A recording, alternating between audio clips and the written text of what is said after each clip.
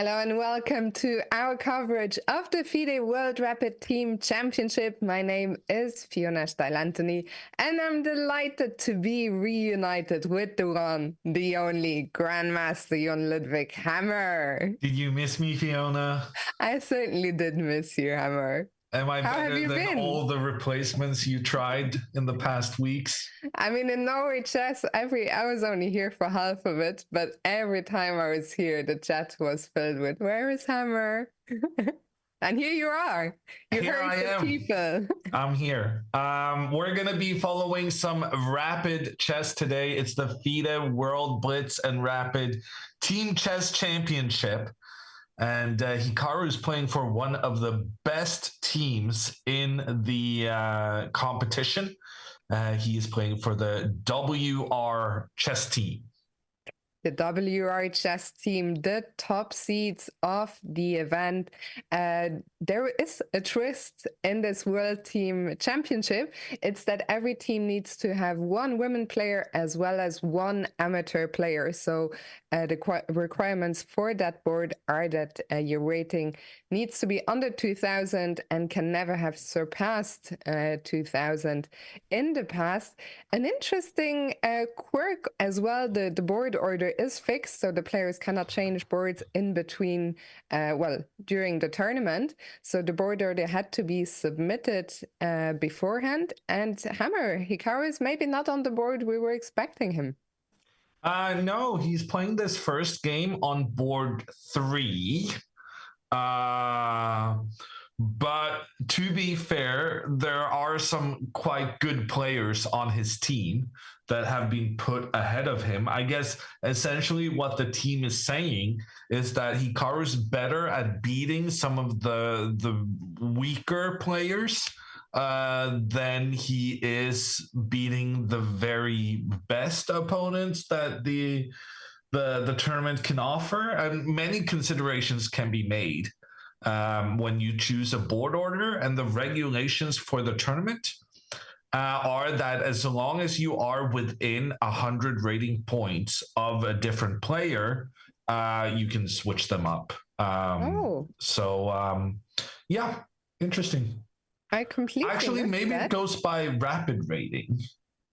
I'd missed that, but interestingly enough, that is the same regulation that is used in the Differential, the Four Nations Chess League, the British/English league. And well, this event is being played in London, so I wonder if they took a leaf out of that book for the regulations. Well, we will see how good Hikaru is at beating lower-rated players, as in the first round he is paired against Stephen Dishman, FIDE master from England, who's lived in Luxembourg for a long time. He's actually a teammate of mine here. Yeah, Luxembourg sounds familiar. We have the resident chess expert on that topic. You certainly do. So Stephen Dishman, very nice guy. He's a bit older. I mean, he's not an up-and-coming FIDE master, so there's no worries to be had on that aspect.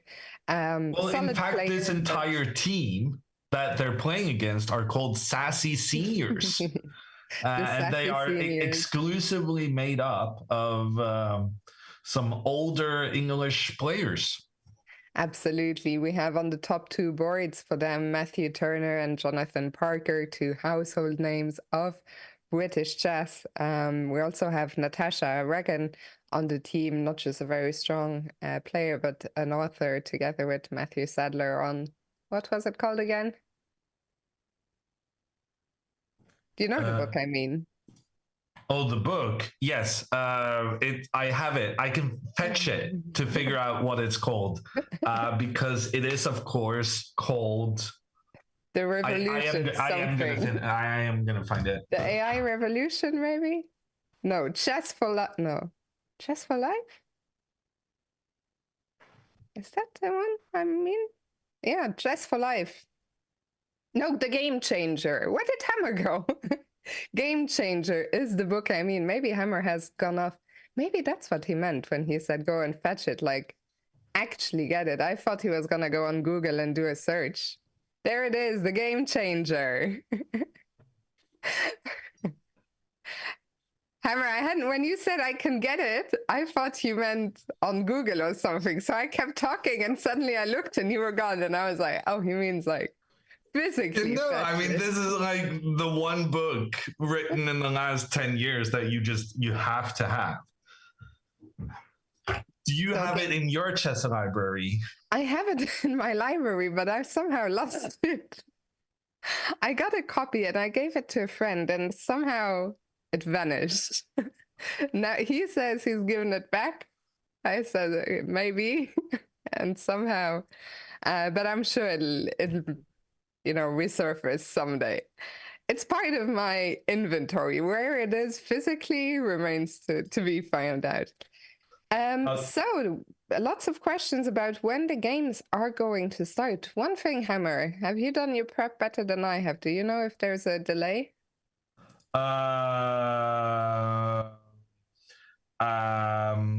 Well, I got so into the Norway chess rhythm of no delay that I forgot that they're trying to kill all tournaments by having this delay. And of course, Hikaru, I think, is one of the players who appreciate the delay from an anti-cheating point of view. But I'm speaking from the pure chess commentator view, and I hate it. I am so not fun. But here we're off. We have moves. Apparently, there is no delay. It's quite normal on the first day for things to start with a little delay. But here we are, Hammer. What are we making of this rather slow start? Normal Queen's Gambit accepted here. Solid opening. Hikaru hasn't pushed his pawn up in the middle yet, so he tries to exploit that fact by putting his bishop on the diagonal without there being a white pawn blocking the bishop's path. So maybe Hikaru's going to move his bishop back and then try to build his pawns up on the light squares in the middle of the board so that the pawns do not intercept the bishop's diagonal. So Hikaru is thinking here after bishop e7. I guess he will probably just castle. What do you play? Oh, he does go d4, but then everything I just said is rendered useless. Okay, well, the bishop can still come to life later. I guess black will copy what white is doing and castle first, or you're advocating for c5 immediately? No, I'm not advocating c5 immediately. I'm just saying that at some point, black is probably going to move this pawn up, after which you can capture it if you want to bring this bishop back to life. So that's a reasonably common occurrence. So far, I would say Steven Dishman has played this very well. And I do not see Hikaru having a big advantage out of the opening here. It's, of course, very early into the game. Maybe no big opening advantage, but in those rapid games, I think that is no big deal. The game is still long. All the pieces still on the board, so plenty of time to outplay his opponent at a later stage in the game. We see Steven Dishman go into the tank here. So is c5, I mean, I see c5 is not one of the top moves suggested. Why would it not be good here? Yeah, I'm a bit surprised to not see it on the recommended moves list. I was wondering maybe you could push forward, and that could be an issue. After the massive trades, you could imagine that something like this, with the rook pointing down on the queen and this bishop opening up its diagonal and having some pressure in towards the black king, could be an issue. Instead, pawn to b5 was the recommended move, because now black chases the bishop back, and then you follow up with the tension in the center, because now pushing the pawn forward no longer available, with the bishop having blocked the rook's view through the center. Very well played so far by the 2260 rated player. I mean, it's so rare that we get to see Hikaru playing against an opponent he's supposed to beat this guy basically, 99 out of 100 times. And often those matchups with the huge discrepancy in level, they become some of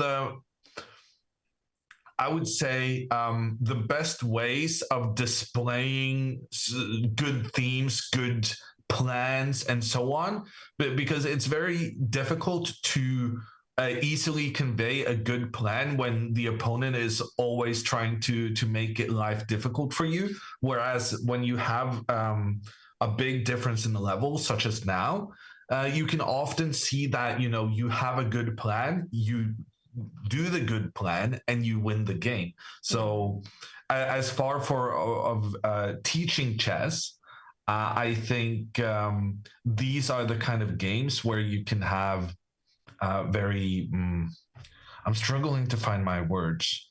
Can you help me? Still early in the stream. It will be an interesting teaching moment about how to outplay a lower rated opponent from an even position. Yeah. Is that what you're trying to say? Something like that. But what's curious now is that instead it's Hikaru being outplayed according to the computer, who now gives an advantage for black. That being said, the reason Hikaru pushed this pawn up to challenge black's pawn is that he's provoking the black pawn to move forward, which now means the black pawn can no longer control the c4 square at any point in the future of this game. And Hikaru is immediately targeting that square to reroute his knight. And yeah, so we see the knight heading towards that c4 outpost you were talking about. Meanwhile, what is black's plan? I mean, black has a fine position, but what are the plans for black? Yeah, this suddenly out of nowhere became very uncomfortable for black, because not only is the knight headed for c4, from there it can jump even further and start attacking the fianchettoed bishop on the queen side. Yeah, Dishman is in trouble here, and that's literally one move from each side. After we said that, computer is saying advantage for black, so it's a tricky position to maneuver, which is perfect for Hikaru with his presumably better chess understanding. For sure. I mean, outrating his opponent by almost 500 points. Those ratings you see, by the way, are the FIDE Rapid ratings. And now the big question here for Hikaru is how to continue. I mean, does the knight continue jumping to c4 as we expected, especially after e5? Would it maybe make sense to bring the bishop to c4 in some lines?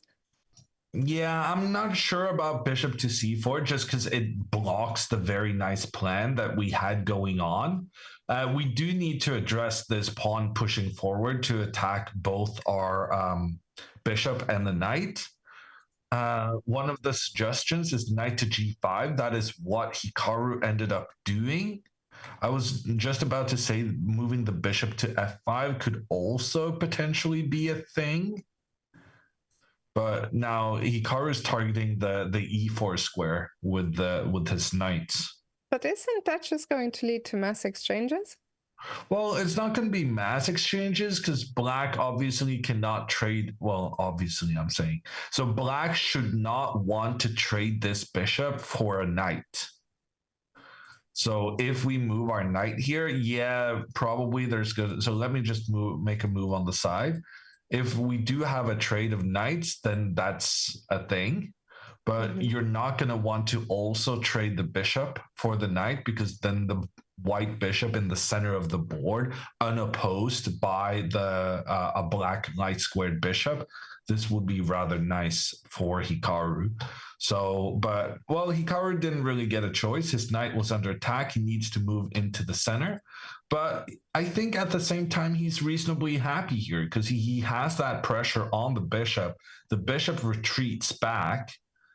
Now, if we could just get this knight up, we would have a very nice situation.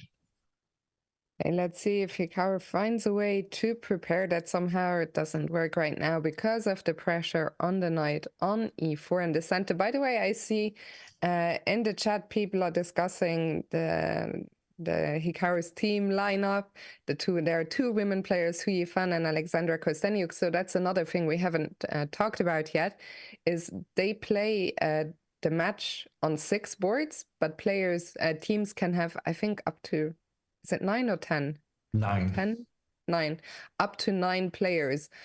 So they can switch in and out. So it could even be that Hikaru is not going to play all the games. We don't know.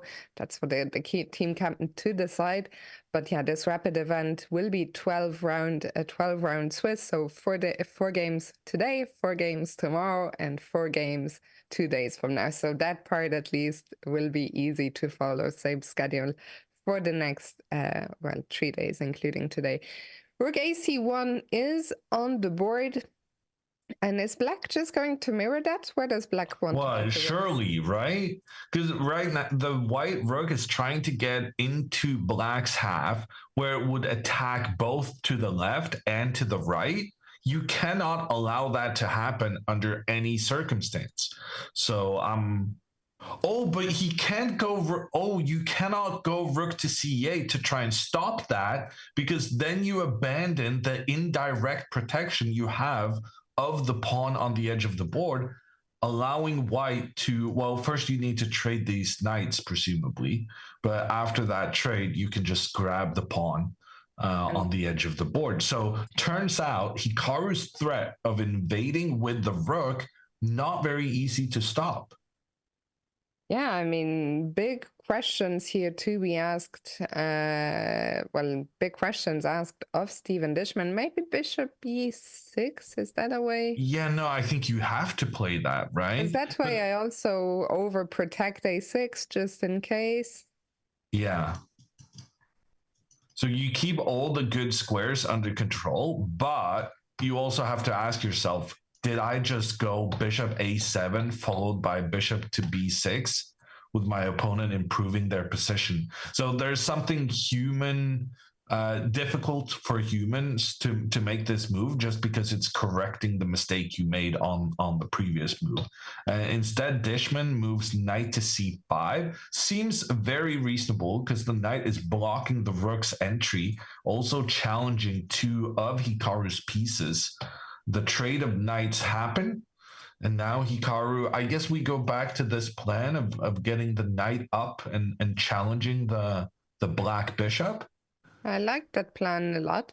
I have to say, though, Dishman continues to deal with the problems impressively. We can see the computer is starting to really like Hikaru's position, but he hasn't been able to get any material gains or anything like that just yet. But now, wow, Hammer, can you explain this? Oh, well, the pawn is under attack. I was like, why is e4 the only move? Well, because there's no good way to defend the e5 pawn. What would happen if I played knight d7?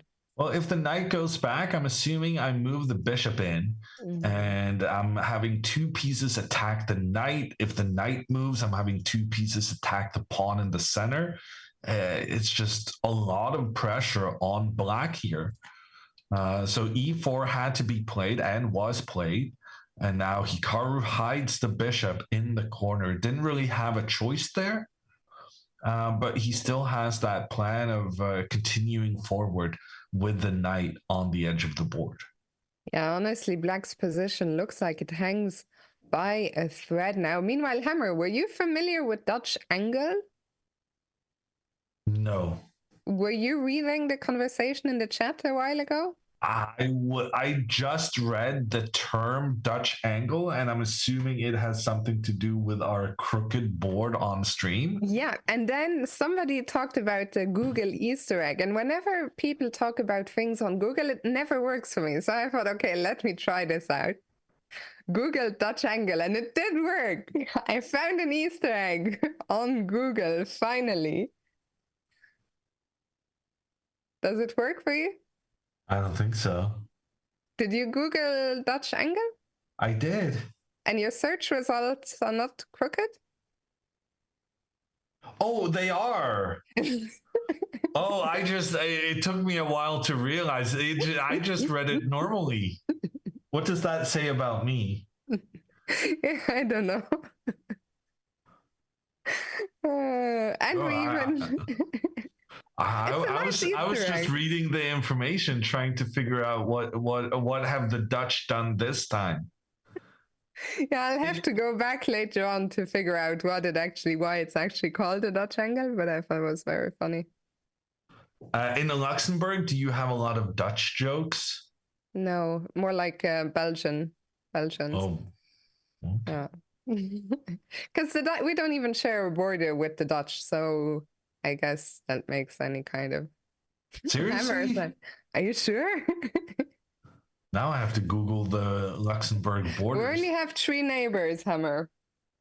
I assumed the Netherlands was one of them. No, then you have to assume again. Okay. Pawn to a5 has been played. That was to prevent the knight from moving in there as the black rook's scope was increased. Hikaru makes a controversial decision, I would say, giving up the bishop pair voluntarily, this beautiful bishop pointing down on the black king. He's given it up for a black knight. But after giving it up, he is focusing his attention now on a pawn whose defense was removed as the black queen was lured away from its square, and also the black knight was taken out of commission. It was lured away from its square on e7, and according to the computer, it has to return there. I'm not sure why the alternatives are so bad. Why? Ah, well, because the bishop on c5 is also hanging. Very good, Fiona. Are you having a rough morning? Yeah. Okay, I'm the like bishop. looking at this board. What is this? Yeah, no, Hikaru is being punished for his recklessness in giving away the bishop here. This game has taken a big turn. Bishop to d6 was a good move to move the bishop away from the threat of the white rook, and Hikaru had counted on the idea of going after the pawn in the center of the board. But now, if you take there, Black had the option of going for the trade, sacrificing their bishop on the edge of the board, and then coming in with the double attack against the king and knight after that. So Hikaru decided, in order to get this pawn without any of that counter chances, he goes queen to g4. Reinforcing his attack on the central pawn. But after queen to e5, the tables are genuinely turning right now because the queen and bishop are working together for a threat against the white king. But if Hikaru protects against that threat, pawn to f5 sees black managing to defend their pawn inside white's half. And not only is this pawn inside white's half, it's also doing an amazing job of restricting the movement of the b1 bishop. So right now, Hikaru made one reckless move, and he's not in trouble. Queen to h3. This was a very good move. Basically, he's saying, I'm anticipating pawn to f5, trying to protect in the center, and I don't want to allow you to make this move and attack my queen at the same time. So now pawn to f5 actually loses the game due to the knight coming in with the double attack, helped by the rook. So, okay, black needs to deal with the threat of knight c4. The question is, how does he do it? Yeah, there's also a threat of something takes in the middle. Because now if you go bishop to d5, which seems like a sensible way of addressing the problems that could occur on the c4 square, then Hikaru would go bishop takes pawn in the center. And after bishop takes, knight takes, queen takes, rook takes, then white has an extra pawn. Somehow the computer feels like black is okay despite being down a pawn, but I don't think that's a very human assessment to make. Not at all. So let's see. Steven made a move.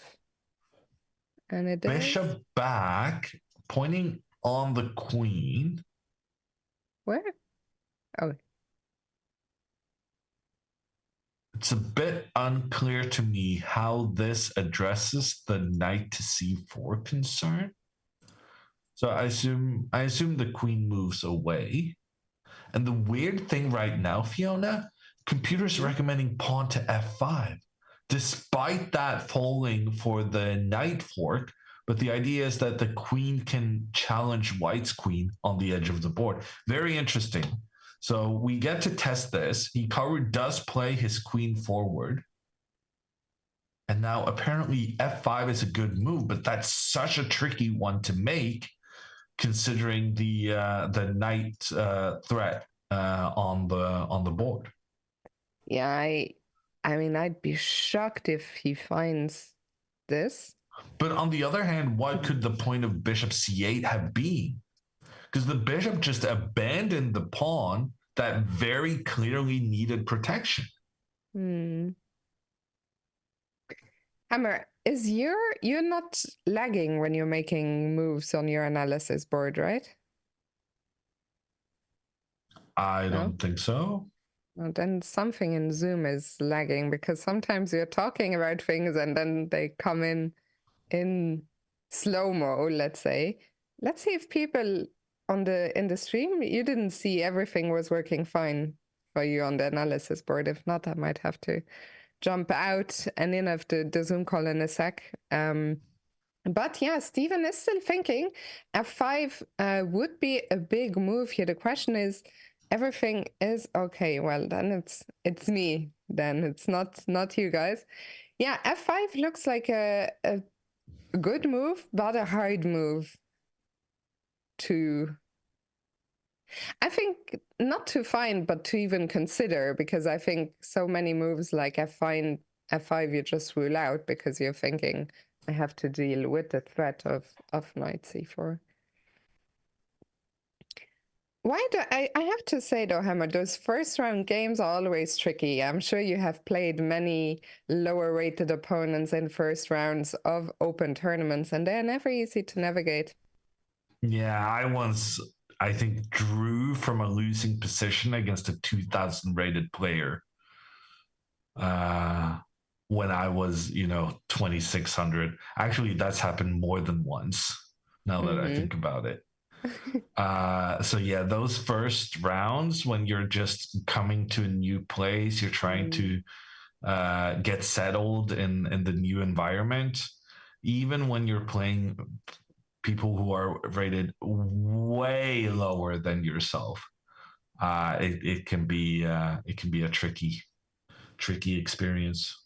For sure. And here, well, we see f5 wasn't played. Instead, bishop e6, with the idea that if knight c4 comes, black will simply take on c4. By the way, a lot of comments in the chat. Hello, chat. I see Schrödinger's cat is saying we're his favorite duo. Thanks for commentating. Well, you're very welcome. It was with you we had the Schrödinger's cat discussion, right? A long-winded discussion on chat. Yes. We'll save that for another day, another time. I think we agreed that we shouldn't, the old maxim that you shouldn't open your mouth and remove all doubts that you're, stupid. And Aminson is asking, I've just joined. How many matches did I miss? Underscore, well, you're in luck. This is the very first round of the World Team Rapid Championship, so there are no scores yet in the first round match. Even all games are still going in this match, so you have missed absolutely nothing. Hammer, how is Hikaru going to take on e4? I am really not sure. The computers are suggesting you should use your queen for that task, but the problem is if you play queen takes pawn in the center, you also give up the protection around your own king. And you have to realize that even though the black queen comes in and makes a check on the white king, turns out white also has some threats down against the black king. And if black tries to prevent those threats, pushing a pawn in the path of the queen and bishop, the knight forward attacks the queen. The queen cannot keep the protection of the bishop. And you can give a check, force the white king forward. But at the end of the day, you're going to have to move your queen away, after which you lose your bishop in the center.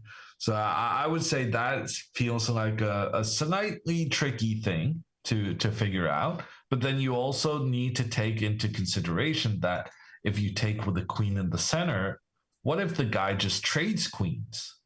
Because going into the endgame, black has the two bishops working together. They are reasonably powerful, and winning this endgame is not going to be an easy task. So you might want to keep the queens on the board to try and get some attack at one point in the future.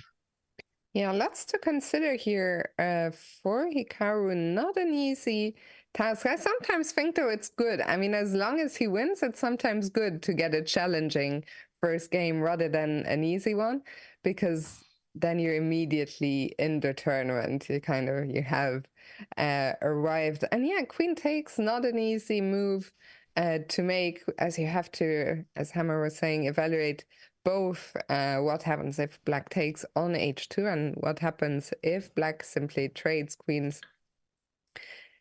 Hammer, you want to see what the status is in the match. Quickly tell us, how is it looking? Yeah, let's take a look. So wow, Ali Reza with the white pieces, he has an equal position against Matthew Turner, one of the sassy seniors from Scotland.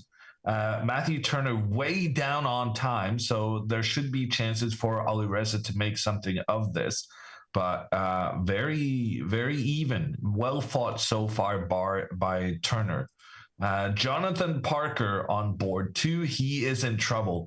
Maxime Vacher-Lagrave, he has this bishop pointing in around the white king. He also has the two rooks coordinated on the left side here against a white pawn that is sorely lacking defense.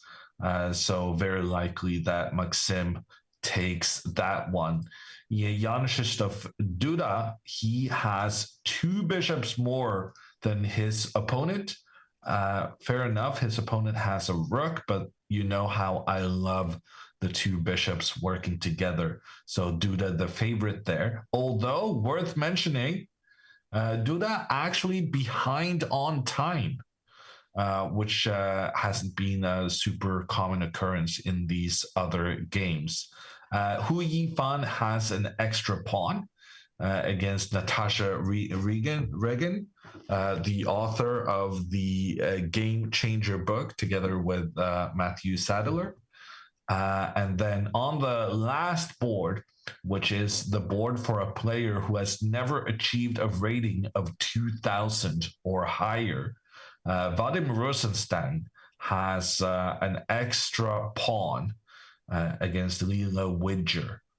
So let's go back now to Hikaru. The team is looking good on numerous boards, but we missed some quick action in Hikaru's game. So there was the knight came in to capture in the center. The knight then was attacking the bishop. The bishop moves back, but this allows Hikaru to continue further forward.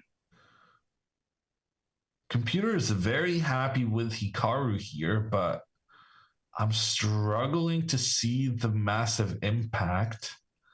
If the bishop just returns to attack the knight, trade knight for bishop, but then the two bishops remaining are of opposite color. The recommended move is going for a queen trade.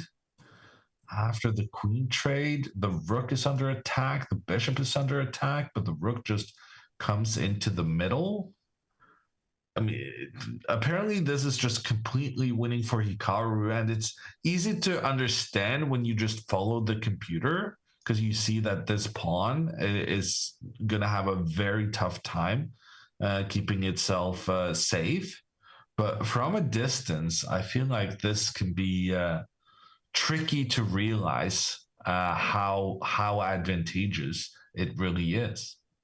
And after bishop a7, the computer says is that taking on e6 is the only winning way with the same idea. So here, though, I mean, the bishop will not be hanging in the end. So is a5 still the problem if we follow down the same line? Yeah, I would think so. So takes, queen in, threatening checkmate, threatening queen trade in a way that damages black's pawn formation. So the trade of queens necessary. And then the rook can come in, try and make a trade. I don't know. I mean, I would say that with the opposite colored bishops, this seems viable for black, but computer is very adamant that this is good for white, and I think it has to do with the access Hikaru very easily can get against the black pawns on the queen side. We had some quick moves. Hikaru did go for the trades, did go for the queen trade as well, and he's taken this game into the end game and aims to show his superior end game technique here.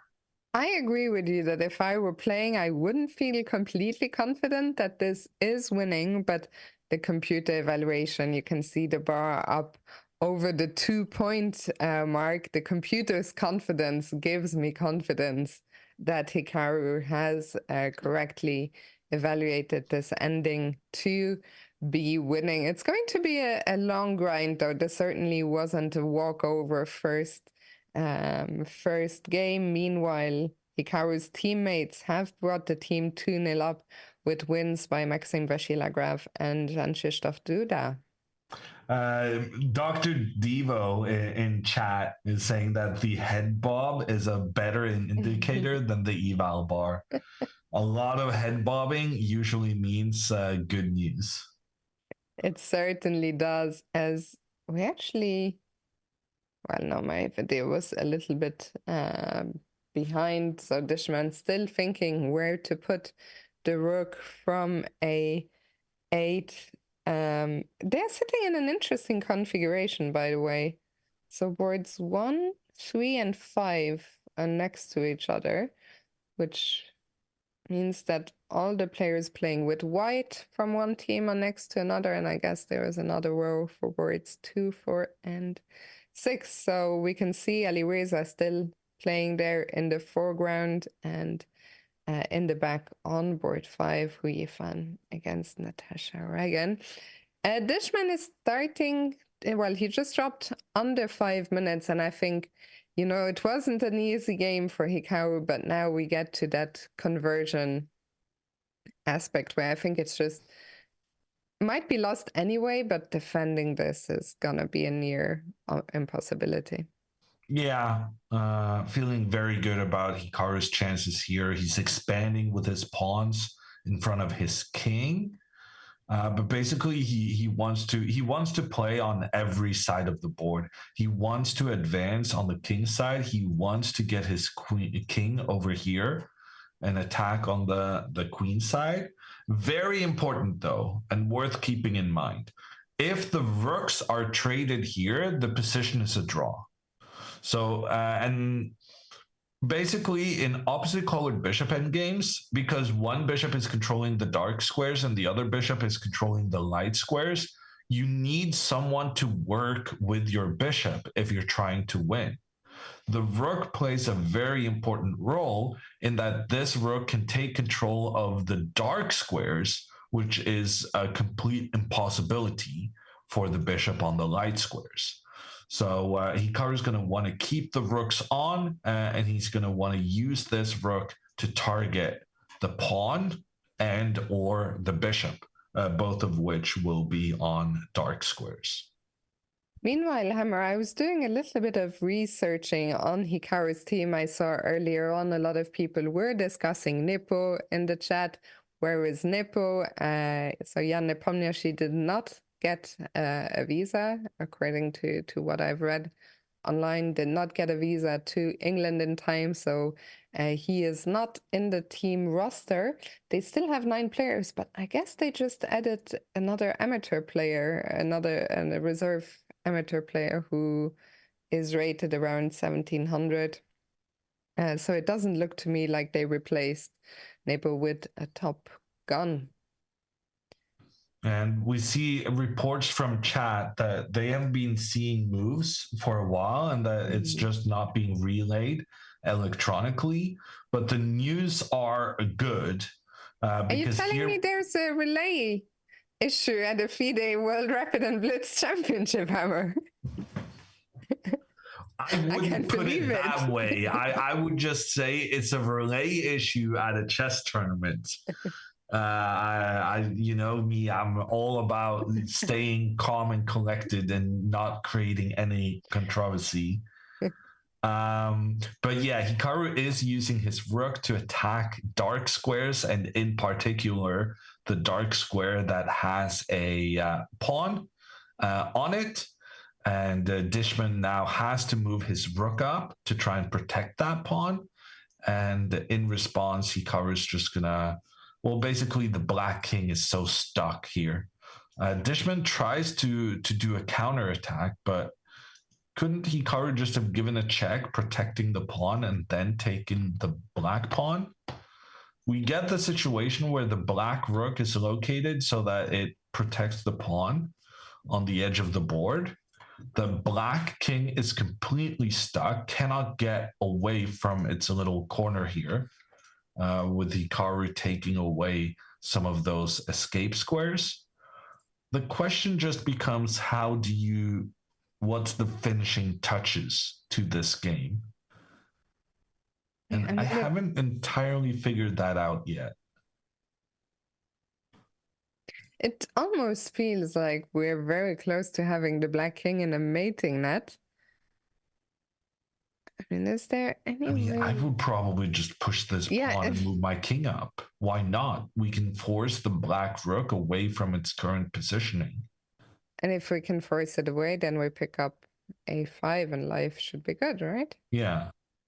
So basically, if black just tries to go back and forth here,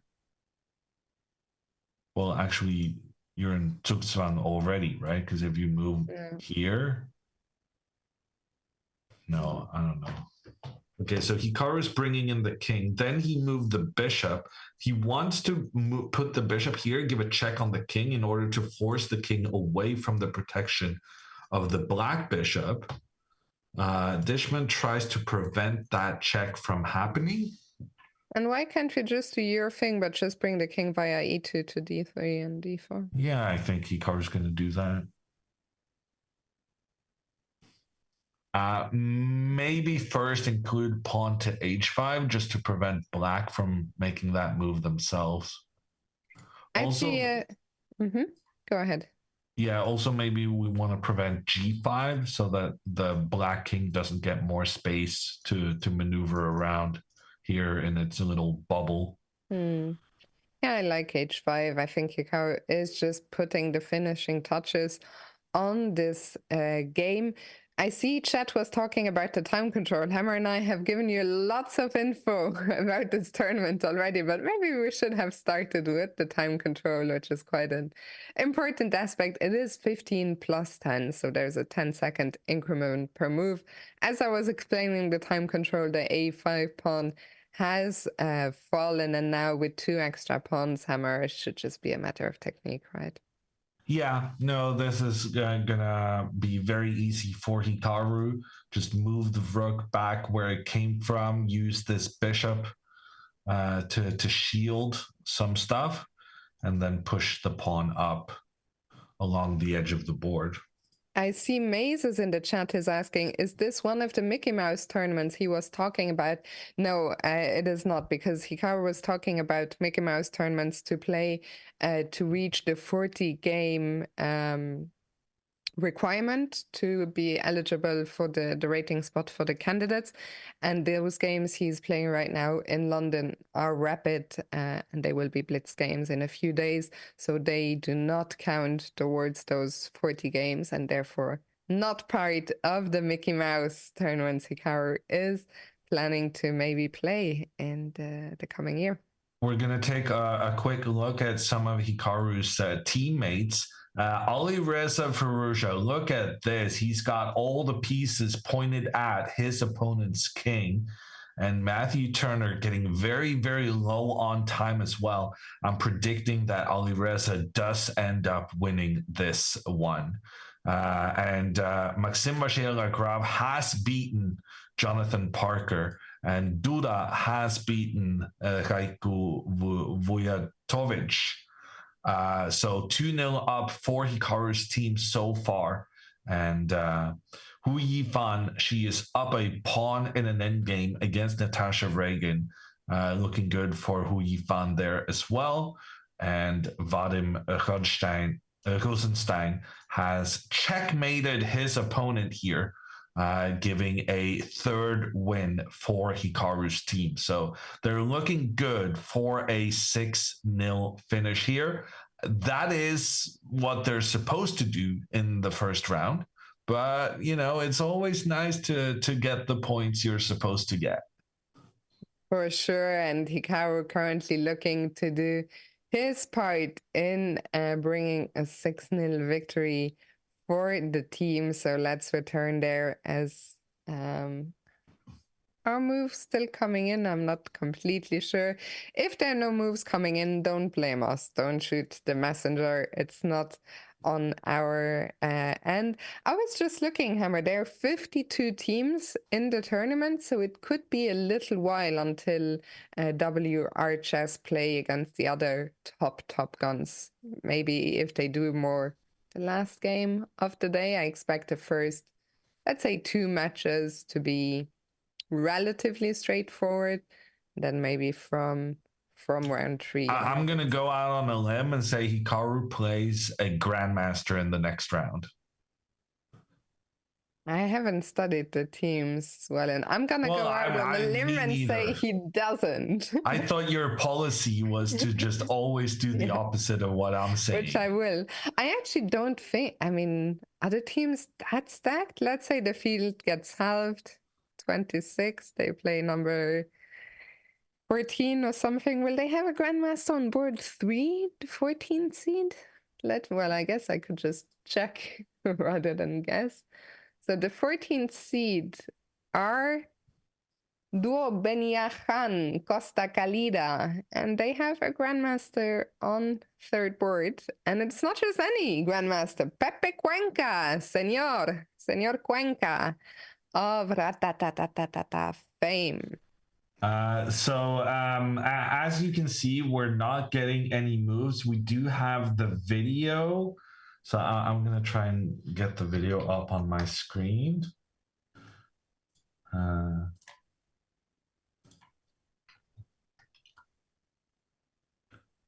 And we just saw a resignation on the camera on the stream, so we might have missed the final moves, but the result is in, I assume it's a Hikaru win. I think that's a fair assumption to make, yeah. Let's see, are moves still coming in the other games? Or is everything stuck? Not on Hikaru's team, but I got a tip about a very interesting game between Sam Sevian and David Shamir. So I'm going to try and find the Sevian game. Ooh, and it's still going on right now. Sam Sevian is losing to the Egyptian FIDE master Samir. 2 bishops and a pawn versus the white rook. That is probably going to be enough for the bishops. What a huge upset. David Samir, young FIDE master from well, I don't know about Young. I was actually just gonna, because I have to admit, never heard the name from Egypt. Simple search was so. Oh, I don't find a David Samir, but I find a David. No, a Samir Davidov. That's not. I can't even find the man. We're seeing the moves coming in. It's actually approaching stalemate. Okay, but no stalemate as of yet. The black king cannot move, but rather it's the white king moving that we have to pay attention to. Is there any way the white king can essentially stalemate itself? Black has made no progress in trying to advance the pawn on the queen side of the board. So I don't feel like black is closer right now than they were previously. I'm assuming Sevian is going to move his king back. It does feel like we're getting the moves here from London in chunks. I have found George Samir David now, young player indeed from Egypt, born 2011, so only 2011. Okay. Well, actually, it turns out 2011, not even that young anymore, Fiona. Yeah, so he's 13 or 14, a young FIDE master. Do you think Sam is still thinking? No, I think there's relay problems. Also, his FIDE classical rating, young Samir, is a bit higher than this, 2356. So it looks like a big talent coming out of Egypt. And I need to recalibrate my brain to understand that someone born in 2011 is a teenager. I know. What is going on? Unbelievable. By the way, meanwhile, we have confirmation that WR chess team, Hikaru's team, have won their match 6-0 against the Sassy seniors. Let me see. What else do we have going on? Do we have anything else? I mean, I have the big overview open, but I don't see any moves coming in anywhere, which is not a great sign. Maybe if we can find some results, that would be interesting. I'm just gonna go and try and find results. Abdul Saturov has beaten Ilya Schneider. Schneider sitting here with a 2400 rating, but I thought in classical chess he's quite a bit better than that. Vishy Anand is playing. That's not too often you see, and he's beaten, I think, possibly the #1 African player from Madagascar. Oh, come on, Hammer. Oh, the second African player. I'm sorry. Third African player. I mean, how can he? Fourth. Come on, like Egypt is. I forgot basically every Egyptian player. I'm sorry. I mean, even outside of that, is he really that high? Bassem Ahmed. Yeah. Then what? Surely Africa has more grandmasters than just. Yeah, no, but I mean, he's better than this rating, right? Okay. To be honest, I thought he was a grandmaster. The rating list Africa, is that a thing? I'm not sure. So. But this is the same match. So there's an African team with Fee here from Madagascar. And then on board 2, they have Vanyama from Uganda. Then they have the game that we were watching, not getting any moves, but a potential huge upset for the young David Samir against Sevian.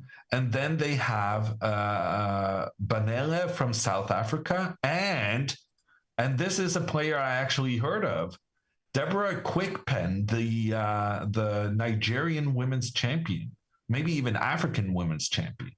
Yeah, she's been making waves. I also read about her recently. And Hammer, I meanwhile was able to get an African chess rankings.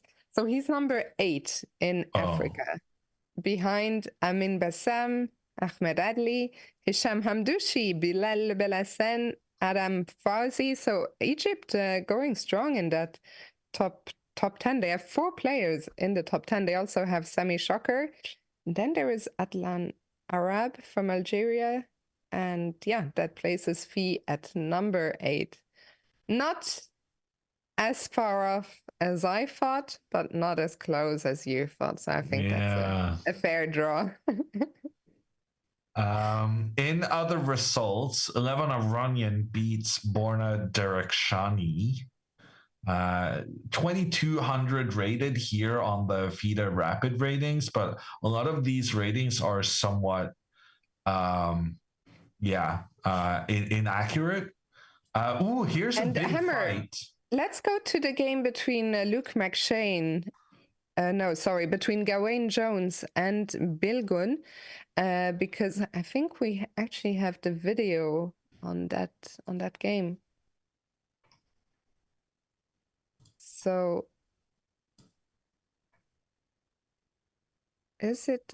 So I was saying Gawain. Yeah, let's. Okay, so we see the video. Is the video looking like? I mean, the video is like 30 moves ahead of this. So what do you see on the video? Well, we see a pawn that's about to promote. It looks like Gawain is in trouble. Luke McShane sitting next to Gawain, not really hiding his emotions that he's unhappy about the result. Luke, you can see that Luke is sitting next to a board with both kings in the center, which means the game has ended in a draw.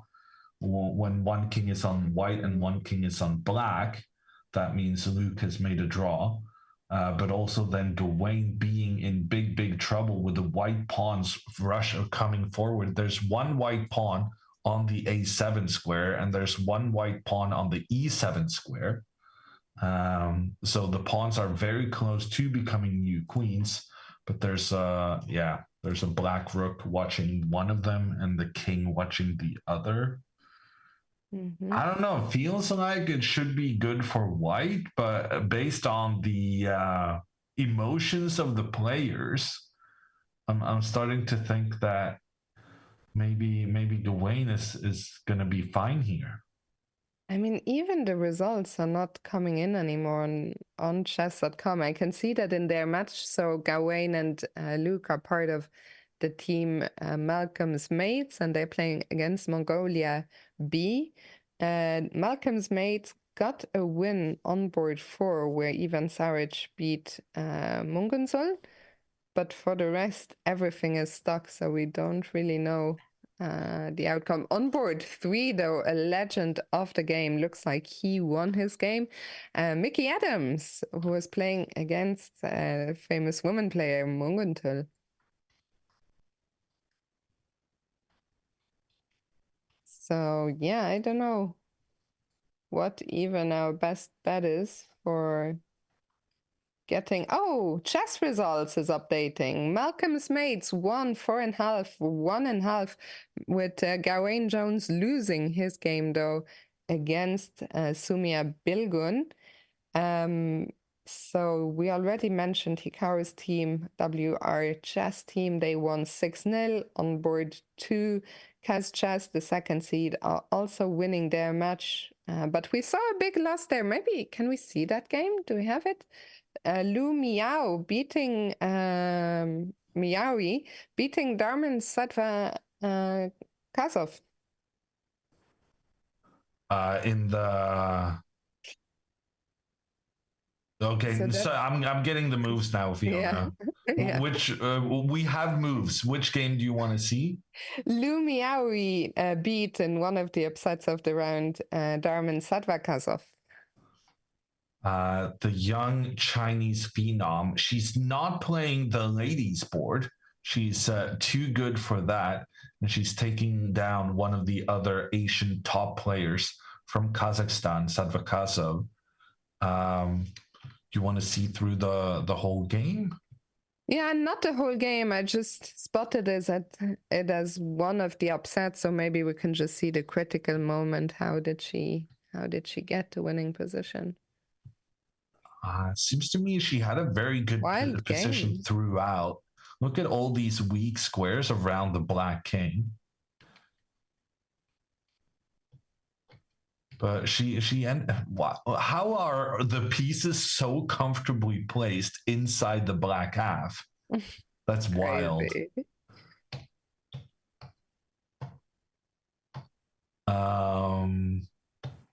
Okay, somehow her advantage slipped there for a moment. Suddenly now she's all up in black's face, just on a different area of the board. Double question mark? That's harsh. I don't know. I think a lot happened in this game, Fiona. It wasn't the best game to pick, but what a great result. It was a messy game, but Li Miao, she got the result she wanted in the end.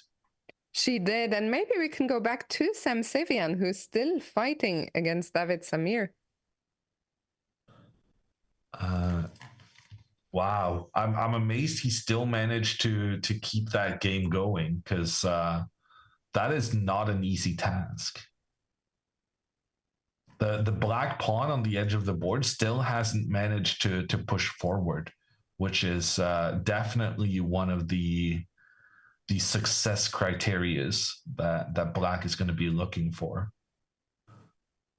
That looks like moves. I was hopeful we would get more moves, but looks like it is stuck. This is actually a big moment for the game, because the result is in. Let's wait. I'm not gonna spoil it, but yeah, the game has finished. Let's see if we get the moves. So this was a big moment for the game, because here Sevian can actually ease his defensive task. Right now, the two rooks are pointed at one another, but by sacrificing the rook on the bishop and then capturing the bishop in the center, Sevian can go from having two bishops versus a rook to just being down a pawn. And for some reason, the only winning move here is rook to e6, which I think is a rather difficult move to find. The point is, by rook to e6, you need to be able to push your king over to help out this pawn without losing any of the pawns on the opposite flank. If you go rook all the way down to defend your pawn over on the left side, your problem then, well, first you need to stop here, that's fair. But then as the king tries to move over, in order to protect the pawn on g5, you need to play your pawn forward. But then you get the problem of every time you try to move over here, you lose your pawn on the opposite flank. And the point of rook to e6 is that then you can set up the formation with the pawn here protecting the next pawn. And the rook is protecting from the side. So everything is protecting one another, and the black king can just walk over. That strikes me as a very difficult thing to figure out. I'm going to say this game ended in a draw. You are correct. I was just about to lift the veil on that. While you were going through the position, I was looking at the results. I had to scroll down all the way to board 20 to see an upset, a team upset. Unfortunately, it happened to the team of my good friend Simon Williams, who lost on top board to Vaidyanathan Aditya, rated only 2150.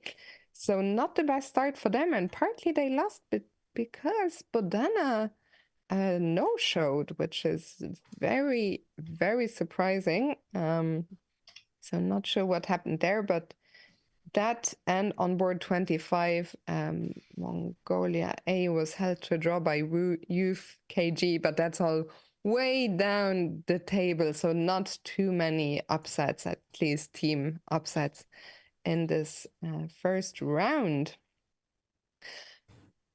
Okay, well, Hammer, that sums up what happened in the first round. In the first round, very often we see the favorites more or less sweep the table. Hikaru's team even got the perfect 6-0 sweep.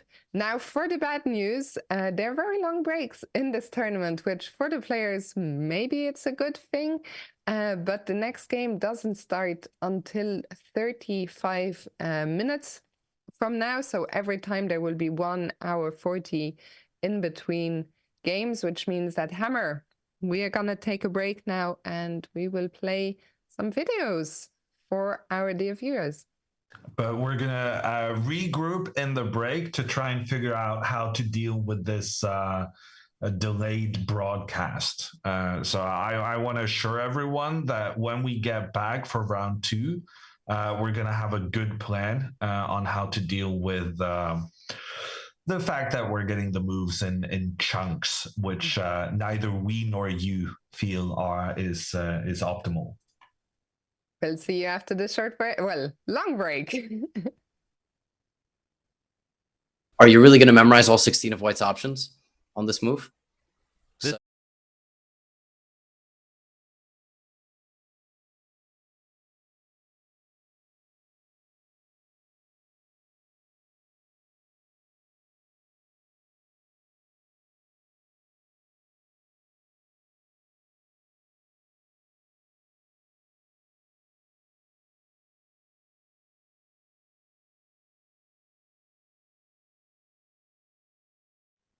Welcome back, everyone, to the FIDE World Rapid Team Chess Championship.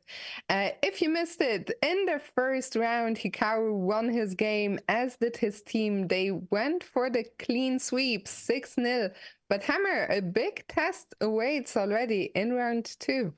Yeah, they're playing a very interesting Turkish-ish team, a Generation XYZA. I'm not sure what that's supposed to mean, but the opponent for the game is none other than the world's youngest grandmaster, which is a factoid I stole from Fiona. I stole it from Google, so it's okay. It's Yagis Khan Eldogmus. Which names do you think we should focus on? I always butcher these kids as they're coming into the game. And then after they start, making their accomplishments worldwide, famously known, then I start being able to pronounce their names. Well, I think you should learn to pronounce this young man's name, since in October 2024, he became the youngest player ever to achieve a 2600 rating at the age of 13 years, 3 months, and 28 days, beating the previous record by nearly a year, which is pretty darn impressive. By a year is crazy. But also the previous record may have been a certain countryman of mine. He what?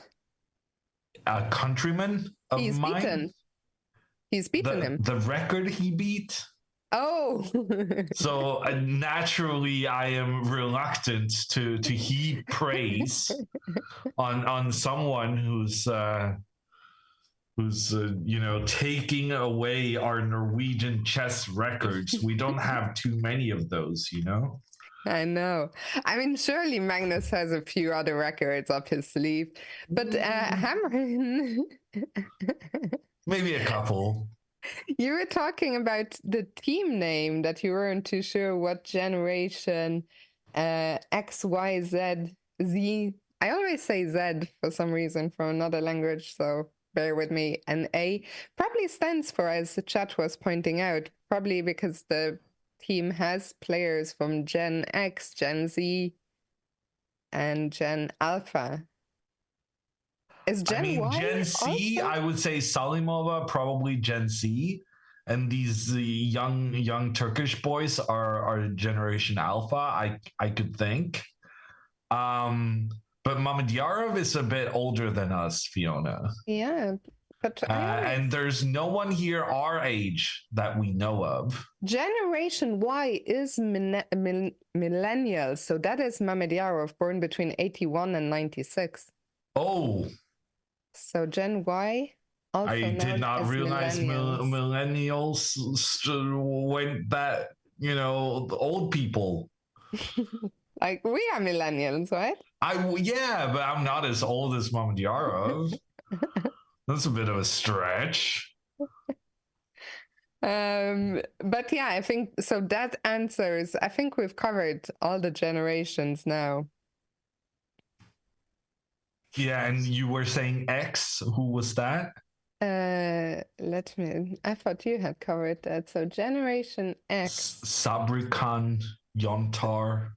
No, that can't, because Generation X is until 1980. Surely they don't have someone that old. Let me see. So they're the third. Do they have maybe one of their? Oh, they have a bunch of players at the bottom that I am not familiar with. I'm not gonna look up every single. Are you on the case? The sixth board is 93. Okay, the sixth board is my good friend Turkan, by the way.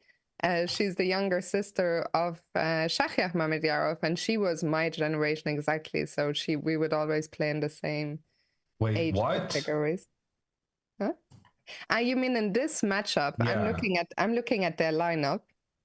So I guess she's not playing this round because she's sixth in their lineup. But there may be other players who are not playing now who is Generation X. Let me see. There is one. On the bottom board, they have a guy with 0 elo from Monaco. Uchok Evren.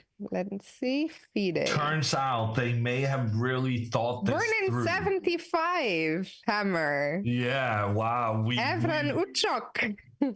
We came to the bottom of it all. Who would have thought? I have a question.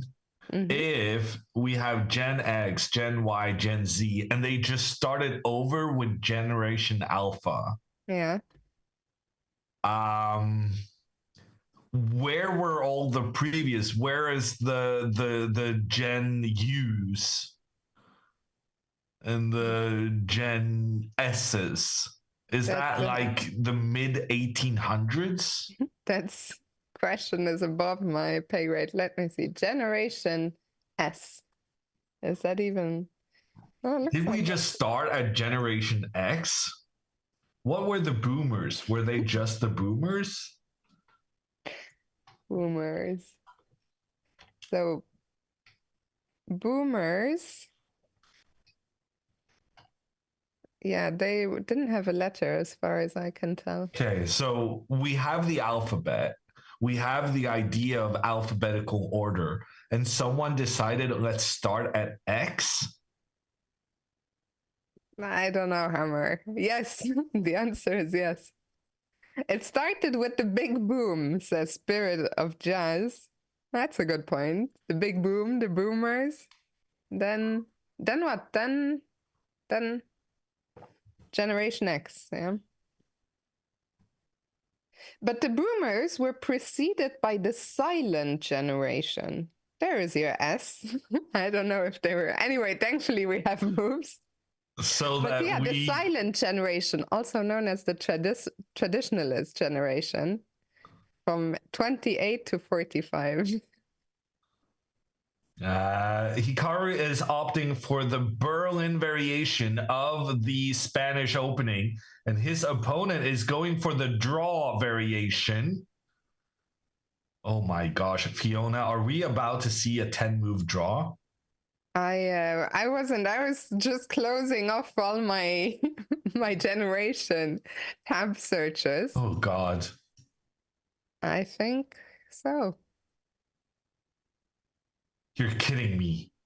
The world's youngest grandmaster, my ass.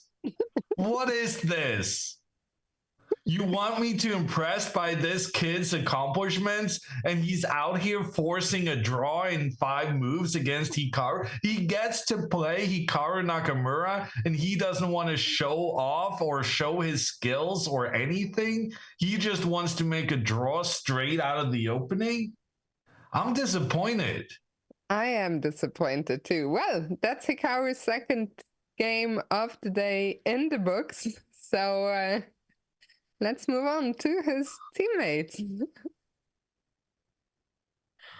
And the worst thing is, I can't be as grumpy as I normally am, because how do you defend being this grumpy to a 13-year-old? I don't think you need an excuse, Hammer. Yeah, I know. I just, Okay, well, the result hasn't officially popped up yet, but I imagine this game is over. So let's check in with board 1, Mamedyarov against Ali Reza.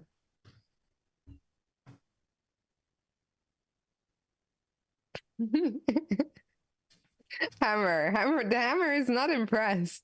Horrified Hammer. I mean, they literally, Mamedyarov had not played his third move when the other game was finished already. Yeah, I mean, I'm with you, especially in a rapid tournament. It's very disappointing, but what can we do? Yeah, I was about to say something that is currently not legal in Norway, but probably I'm not allowed to promote violence against children.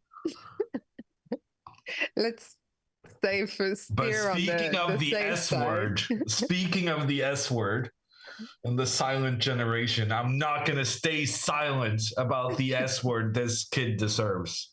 Okay, I'm moving on. Okay, let's move on. So Ali Reza just struck in the center with c5 and looking to utilize his bishop that is parked on g7, but looking down the long diagonal. I actually played this as white against Hikaru in the Chess Olympiad Baku 2015. And I got spanked with the white pieces. And that was embarrassing. There's the S word again. No, different S word. Completely different. Of course, I would not promote. Yeah.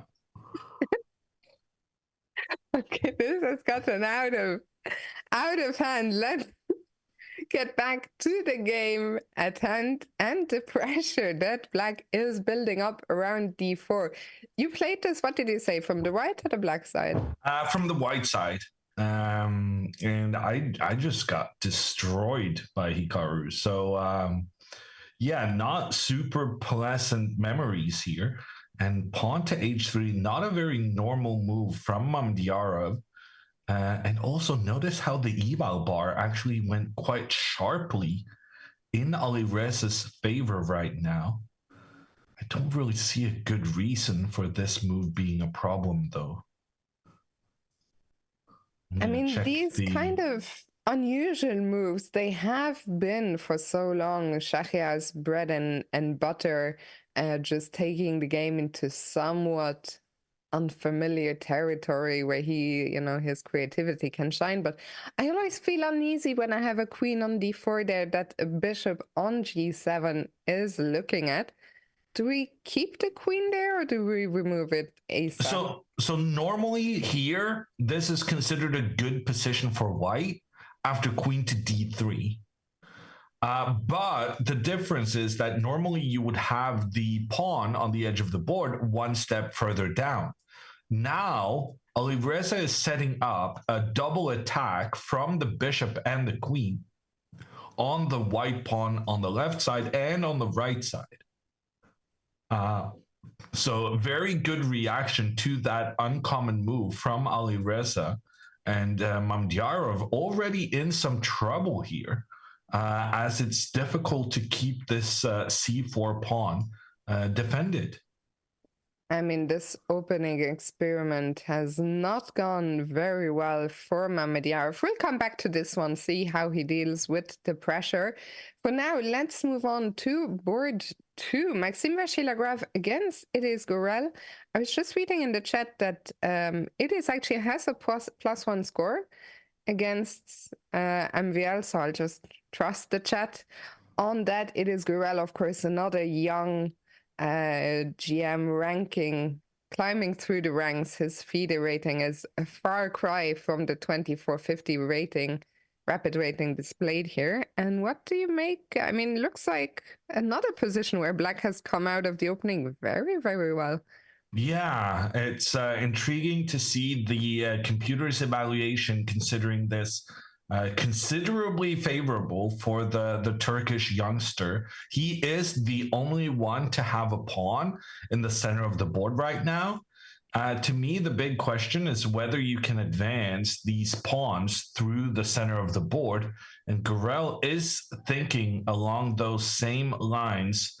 He's choosing to move his king before pushing the pawn up. But now Engine recommends castling for Maxim, allowing the advance here of those two very powerful black kingside pawns.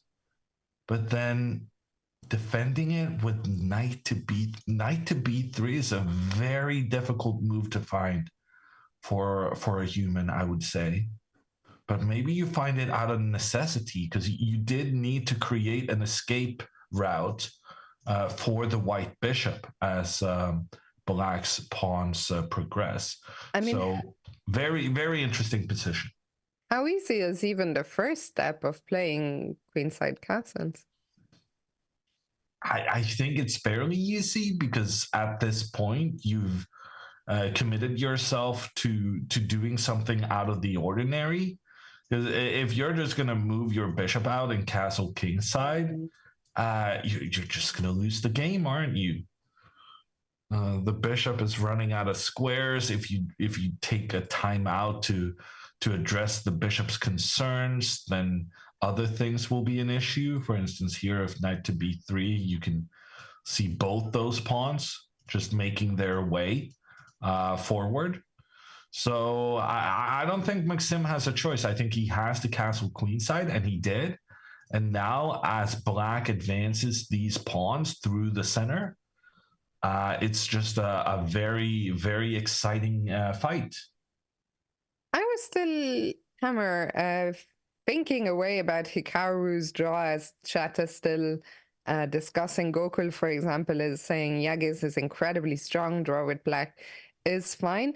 Do you think the teams take time, let's say yesterday, to sit down and say, what is our team strategy with Black? Are we happy to make draws against slightly lower weighted players? How do you think this is all? I think for sure you gotta have a team strategy, and especially considering the rapid time format. Those agreements, you all have to be kind of on the same page beforehand because it's not something you can kind of figure out on the fly. So probably, I think for Hikaru it's fine. I think anyway your disappointment is with Yagi's forcing a draw with white. We don't know if that is also if sometimes teams will say, okay, against stronger rated teams, just do as you please. We can't say for sure, but yeah, disappointing for the fans to not get a game, but I'm sure Hikaru is fine with the result. Meanwhile, MVL found the sequence of queenside castles followed by knight b3, so things are looking good for him again, and maybe we can move further down to board 4 where Salimova is playing against Duda. Yeah, I saw someone in chat asking if there are two boards that have specific requirements. So there's a women's board. One player has to be a woman, and one player has to be a player who has never achieved a 2000 rating. Now, Salimova is the women's board, of this opposing team, but she's not playing Hu Yifan. And the reason for that is Salimova is so much higher rated than the next Turkish kid in the lineup that she actually had to be placed in front of Attila Kuru, who was the next highest rated player on the team, but with sporting a Actually, the lower next than highest rated was Tukan Mamediarova, another female player, but she was rested, so they could have. Oh no, but then they wouldn't have. No, they could still have played her. So not playing with their best possible lineup. But anyway, we have very exciting news for you guys since Hikaru, well, his game has ended, but he will be joining us actually right this second. Probably. Can you guys hear me? Yes. We can hear you. Hikaru, welcome. Yeah, so I'm obviously on my phone from the team room. So for anybody who's wondering why you can't see me, I didn't bring my computer. Maybe in future days I will, but I didn't do it today at least. So tell us first impressions of this World Team Championship in London. Yeah, so I think it's a very interesting event. You have this mix. You have some teams where the players are casual amateurs. They've played over the years, or maybe even they're lower level grandmasters even. But for them, it's definitely an event for the experience, the chance to play against some top players and enjoy the game with very little on the line. So I think that makes it really great from their standpoint. I think certainly for the top teams, it's a very different focus where you're in it to win it. Definitely the team I'm on, the WR team, if we don't finish probably in top two, that'll be a massive disappointment. So I think that's definitely the goal for us. But I like the atmosphere. It's a very familiar place for me. I think most people know it's being held at the Novotel in Hammersmith. And for the better part of a decade, I think it was maybe 11 years in a row, I played the London Chess Classic very nearby. So all the surroundings are really, really familiar. It's quite nostalgic on some level, and I'm enjoying it thus far. You did post a photo on Twitter last night having sushi with your mom and Chris, a little throwback. I was really impressed. I mean, you all got a glow up. How was that, reunion? And tell us a bit about the post. Yeah, I think the post was 2 nights ago. Nonetheless, it was really quite nice. I think certainly now that I've been around for a very long time and played so many tournaments, you certainly appreciate the opportunity to be around family and friends much more, I would say, than earlier in my career. Actually, another thing I was going to mention is that in the second game I played against Erdogmas, and it was kind of funny because before the game I could sense that he was very nervous in a way. And it kind of made me feel very nostalgic about back when I was younger and I had the opportunity to play against some very strong grandmasters as a kid, like 20, 25 years ago. So that was kind of neat as well. But yeah, I think in general, the more time that passes, the more you realize that the opportunities are fewer and further between. So just enjoying everything. How do you feel about his decision to just not play the game? Is that something you would have done when you were younger? I mean, it's very hard to know, but I think also based on just the expressions of the players before the game, I think that there was some confusion about who was going to be playing who. So I think that Erdogmas in the 20 minutes before the game, he didn't realize he was going to be playing me, so he wasn't able to do any preparation. And I think that played a very big role. I would say that it's hard to know. On the one hand, you should play, but on the other hand, I was also being extremely solid. Like I was not taking risks, which in a sense is showing a lot of respect. So I could have also played something very aggressive. But my team captain, Jan Gustafsson, I asked him before the game, I said, what do you want? Do you want an aggressive game? Do you want a comp solid game? And he said solid game. So, I mean, if the captain says play a solid game, I'm going to play a solid game. So do everyone on your team, do you consult each other and create a strategy for the match beforehand? I mean, to be fair, it's so early in the event. Honestly, I think we were all shocked to see this matchup in round two. I think a lot of the Turkish players are very underrated. Like if it was round three, round four later in the event, I think probably we would create a strategy, but it was so unexpected because this team is very strong. You have Mamediyarov on board one, you have Erdogmas and Ediz Gurel. There's someone else who's very strong as well. So it's definitely surprising. I think as the event goes on, it's not so much about specific preparation, but definitely having a general idea of what sort of game you want to play will be very important.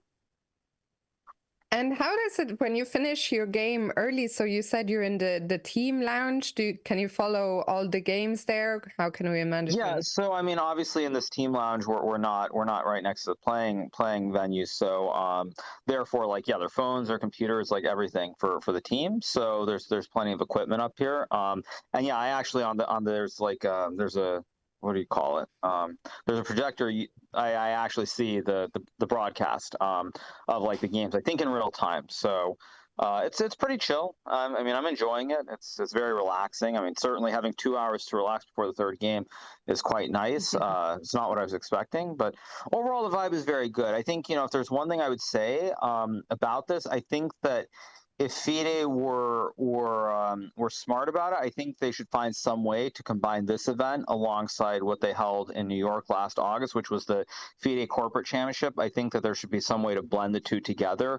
So it'd be my one thing that I think, looking forward to the future, that I'd probably give as advice to FIDE. But overall, it's a great event so far, and I think just seeing so many familiar faces from years past who sort of played the game and gave up, and then plenty of people, obviously, who I even saw in Norway. It's a good blend. So it reminds me a lot of the Chess Olympiad, and I think that's definitely a good thing.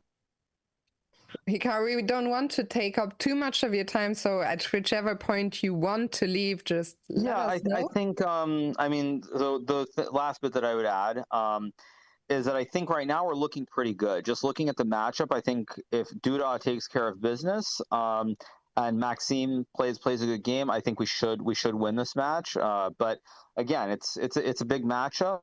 It's probably the first of several to close out the day. I expect round 3 and round 4 to be just as difficult. But it's good. It's rapid. There's a little bit, the stakes are a touch lower in a sense. So I think the players are able to relax a bit more. That, of course, that's the double-edged sword between classical chess and, say, rapid, where you can argue the stakes are much higher for classical. On the other hand, you want the players to be able to enjoy and be a little bit more relaxed as well, and rapid is better for that. So there are pluses and minuses, but I think certainly overall this event is great, and I just hope that the team continues to do very well. You mentioned that you have a long break before the next game. How do you kind of manage to keep your competitive tension when there's this kind of stop-start rhythm to the tournament? Well, I mean, I think because of the spacing of the rounds, there's going to be a bit of this no matter what. I think even if the rounds go long, there probably are going to be 25 to 30 minutes between the games anyway. So for me, it's not really that big of an issue. I'm just trying to stay relaxed and just enjoy everything.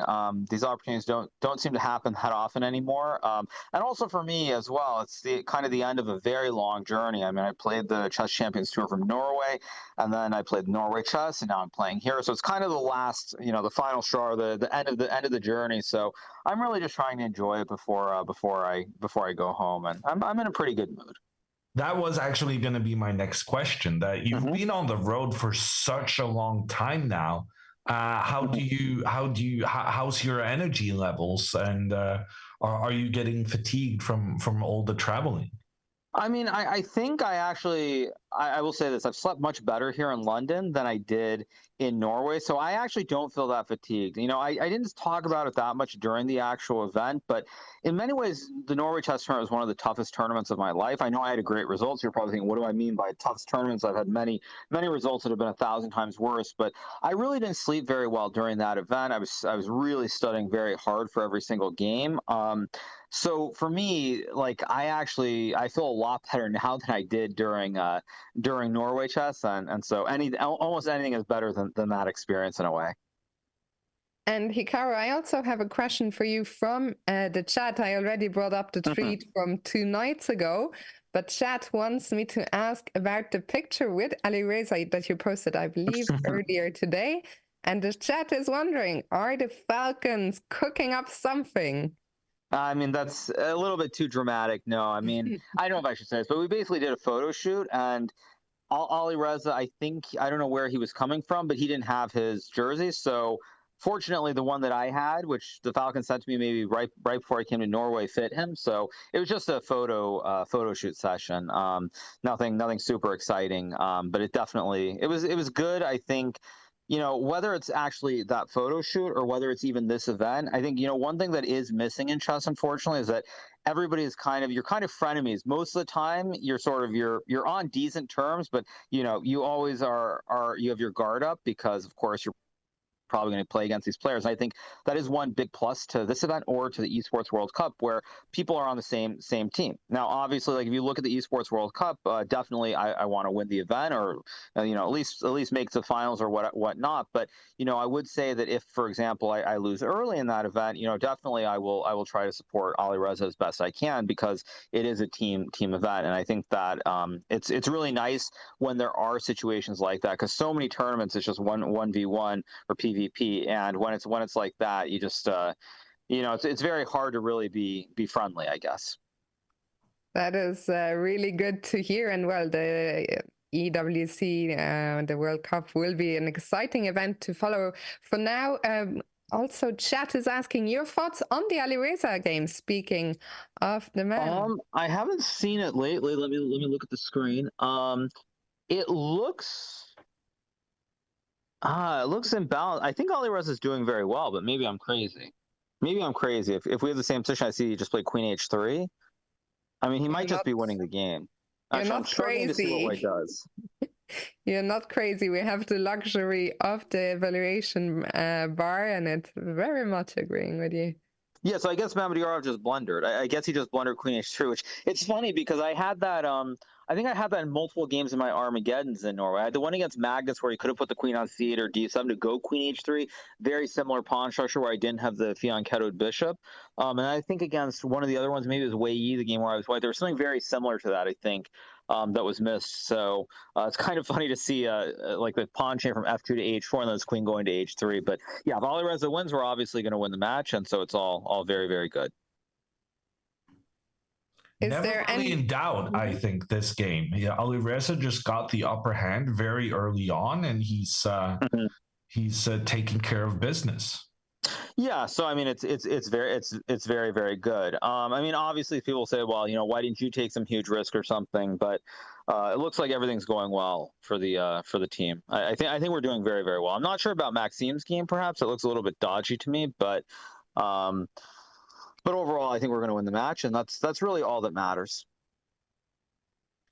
So the team strategy is clear and in place. Win as many matches as possible. Go ahead. No, go ahead. No, I was just going to say that, yeah, I think, if we take care of business and win our match, it doesn't matter what the score is, then we're gonna win the event. So that's really just the main focus. Obviously, I would have liked to have had more of a game, especially because I was playing someone who I've played online many times, but I haven't played that much. I've never played him actually in person before, so it's kind of a little bit disappointing to get more of a game. But on the other hand, if your opponent wants to draw and then you're trying to be solid, these things happen in chess. So it is what it is. I have one question, because we were talking a bit about the team aspect, and it seemed like you were emphasizing that it is a welcome. It's very nice. Yeah, it's very nice compared to some of the other tough competitions you play. But Fiona was asking, do you think the team has kind of gotten together, had team dinners, team chats before the event? And specifically, what I wanted to ask now is, do you have a strategy for individual points? Do you put an emphasis on not just winning your matches, but also scoring as many individual points as possible? I mean, I think the goal is just to win the match. We haven't had those discussions for what it's worth. I think, I mean, you could have those discussions, but like I said, if that were really the focus, then probably today I should go crazy. But it wasn't. It wasn't the right moment. So I think in general, like individual stuff is individual. But whether it's an event like this or even something much more serious like the Olympiad, which I played many moons ago, the emphasis was always on just the winning the match. That was always the main focus, and I don't think that's changed in regards to this event either. So if we win the event, that would be nice. And I think also, I said this last night, but I would also mention it one more time because there are plenty of people who didn't watch my Title Tuesday stream. But, when I play events like this, sometimes it does make me a little bit nostalgic. And I would say, like, it does make me more open potentially to the idea of trying to play one last Olympiad for the U.S. down the road. Well, that would certainly be exciting. And Hikaru, speaking of this match, maybe one quick look, if you can see it at your bottom board, where you have, of course, your team sponsor, Vadim Rosenstein, taking on Saudi Khan Onai, which I'm not mistaken, he's the chess.com content guy, right? Correct. Yes, he is. Yeah. It looks like a good position. Vadim has two bishops. I mean, obviously, it's not going to be a perfectly played game, but I think his position is decent. I don't. I mean, I don't want to say he's much better because, like, at that level, anything can happen. But I think if he makes a couple decent moves, couple trades on either the bishop for the knight or the pawns on e5, I think he shouldn't be in too much danger of losing. Of course, anything can happen, but I like his position. And finally, well, there's only a couple of games we haven't looked at, so maybe a quick look at board 5, Attila Kuru against Huifan. Yeah, so let's see. What is this? This looks like there's a pawn missing on the left side somehow. there's actually, you're right. Why is there no pawn on a2? That's a good question. Very strange. I'm assuming that pawn went up here and got captured by the black queen. Yeah, it got captured by the knight. Yeah, I see. Okay, yeah. So Hu Yifan's going to win also. So I mean, yeah, we're going to have a very, very clean victory. Maybe a little bit surprised that Ali Reza had such an easy, what should be an easy win against Shakhriyar, but overall, yeah, it's great. So yeah, everything's looking very good so far. Can you reveal who the teams are that your team is the most wary of? Do you think there's? I mean, I think there's. I mean, I don't know all the teams, but the obvious one is this Hexamine team that has Levana Aronian. I think it has Lenier Dominguez. I think it has Vidit as well, and Merzen. So that's obviously the team that's the closest in terms of the competition. But you know, many teams have strong players on the first couple of boards, so anything could happen. But that's one team that I think we're definitely already thinking about that matchup down the road. Yeah, interesting. They are not ranking that high in the starting list, but I guess that's because of all their replacement players dragging the average. Yeah, I mean, like I saw Levon this morning, and he had his what did he have? I think he had his Walkman or something with his big headphones, and he was in shorts, and like it was very obvious that he was not going to be playing at least the first couple games today. So I'm not really that surprised. But yes, if they play their top players, they're definitely a very formidable team. So it'll be exciting when we face them later on in the event. Fantastic. And maybe before we let you go, a look at, well, if you even want to go at Salimova against Duda. Yeah, I mean, Salimova's game against Duda looked, to me, it looks kind of balanced, but maybe I'm missing something. I can't judge this very clearly. Yeah, this one actually looks a little bit dangerous to me because Salimova's two bishops, maybe some bishop g5. Some c6 with a d3 pawn. I mean, it's imbalanced. I think Duda probably will win, but it is definitely an imbalanced position. So that game, I mean, I'm not too afraid, but I could see something going wrong. Although when I see the time situation, it's very hard to believe that Duda won't be able to win this game. I actually think Duda will win this game most likely. So we'll see what he does. But yeah, everybody's got a good position, so it's all very good. Looking good for Team WRHS, and maybe. Before we actually let you go, final question from the chat, from Phoenix Mudge. How were the teams decided? So how were the players picked? Can you shed some light? I mean, I can only speak for myself. I don't know about the other players, but definitely it was a situation where they reached out to me. Vadim reached out to me, sent me an email, asked me if I wanted to play, and what, you know, sort of some conditions, and yeah, it felt like a good tie-in, especially this was right after Norway chess. I suspect it's very similar with most of the other new players or players who played for his teams in the Bundesliga or otherwise. But I mean, he just sent me an email, and it's pretty straightforward. So there's no rocket science. There's no like great grand story behind it. Just got an email and chose to play. Very straightforward indeed. And let's maybe just one final look at Ali Reza's position, who is chasing around Schach's king, but that's not gonna end well. Yeah, I mean he's gonna win the game. Yeah, he's gonna win this game quite easily. Although knight h2 might have been simpler, but I think there's still knight h2. Yeah, there's still knight h2. No, I mean Ali Reza should put this game away very soon. So yeah, we're gonna win the match, and third round probably also gonna be a tough one, and I'm probably gonna have white, so I will definitely need to try to do something. Well, Hikaru, we very much appreciate you coming on, sharing your thoughts. Hopefully, we'll hear from you another time later on today. But for now, enjoy the rest of your break and best of luck for the coming games. Thank you so much. See you guys soon. See you. See you Good soon. luck. Bye. Okay, so Hikaru is seemingly in a very good place, enjoying his time in London, enjoying playing in this team format. And well, so far it's certainly looking good for Team WR Chess. And Yeah, Hammer, that especially looks with like a fellow brutal. Falcon. Yeah. Yeah, fellow Falcon Ferrugia coming in here with knight takes pawn in front of the white king. If the king captures the knight, the king also abandons the protection of the rook. And if the pawn takes, you actually cannot do that because that would put your own king in a check. So at this point, I'm almost surprised Mamedyarov is not resigning because how many pawns is Alireza up right now? A lot. 2 pawns. 2 pawns seems right with a king on e2. I mean, everything is collapsing here. White can now capture a pawn on c4 or on a7. Well, I think you have to capture the pawn on a7 because you need to keep the protection in towards true. your own king. Of course. The problem being, as the computer indicates, rook comes in, attacks the queen. The queen only has 1 square to keep the protection towards the white king. But then the problem is the black rook has made a really nice turnaround to get up into an attacking position and target the white king. So, oh, Hammer, sorry, we see Alireza laughing.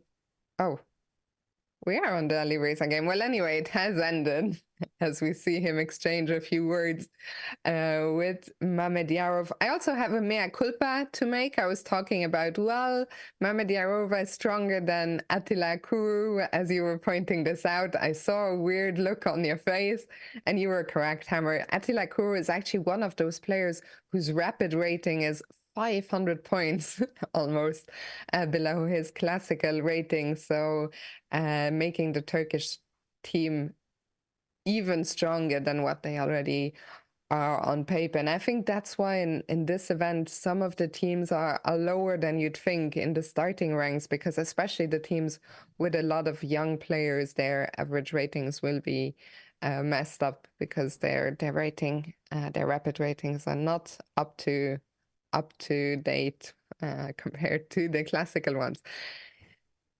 but despite being a much higher rated player or better player than his rapid rating might suggest, Attila is going down against a Hu Yifan who has been lured out of semi-retiredness. Is that fair to say? Retirement. Yes. Thank you. I don't know how I messed that up.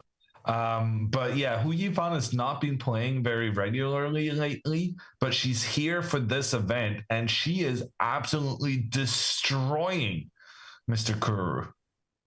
She certainly is. I mean, that's another white king that's not going to live for long. And I mean, all the games very exciting in this matchup, but all looking very, very bad for the Turkish teams, which is great news for Hikaru.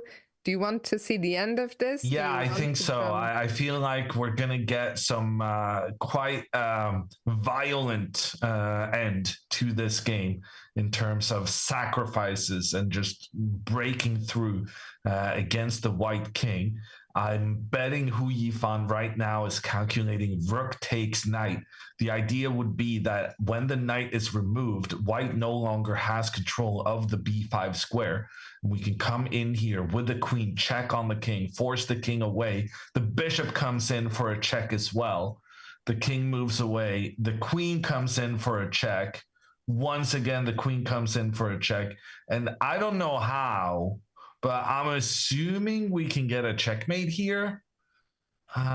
It's just for so far I haven't seen it. And if you take the bishop, then you allow the white queen to start checking the black king. So she needs to figure out some accurate moves here, Hu Yifan, but I am certain that they exist. And when she does figure it out, she's going to bring the team to a 2.5 to a half. And I think it's looking so good here that we can move away maybe. And I spotted an interesting game between Nordibek Abdusatrov and David Navarra, a man who's been much talked about recently. And Nordibek is on the attack there. So let's maybe check it out.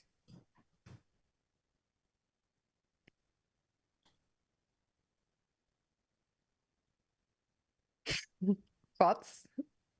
And looks very tricky for both players. Yeah. The knight is under attack. The knight cannot move because then you lose the pawn in the center. The white king is really vulnerable. I don't know. I kind of like this for black. There's just so many white pieces under threat. Yeah, you have the knight and bishop and trade for a rook. But the problem with having more pieces than the opponent is that you then need more coordination than the opponent.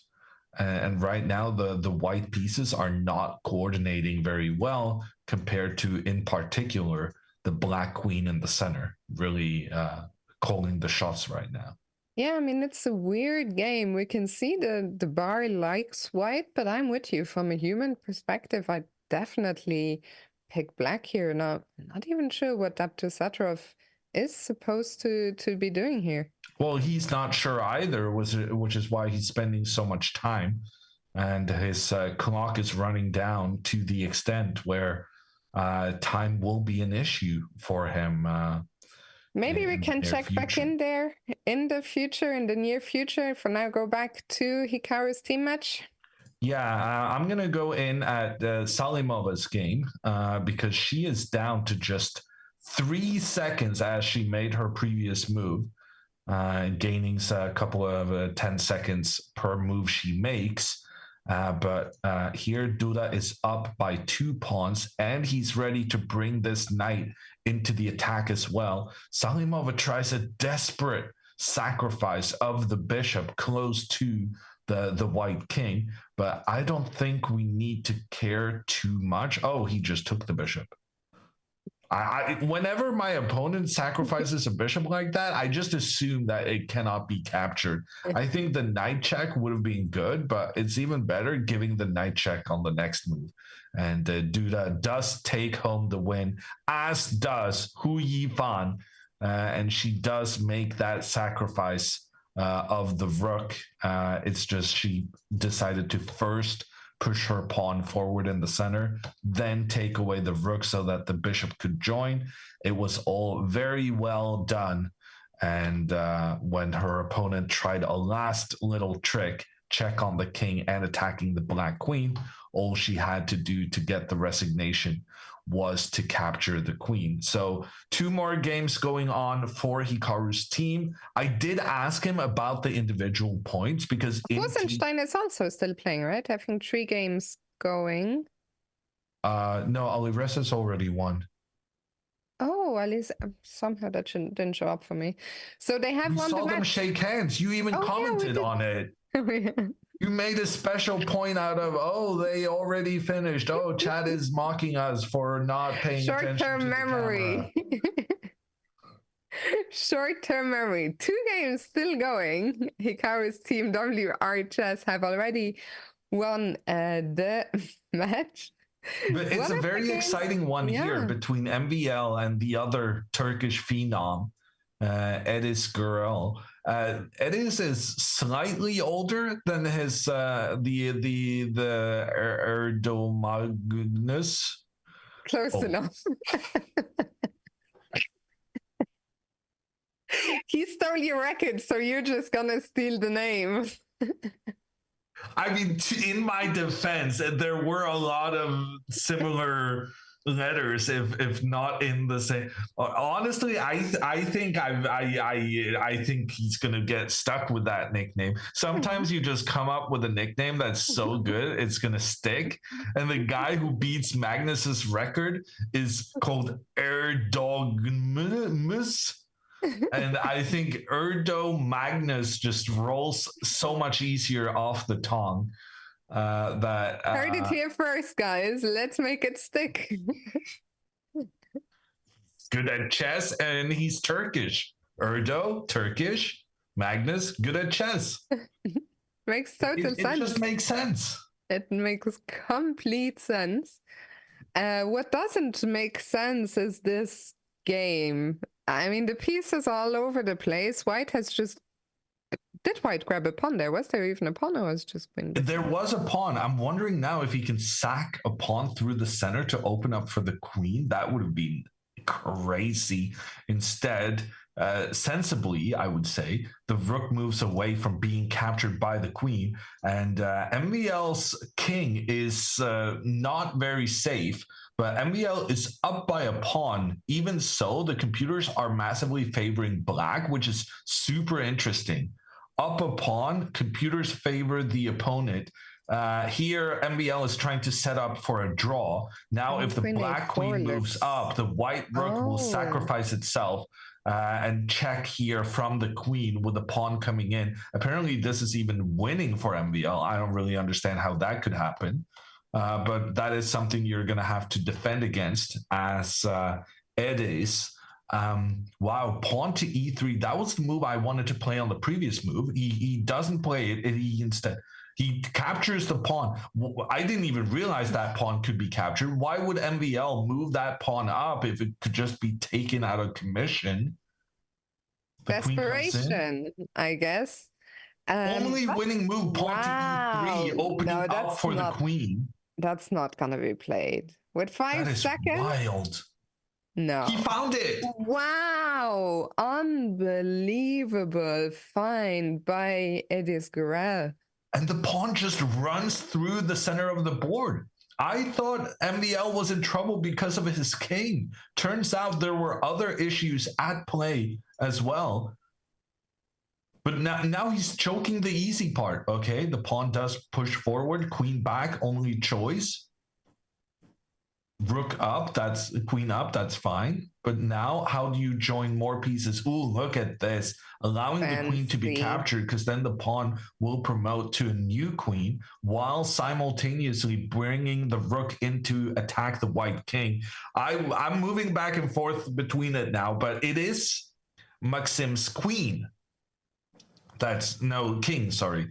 That's going to end up being the end of him here. What a game by GMHikaru. I mean, this last phase that we've seen, he's just played perfectly. Now he just needs to put the finishing touches on this. There's a few ways to win. What do you think is the simplest? Well, I'm looking at the computer, but the computer is saying you can give a check and then take this pawn, which would protect against... Oh, sorry. Which would protect against the white queen's checks on the black king. Ooh, but he just got a new queen. That's nice. So to replay that, if the queen is captured, the queen comes back for the checkmate on the king in the corner. So he's trying to lure the white queen away from its defensive tasks. The white queen then instead tries to give checks on the black king. But at the end of it, MVL is down a... Honestly, he did pretty well to survive that. MVL has a rook. His opponent has a queen. Should be winning for black. Surely there is no fortress here. It's not too far off. Just put the rook here. What if you're black? Should you push h5, g5, h4, try and open the white king, or do you want to avoid trades? You have to, right? I mean, I would preferably try to get my king in first, just because you never have to rush your best plan. If your best plan is pushing the pawns forward, you can always do that. So you can try your second best plan first, and then just see if any cracks open up in the opponent's position and defenses. And then if not, then you move on. Also, you may want to, there are some ideas here where you can sacrifice your queen on the rook, but then you need to preserve as many pawns as possible to get a winning pawn endgame. In fact, yeah, he's preparing taking the rook here. If it was black to move, taking the rook, no, it's not winning. He could go pawn to g4 because then you're threatening takes here. But the problem is then the king can go back, and if takes, king moves up, then white's king manages to cover all your advancing squares. Your point was if the king was not on f1, if it had to defend via f2, we can just show that, then you'd get into Zugzwang as the black king comes into d3 and you can no longer defend the pawn. Yeah, that was my plan, but apparently even this is a draw. Oh, wow. Maxim is doing a very good job fighting here. He has genuinely made it difficult for his opponent in a game we thought it was just over. Yeah, maybe getting this new queen, which looked very straightforward, maybe that wasn't the cleanest. The computer liked it, but it didn't like black's follow-up thereafter.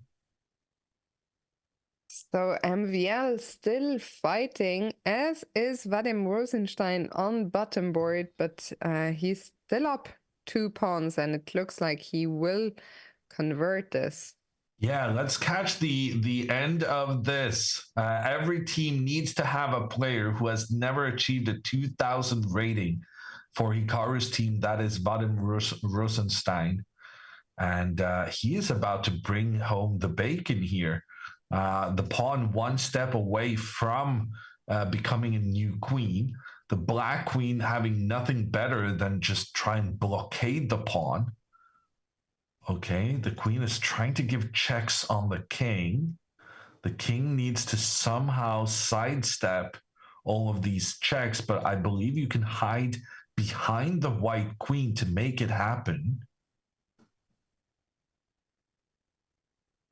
Oof, surely you go to so e3 easy. here, yeah. And now after the next check on this then check, maybe then you king go d2. back, maybe.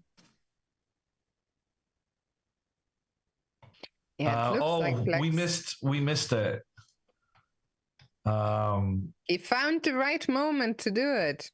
Yeah, I thought Maxim was putting up a really nice fight here, but Gurel, he knew about that idea of sacrificing the queen for the rook to then afterwards go after that pawn with his king. And he timed it much better than I did when I tried to make that sacrifice work. So kudos to him. He takes down Maxime Bachir-Lagrave. His team is not going to win this match, but that's a very nice result for the youngster. And by the way, David Navarro, that game we were looking at earlier, the computer liked white, but Hammer told you guys, I like black, and he won. David Navarro won the game as black against Abdusattorov. Very nice result. Abdusattorov really a top player, both in classical chess, but also he is the former rapid chess world champion. So in the meantime, we have one game remaining for Hikaru's team, and Vadim Rosenstein is he's struggling to get out of these checks. It's maybe not as easy as it seems. It is not. I have started to realize. But maybe here, can you play queen e4? I know, then there's queen b3, b6. Well, queen b6. Yeah, that's true. That's bad.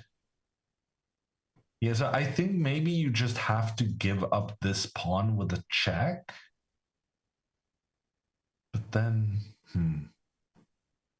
how are you gonna escape the checks from the queen side? This is very weird. The computer is saying he plays queen e4, but now there's 2 checks for the black queen, but one of the checks much better than the others, as that check both attacks the king and the pawn. And that might be a saving move for Sabrikan. I think Vadim probably missed the check on b6 because, well, now his prized possession, the pass pawn on c7 is going to drop. And even though he still has one extra pawn, it shouldn't be enough here to win the game, especially given how damaged the pawn structure is. On the other hand, oh, wait. Yeah, well, that's one way of doing it. I was going to say, on the other hand, you know, both I mean, white players are might getting... start playing for win soon. Yeah. Now this game is going to come to its natural conclusion. The queen is just going to give checks in on the black king. A draw result here, which does mean Hikaru's team, WR Chess, has beaten the Generation XYZA, which we, through some investigation, figured out that they have players representing all of those generations. I'm curious if, I was saying white might start playing for, white was playing for win this whole time. I think that Vadim might still try something. Is there any way he can try to bring the king to f7 or something insane? I don't think so. And also, he's the one who's the lowest on time. That is true. So the time situation just means you gotta settle for the draw. It's very difficult when you've been winning throughout the game to kind of make that realization that I blew it. I gave away my advantage. I'm just gonna have to settle for what I can. But that is what he did there. Good job recalibrating to the new circumstances. And it's a 4-2 win for the team. 4-2 on board 2. Kaz Chess, the second seeds, scored a very narrow win against the Costa Calida Spanish team. And Hammer, maybe we can check games that are still ongoing before we recap the action.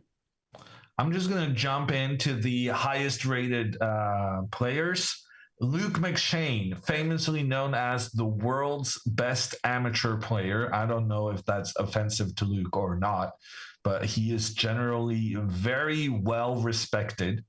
And he's going up here against Alexei Shirov, who the first ever chess book I had, the first game collection I had, was Fire on Board, the most explosive games of the attacking player Alexei Shirov. It must be said, his style didn't really rub off on me in the end. I am currently not known as a very attacking player, but it was my first game collection. Very nice. I mean, a bit of a legend of the game. Do you think he'll hold on? Yeah. No, I mean, what am I? Well, McShane is up by a bishop. His opponent only has a pawn in return. But as it happens, McShane is very clearly struggling to make any progress here. For anyone asking when will the next game start, the next game starts 40 minutes from now. So let's see what else. Do we have something more exciting still going? Because this one will very probably go on for a long time. As I likely to see a bishop and rook against rook ending. We have two semi-youngsters. They're getting older, but they're also very, very good. It's the top Singapore player here with the white pieces, Tin Jingyao. And he's playing Frederik Svane, who is representing Germany, lives in Germany, but he is of Danish descent, which I like to point out because I was ready to catch you out. I thought you were going to say he was born in Denmark, but that's not true, right? I think only Rasmus is born in Denmark. Oh, wow. You're really into the details, huh? Well, they were recently guests on the Gotham tour, and somebody had prepared a whole sheet on them. So that's where I got a lot of my information from. I could be misremembering, though. Who knows? But I'm pretty sure that, Rasmus born in Denmark and Frederick born in Germany. Yeah, it looks like Frederick is going to suffer a little upset here. Yeah, it's never easy to tell these queen end games just as we just saw it, right, in Rosenstein's game, that the queens will just check your king until you grow sick and tired of it. And that is Svane's defensive strategy here right now. Also, keep in mind that it is possible to lose these kind of positions. I remember when I had a queen end game against Sergei Karyakin, and I just fell for a checkmate in 2 moves. So you got to be a little wary, even when you have the extra pawn. Hammer, let's go back to Shirov against McShane, because Shirov won that game, salvaging a 3-3 draw in the match for the Global Ramblers against Malcolm's mates. How did that happen so quickly? Did Luke lose on time? What happened?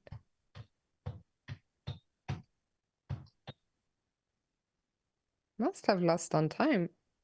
What? Well, I think the result just registered wrong. But why would White resign?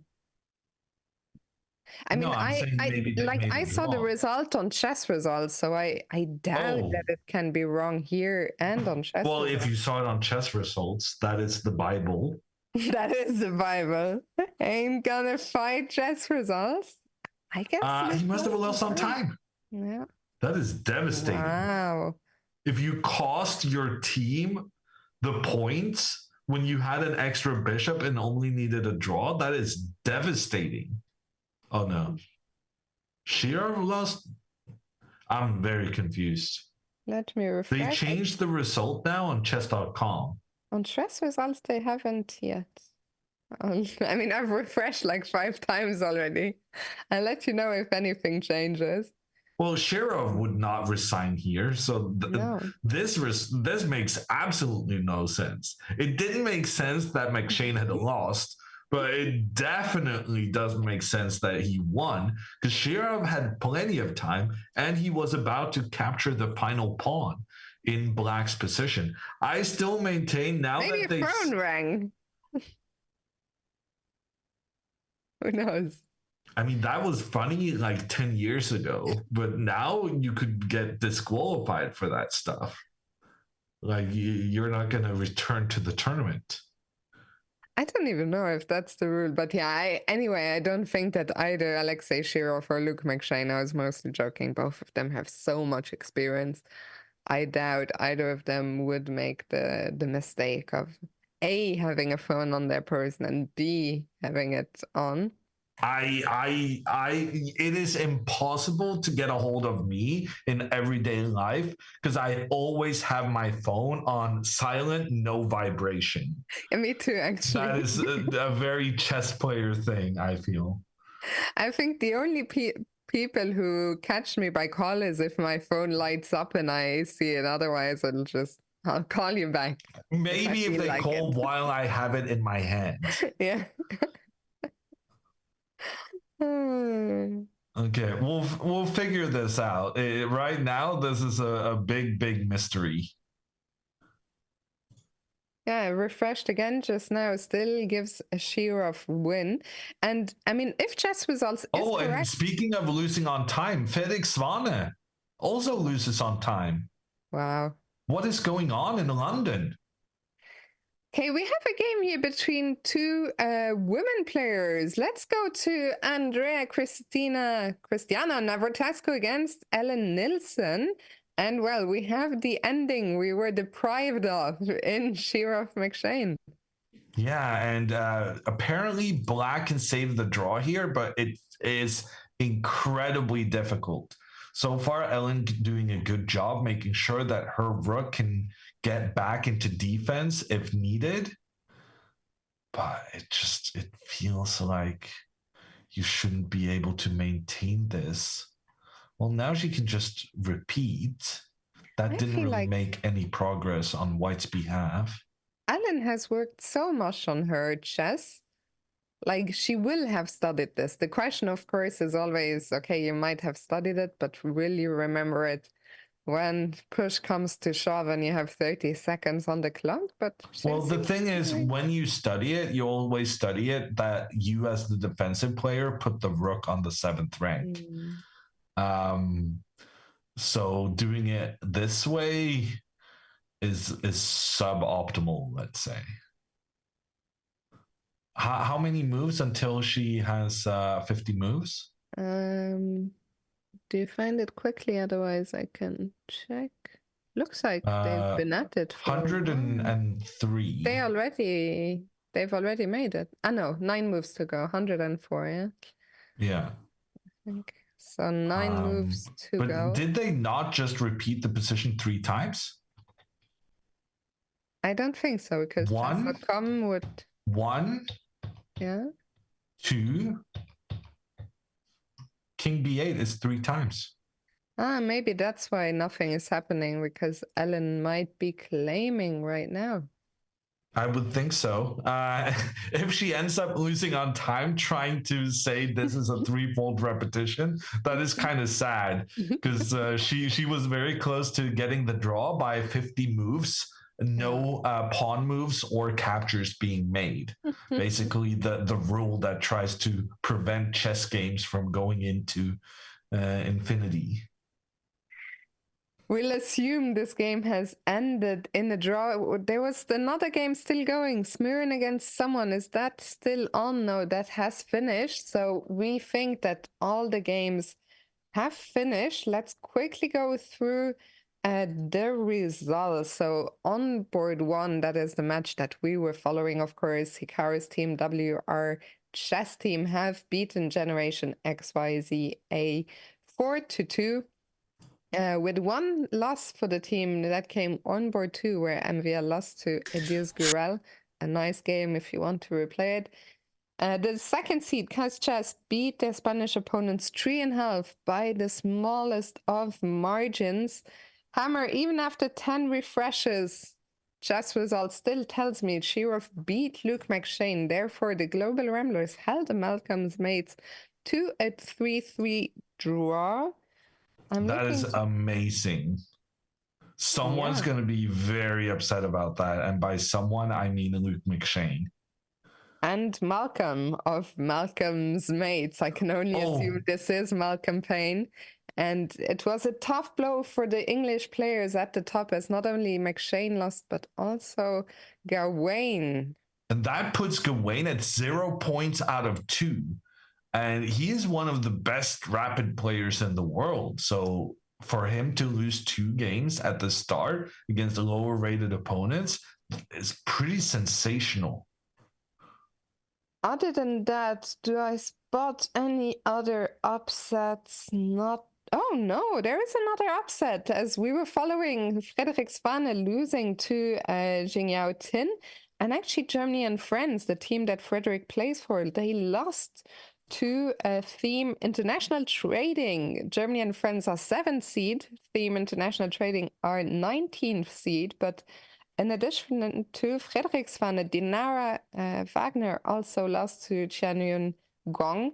So big upset for, I suppose, a team from Singapore, I would guess. Singapore with some other Asian players plus Jose Martinez. An old friend. Jose Martinez on the top board made a draw against Vincent Keimer, and I think that is it for upsets in this round. At least I'm not spotting anything else. The team that Hikaru was talking about with the Levon Aronyan, they were pretty...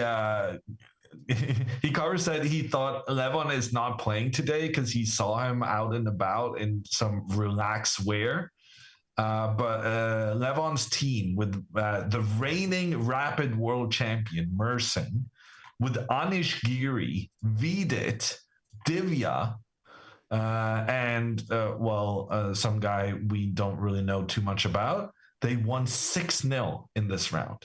Wow. Very impressive. I mean, we'll see them on the top boards in the next round, I'm sure.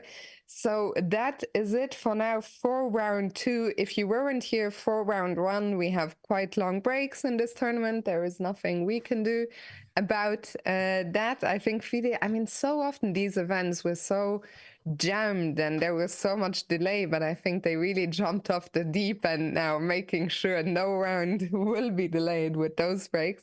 So we're gonna go away. We'll play another video for you guys, and we will be back in 25 minutes or so for the next round, which starts at 20 minutes past the hour. Final Hot is asking another round today, another 2 rounds today. So half an hour from now, and the last round will be at 8 p.m. Hammer and my time, which is Central Europe, and you guys can do the math. So we're gonna take a break now, and we'll see you on the other side of this. For beginners. Huh.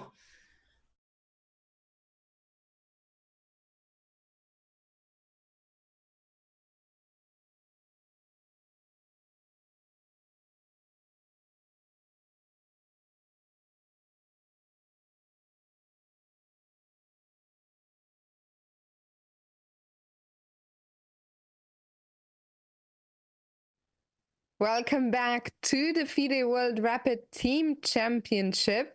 If you missed the first 2 rounds, Hikaru won in game 1, and second game was a bit of a non-game, the Berlin dreaded draw against young Erde Magnus, as he's known from here on out, and Hammer. I think it's really catching on, Fiona. I heard one of the big chess commentators say it. Already? And now you did as well. Oh, 2 big chess commentators have now dubbed him that.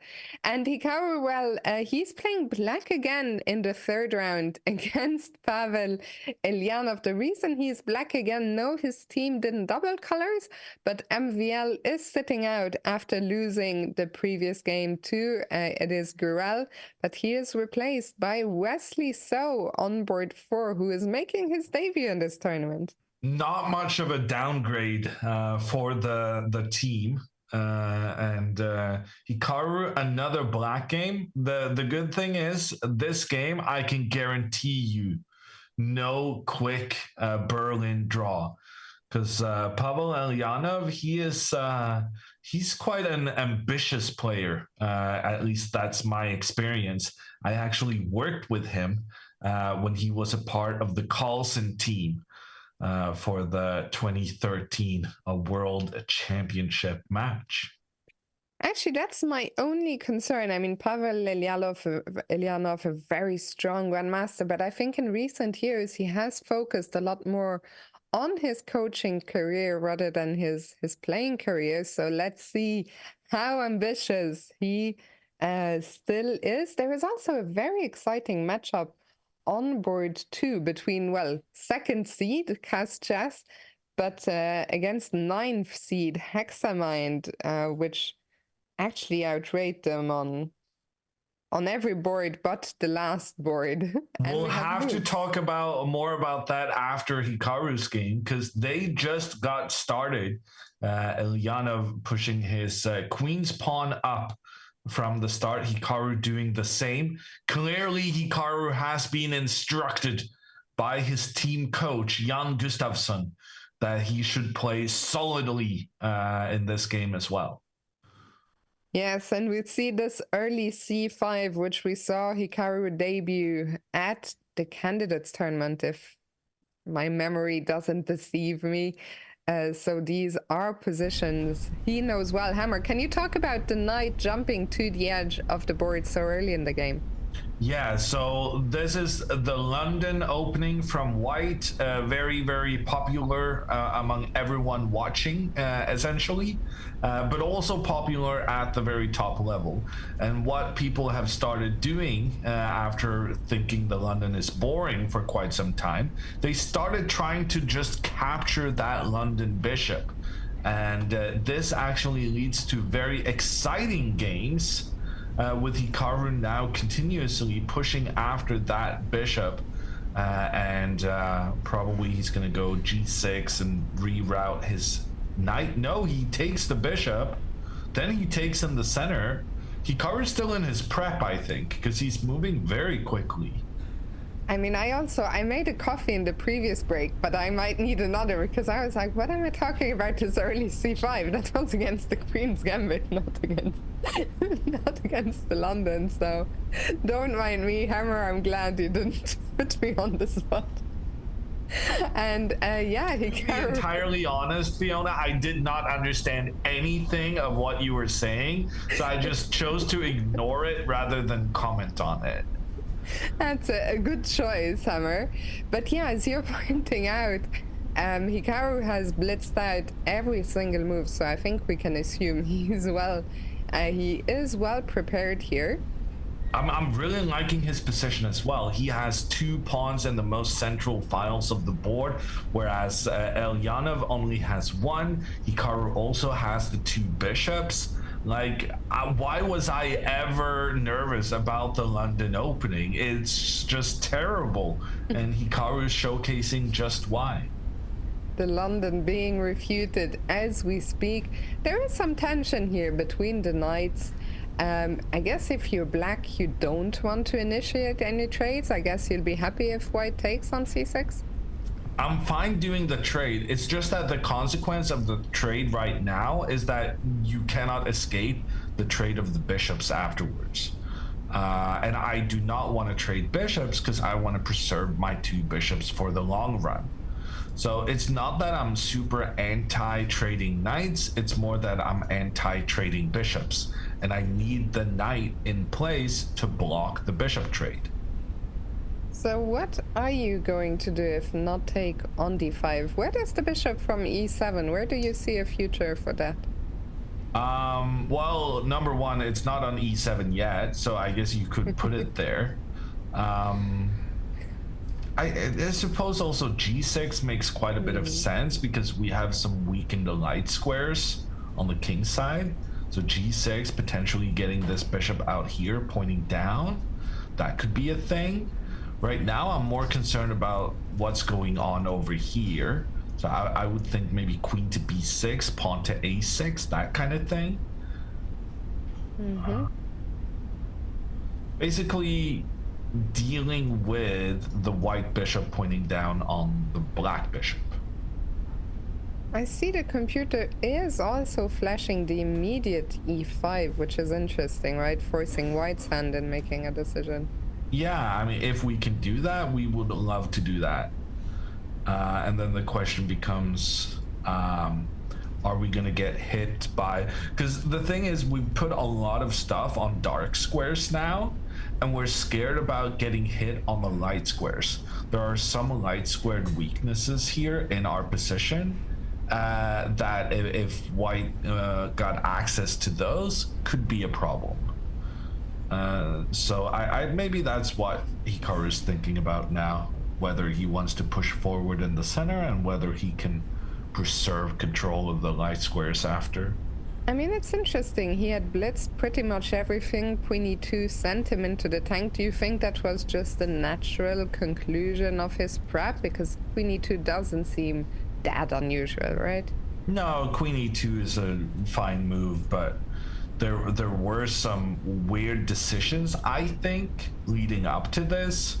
For instance, you know, white could have taken back with the pawn here in the middle. I'd rather have a pawn in the middle than the knight that can get pushed around afterwards. So I think probably around here, Hikaru was out of his preparation, and now he's spending quite some time, but he's spending time trying to figure out what the next steps should be. He must be considering e5. E5 is a very forcing sequence of moves, so somewhere you can invest a bit of time. I must say the fact that Hikaru moved up to board 2 means that he's now closest to the camera on the even numbered boards. And we got a really nice shot of him and Elyanov now. So Petition to keep him on board 2. well, yeah, petition MVL, to sorry. MVL for losing the game. No more games for you. You had your shot. The harsh realities of competitive anything, really. So we had a move, didn't we? Yeah, we had pawn a to move. g6 by Hikaru. We actually talked about this move specifically, and I've been highlighting the weakness of the light squares, which is the only real problem Hikaru is facing here. So he wants to take control of some light squares, potentially even put his bishop out on that side of the board. Seems very, very sensible. Also, this is blockading some ideas where the bishop would point down towards the black king side. Makes perfect sense to me. The Mario in chat is getting ahead of schedule and wants to know, in the blitz part, he's gonna be board 1 though, question mark. Well, that will be a team discussion. Hikaru is kind of being hidden on board 3 today. Where he will be in the blitz is not up to us, might not even be up to Hikaru himself. At the end of the day, Jan Gustafsson is the team captain, so he is making those calls, but I'm sure they will discuss it as a team and decide what is in their best interests. As we see a couple of developing move here. I mean, yeah, pretty interesting by Ilyanov. He doesn't want to be too aggressive. He doesn't want to go after the light squares, especially when Hikaru has a focus on keeping the light squares under control. So Ilyanov only moves his pawn 1 step forward, which actually is a perfect blockading formation to make sure that this fianchettoed bishop kind of bites granite here. I never realized it was pronounced granite. I always said granite. I'm not sure it is. Please do not. I don't actually know for a fact. I was just chat. How do you pronounce? Don't make a big deal of it in case I was wrong. curious. You made me curious, Hammer. Yeah, because and I felt it was wrong when I said it. You said it. Maybe that was what made my ears perk. A word said Granite. with a bunch. Granite. Okay. Yeah. Cheering on. Now you've sold me out just because you were too eager to praise me for my incorrect pronunciations. Chewing on a grenade. Yeah, well, no grenades being thrown in this game just yet. Yeah, let's take a look at some of the other games. It seems like a good position for both Hikaru and his opponent. There's a lot of imbalance, so I'm very hopeful that this game will liven up. But for now, they're taking their time with the strategic decisions. So let's pop in. Ooh, Alireza is up a pawn. This is actually quite a famous variation from the Carlsen Nepomniachtchi World Championship. Carlsen just sacrificed a pawn as black out of nowhere. And yeah, it hasn't really worked out for Sarin the way it worked out for Magnus in the match. Black is down a pawn. You have a very good looking bishop. But beyond that, there's a question of whether a pawn is more valuable than Sarin seems to think. Jan Krzysztof Duda, he has a Catalan with the white pieces against Gladura of Hungary. Seems quite a bit better for white, in my opinion. I do notice that the computer feels it's very equal. I disagree on that. To me, it seems like this is definitely better for white. Black is, I would say, likely to get an isolated pawn in the center of the board. Although maybe black could capture the white pawn to avoid. Yeah, I don't know. This seems better for white to me. And then Wesley So coming in as the MBL substitute. He is actually significantly worse here, according to the chess engines, with white targeting the d6 square inside black's half, and in general just having much better development than black, who in particular is struggling with their bishop and getting the bishop out. Yeah, black has the bishop pair, but the one that you're just coloring red there on c8, not looking too happy. That's why Wesley is pushing his b pawn forward. He's hoping to develop his bishop to b7. And is the move now knight d6? Oh no, it's c5 maybe. C5 played, and now if the bishop moves out, it does target the knight in the center, but I'm not sure that's enough. The white queen can move up through the middle and get a counterattack on the bishop there. And after bishop takes knight, queen takes bishop, you get a situation where black is doing fine on number of pawns. The thing is, you're not doing fine in terms of dealing with the white pawn advancing. You can even give up e2, half. I guess, here and be down a pawn, but with a completely crushing advantage. Just too many pieces working together to make sure that the white pawn sees the other side of the board. So Wesley in trouble, and that is his first game of the day. We did talk about the first game creating some extra adjustment pressure as Hikaru played his first game earlier today. And speaking of first games, Kostenyuk is coming in for her first game of the day. It's been Hu Yifan playing the first couple of rounds, but here Kostenyuk comes in, and she only has one mode, and I don't mean that as an insult, but she will attack and she will not do that. She has one gear, and that's about it, and she lives up to her reputation here, having pushed both the pawns on the king side far up the board. She's castled to the opposite side of her opponent's king, and she's going for the all-out attack.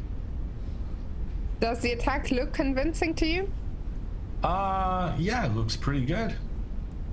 We'll come back here. We glossed over. Let's quickly check board 6. Vadim Rosenstein playing on the black side against Sailau by Aldiar. White has pawns in the center, but black has stuff pointed at those pawns.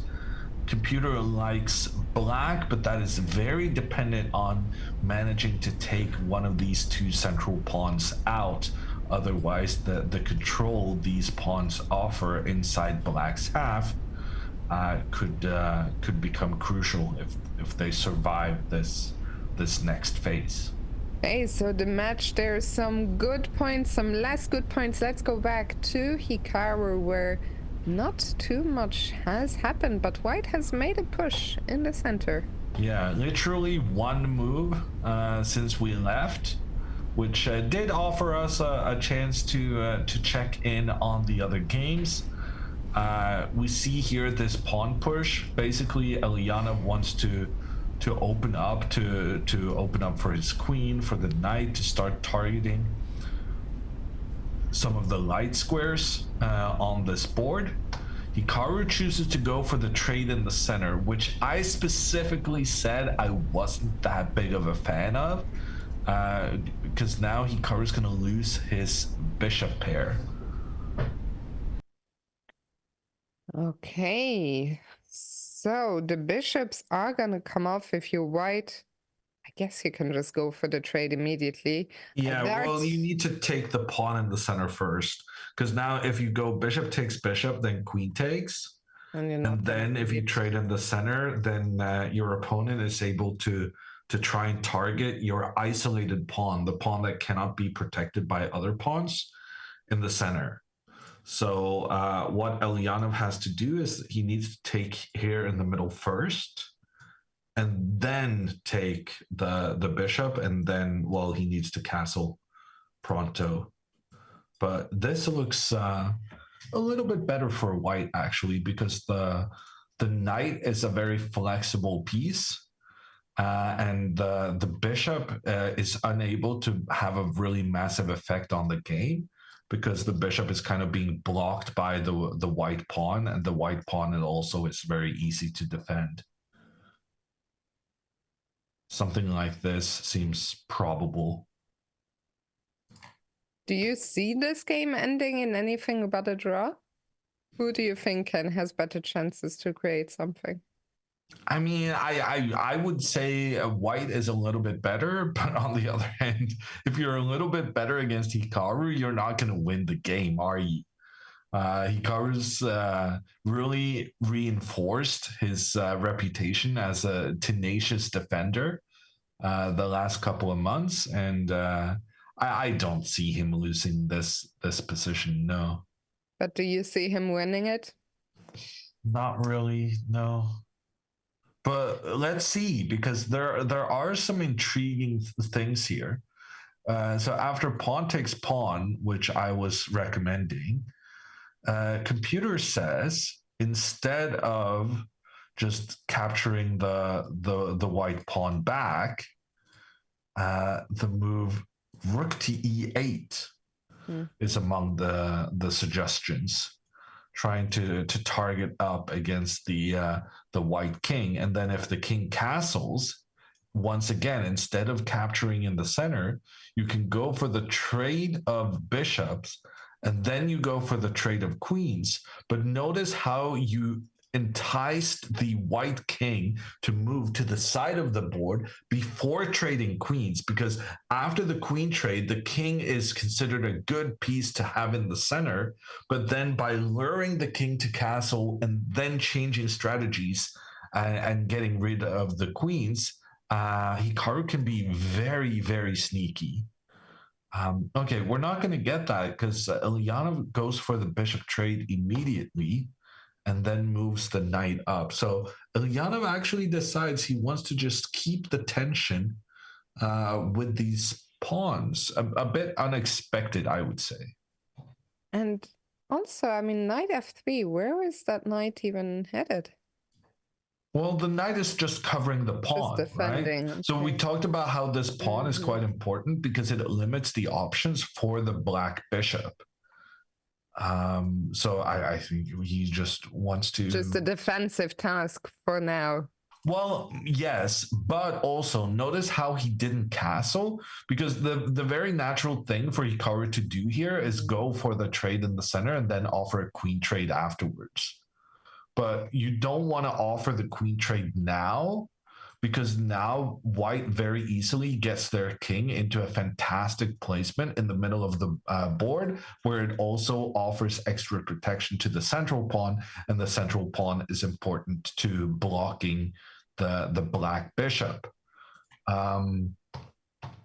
So this is very interesting. Ilyanov now castles, and then Hikaru could potentially go for the queen trade, because now after castling, the king no longer has an easy way to get into the middle.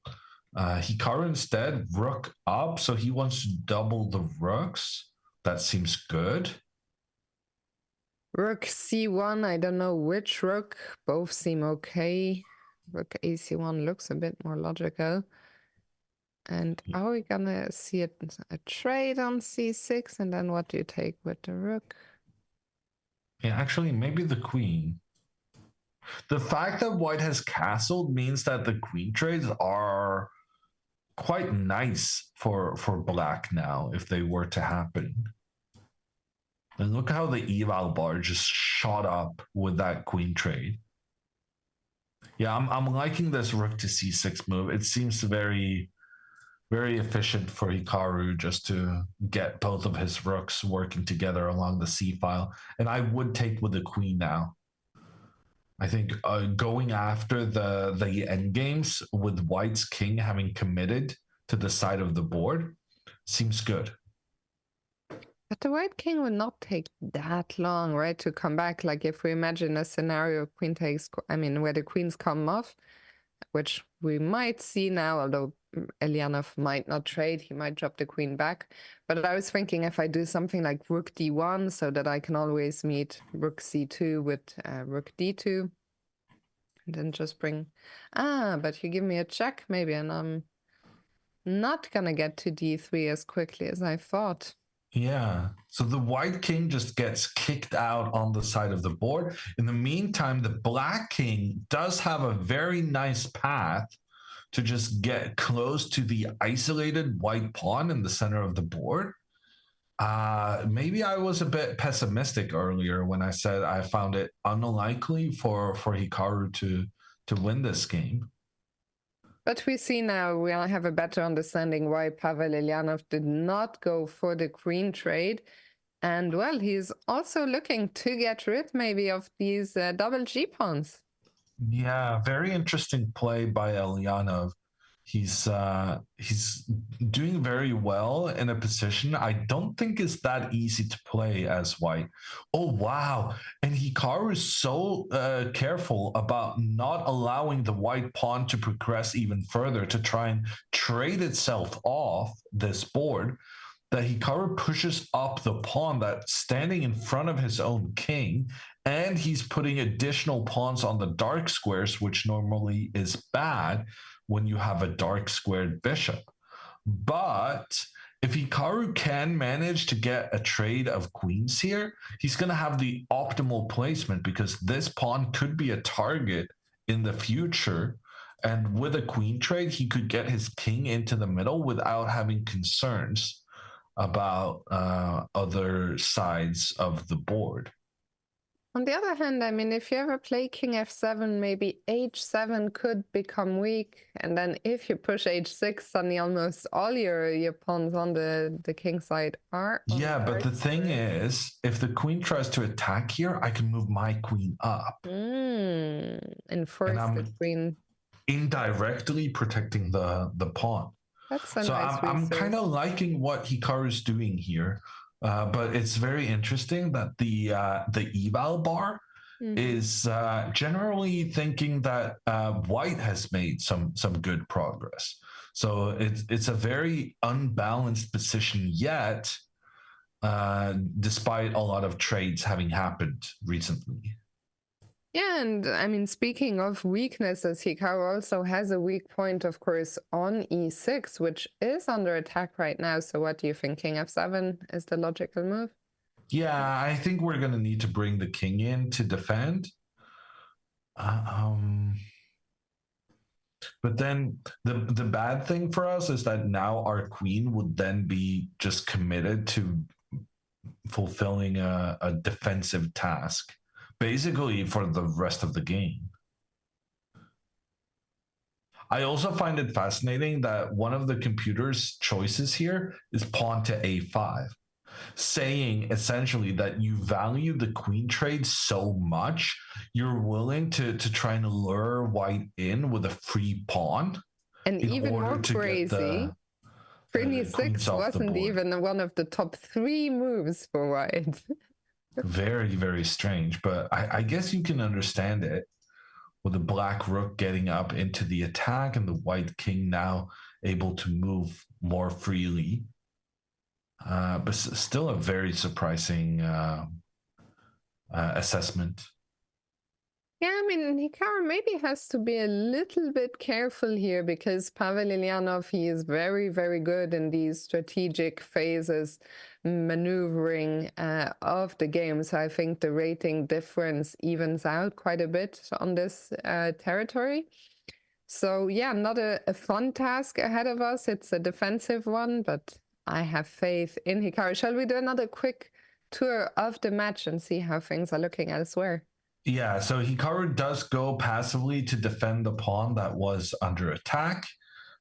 This does mean he gives up the c file.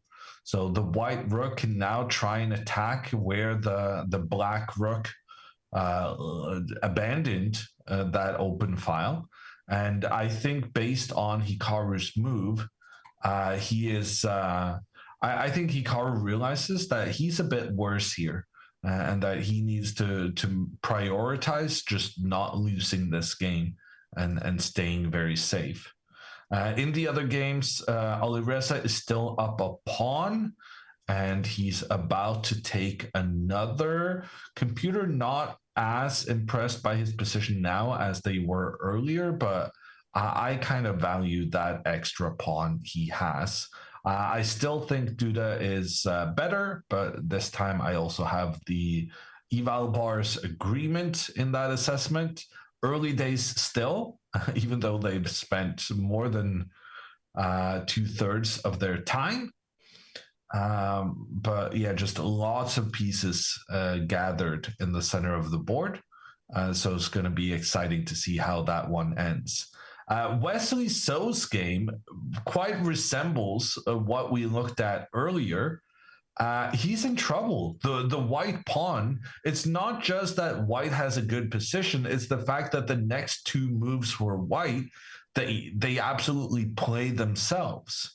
So this pawn is just going to get pushed up, and Wesley So is in big issue.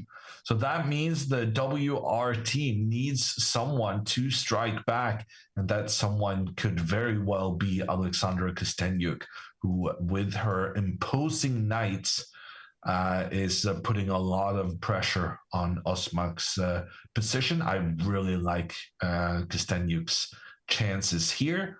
While Vadim has managed to break up the white pawns. We talked about how these two white pawns standing next to one another could be a strength at some point. Well, Vadim managed to get the pawns to push over so that they're both on the same colored square, which really lessens their value, and Vadim has a slight advantage. So this match not looking so easy, with Hikaru under some pressure on board 2, Wesley under a lot of pressure on board 4. And I mean, Hikaru holding this could be crucial to the outcome of the match, although there is still lots to be played for everywhere. Hammer, Elianov is thinking, and yeah, but look at that. The knight jumps into the black half. And that knight is covered by the white pieces, a trade of pawns in the center, but this leaves all the black pawns standing on dark squares, basically standing in the path of the black bishop, not to mention the fact that the black king is poorly defended, with all the pawns having moved forward in recent times. In addition to that, Hikaru also down 2.5 minutes on the clock. The WR chess team is in big trouble here right now. Hikaru is struggling. Wesley is nearly lost. And they don't have any clear winning situations. They have positions where they are better, with both Alireza, Duda, and Kostenyuk being somewhat better as white. But right now, it's genuinely looking rough. Why is Hikaru's position so bad? Is it because the bishop on g7 is just so bad because of all the pawns on the dark squares? So the bishop is bad because the pawns on the dark squares is blocking its activity. Black also has an isolated pawn in the center, a pawn that cannot be defended by other pawns. And I think one of the most important things here, the black king is just so poorly defended, and doesn't have pawns around it to help out the defense. Okay, Queen f3 is given a question mark, which we are happy to see. I don't see, though, why this is not a good move. I mean, are we not worried that the white queen is gonna infiltrate? Although it's not easy to see an infiltration square.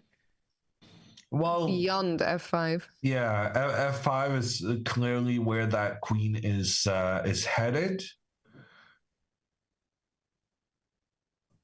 Time is going to be a big factor in this game, but unfortunately, Elyanov has much more of it than what Hikaru does.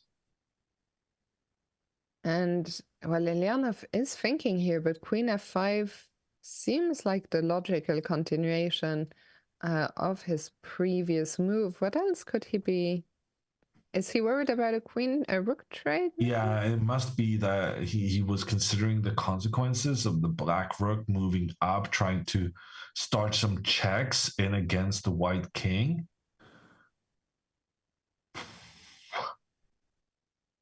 Computer is acting as if this is obviously almost winning for white. I don't really see that because I don't see the plan moving forward, how you're going to win a specific piece or pawn or anything of that nature. But Hikaru did just go back and forth with his queen. So he's basically revealed to his opponent, I don't really have a clear plan moving forward. I'm just gonna sit here and hope for the best. And that's a pretty decent strategy, to be fair. I think especially with low time, you know, if you understand your worries and you just don't see how your opponent breaks through, the onus is on them to burn the clock to figure out how to do it. For now, the clock burning is still ongoing in Wesley So's game. Maybe we can go there for just a second. The pawn has arrived on the 7th rank. It is only 1 square away from queening, but for now, the pawn is still stopped by the black rooks. Yeah, and worth noting, if the queen tries to sacrifice itself against the rook and then you follow up with another rook to give a check and try and remove the last black piece, blockading the white pawn and its ability to push forward, Wesley does fortunately have this queen back, sacrificing the queen back move. Chat is informing us that Duda is suddenly winning. What happened there? Apparently there's been a mistake on the previous move. There must be some kind of sacrifice. Knight takes, pawn push. None of these seem obvious to me. What if we just take this one and then take here? That seems easier. That So seems knight takes easier. bishop, takes back, bishop takes knight, takes back. The problem is if I take here, black takes there. Can we go with the knight? Oh, nice. I mean, every time I make a move, the eval bar doesn't really go in white's favor, but it's still this white seems enough. like a reasonable way for Duda to win a pawn. Not as impressive as the eval bar was originally saying in this starting position, but well, maybe there was something better. Let's quickly check the engine just to see if we're... Well, you had it. Your instinct was right. Knight f7. it wasn't really my instinct. It's just that when the computer says there's something, so you sacrifice 2 knights to lure the king up in the middle, and then you sacrifice your rook, and then you checkmate the king. Wow. That's what a sick line. That's pretty neat. Do you think Duda finds knight f7? 20 seconds, by the way. No. But this is... but this was also good. Yeah, he was spoiled for choice, I think, at this point. Because now he has eliminated the defender of the e4 knight. I think Gustafsson is not going to be happy seeing Duda play on increment at this point. Never a fun task for the captain. We'll come back to this one. Let's go back to Hikaru. Ooh, are they going to make a draw? Okay, for the second time in the game, Hikaru moved his queen up in the center with the white queen kind of looking at the black one. But both the rook and king have moved, right? Yeah. No, they weren't going back and forth or anything. Difficult to see how white breaks through, but also Elyanov is going to be very encouraged by some of the information he's getting with the other boards coming in with some results. Especially the boards Moisenko against Wesley, so they are sitting right next to Hikaru and Elyanov. What is this move? Moisenko, did he have the option here to sacrifice his queen? No, apparently that was a terrible idea. What was the move here? Rook to d4? Basically just taking out that dangerous black pawn on the edge. I'm confused. Queen f8 was the move there, but what's the difference? Why queen f8 here and not on the previous move? Well, now h3 doesn't threaten checkmate, I suppose.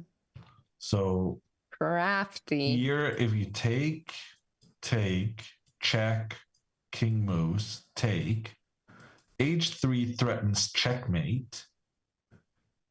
And if you move the pawn, then the queen comes in with a check on the king And you can attack even on get the a new rook. queen, right? With rook e8. I mean, you can. I assume I just move Oh, you away. just go out. What a crazy. Yeah, that is very sneaky by Wesley. Yeah. And after e3, now he's definitely in business, threatening checkmate on the g2 square. Going for the queen trade. Another mistake by Moisenko. Suddenly, And Wesley might survive this game after all. unbelievable. And Duda looks to be having a winning position. What's on board 5 and 6? Kostenyuk is up a pawn on board 5, but she's getting very low on time, so it could go either way. But I'm saying Kostenyuk makes a draw. Oh my god, she thought she was getting checkmated. So if knight takes, check, check. Well, this is a draw. So she sacrifices her rook in order to avoid a draw. Now, if takes, she's just going to push this pawn and try and get a new queen. But I'm not sure she had counted on the possibility that Osmak might intercept or interject with pawn takes pawn, which is a check on the white king. And then you've given up a rook? I'm not sure what's going on here, Fiona. Let's go back to Hikaru. Let's see if Hikaru can defend his game. And if he does, then we'll start worrying about the other guys. Because frankly, right now, Hikaru has lost a pawn. I was telling you, like, I'm not sure how Hikaru is going to make any sort of or Elyanov, how Elyanov is going to make a breakthrough. Turns out he didn't really end up needing it, because after the queen trade, the white pawns were threatening to just protect one another. Hikaru tried to disrupt the coordination in white's camp by sacrificing one of the pawns, but then making it easier to target this pawn afterwards, and thankfully also getting his bishop zigzagged in to a more active position. By the way, Duda won his game, so giving WR a 1-0 lead in this match. But yeah, Hikaru under huge pressure here. For now, I think the sacrifice has worked reasonably well for Hikaru. He got his bishop into a more active position, and thankful because he gave away the pawn, the bishop has a bit more scope moving forward if it wants to.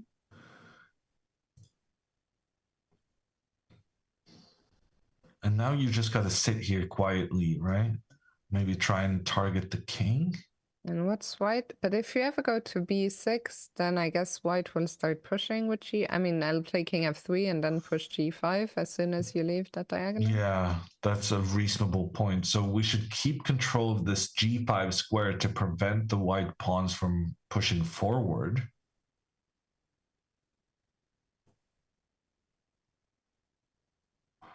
So what does white? Can white try to go for a rook trade, king e3, and then d2? Rook d2 would be devastating here because it forces the trade between the rooks. So Hikaru had to make sure he had a way of avoiding the rook trade. And now I guess he just has to point in towards one of the white pawns. I guess. King e2. Yeah. And can the king make a run for it now? King d3, king c4. You make a reasonable point again. Thank you. Hikaru's kind of stuck. He cannot move the king because then the pawn pushes forward. Moving the bishop is controversial, even though he did it, because now the knight could potentially just... Oh, the knight took the bishop, and suddenly the computer says that Hikaru might save the game in this rook endgame.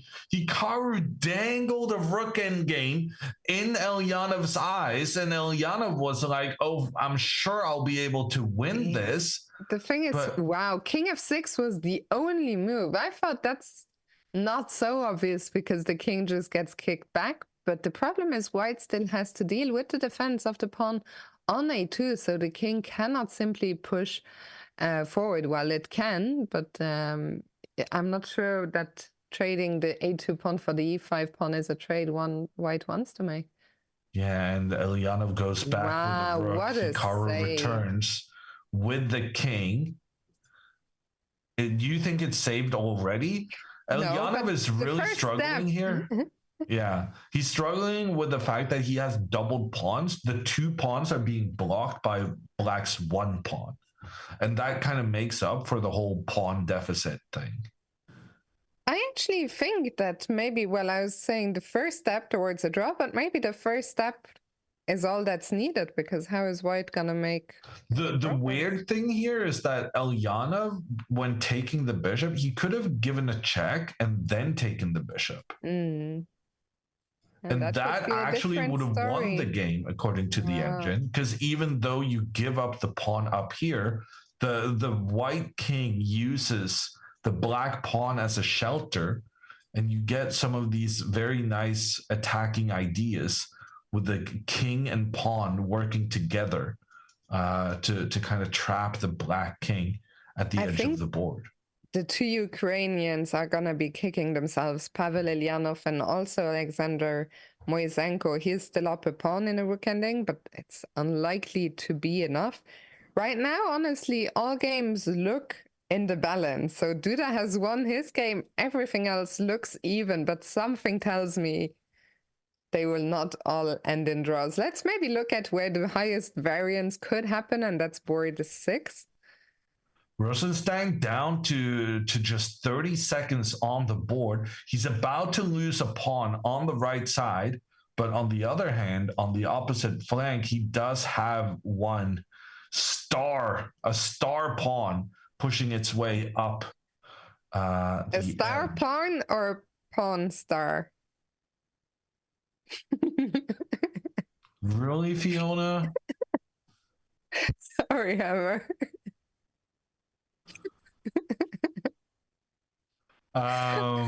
In other news, Kostenyuk, she gave away a rook at one point. And now both players are trying to push their pawns up the board to become new queens, but also both players have blockading pieces to prevent the opponent's pawn. And both players also under 1 minute on the clock. We're going to have to go, and for every move that's being made here, the eval changes from black winning to almost white winning. I think we're going to stick with Hikaru's game, just because Elyanov is making a run for it. The guy doesn't want to draw, and instead he's risking a loss to go for a win. I think right now, this is the end of it. I think Elyanov cannot afford to allow Hikaru capturing the g4 pawn. Okay, apparently he can. When Hikaru doesn't even take this pawn because he wants to be able to meet king takes pawn with the move rook check to get the king away. That was very interesting. If rook takes pawn, king takes in the center, then the white king is actually quite scary against the black king, trying to create some attacking chances. So instead, Hikaru prioritizes the fact that if the king comes in and limits the possibilities for the black king to move up, Hikaru wants to be in a position to kick the white king away and then capture on the right flank. I think he has the draw in the bag now. On board 1, we haven't checked in with Alireza Nihal in a while. Alireza up a pawn seems good, but computer not super impressed. Sarin down to just seconds on the clock. Ooh. Oh my god, Kostenyuk winning. Yeah, okay. So in the pawn race, Kostenyuk did manage to get her pawn through to become a new queen. That was always going to be a possibility, although that game has gone up and down on the eval bar a lot. But okay, Okay, right now things are looking Alireza good, suddenly right? up a knight. But the thing is, Alireza is about to lose a lot of stuff on this opposite side of the board. But he can't lose the game. Of course he can lose. The guy has 3 pawns. If you get 3 pawns versus a knight, are you sure you make a draw there? No, but I was hoping I wouldn't lose all my pawns. And Wesley has managed to make a draw down a pawn. Fantastic. And suddenly Kostenjuk is not winning anymore. This game. Wait, why is she not winning? She's getting a new queen.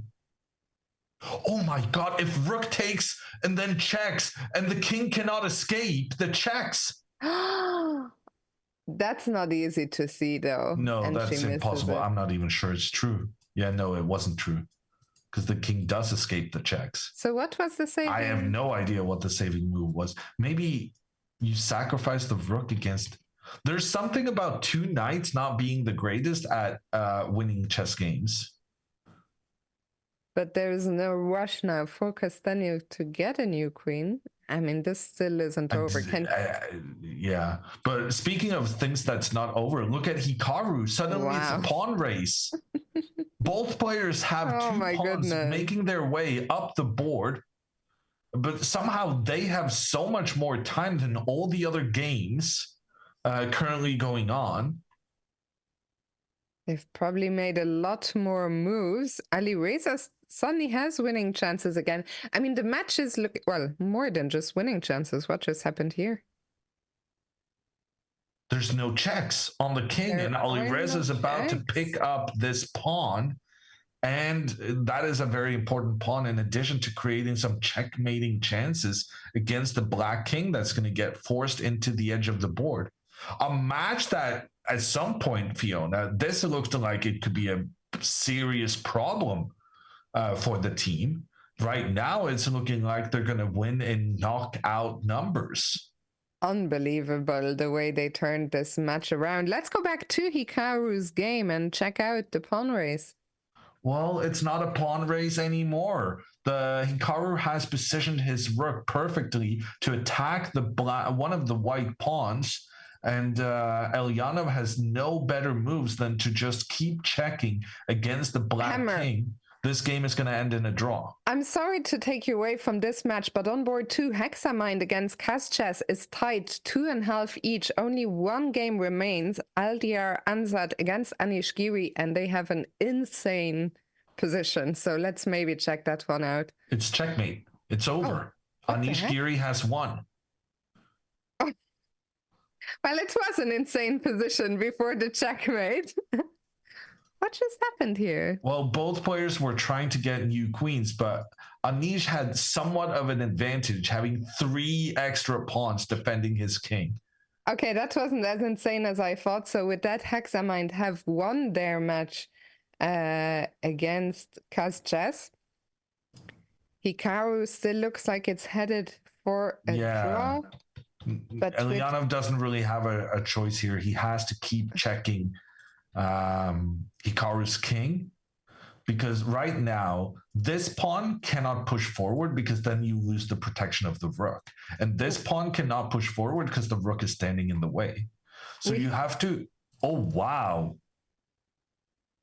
Okay, Elyanov is actively trying to lose this game.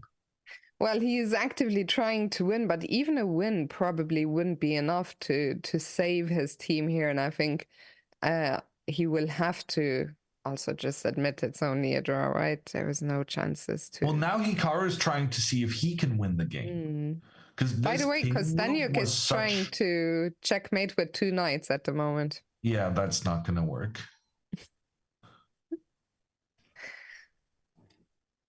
But here, do you expect any more? No. No. I'm expecting a handshake. So, yeah, Kostenjuk... The team is safe. The team is safe. I mean, Alireza is about to win his game, which should put an end to the team's fears in this match, which were very, very real. Hikaru was in trouble. He saves the day. Wesley was in trouble. He saves the day as well. Alireza was, well, he was always a little bit better, but he gets the win there, which is huge.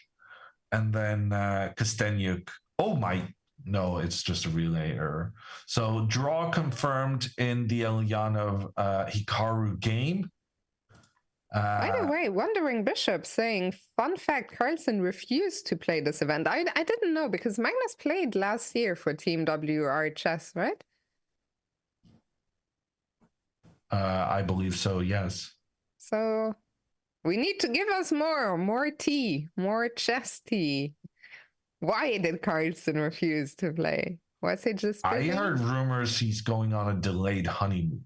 But oh, he's on a honeymoon. that's all the tea I have.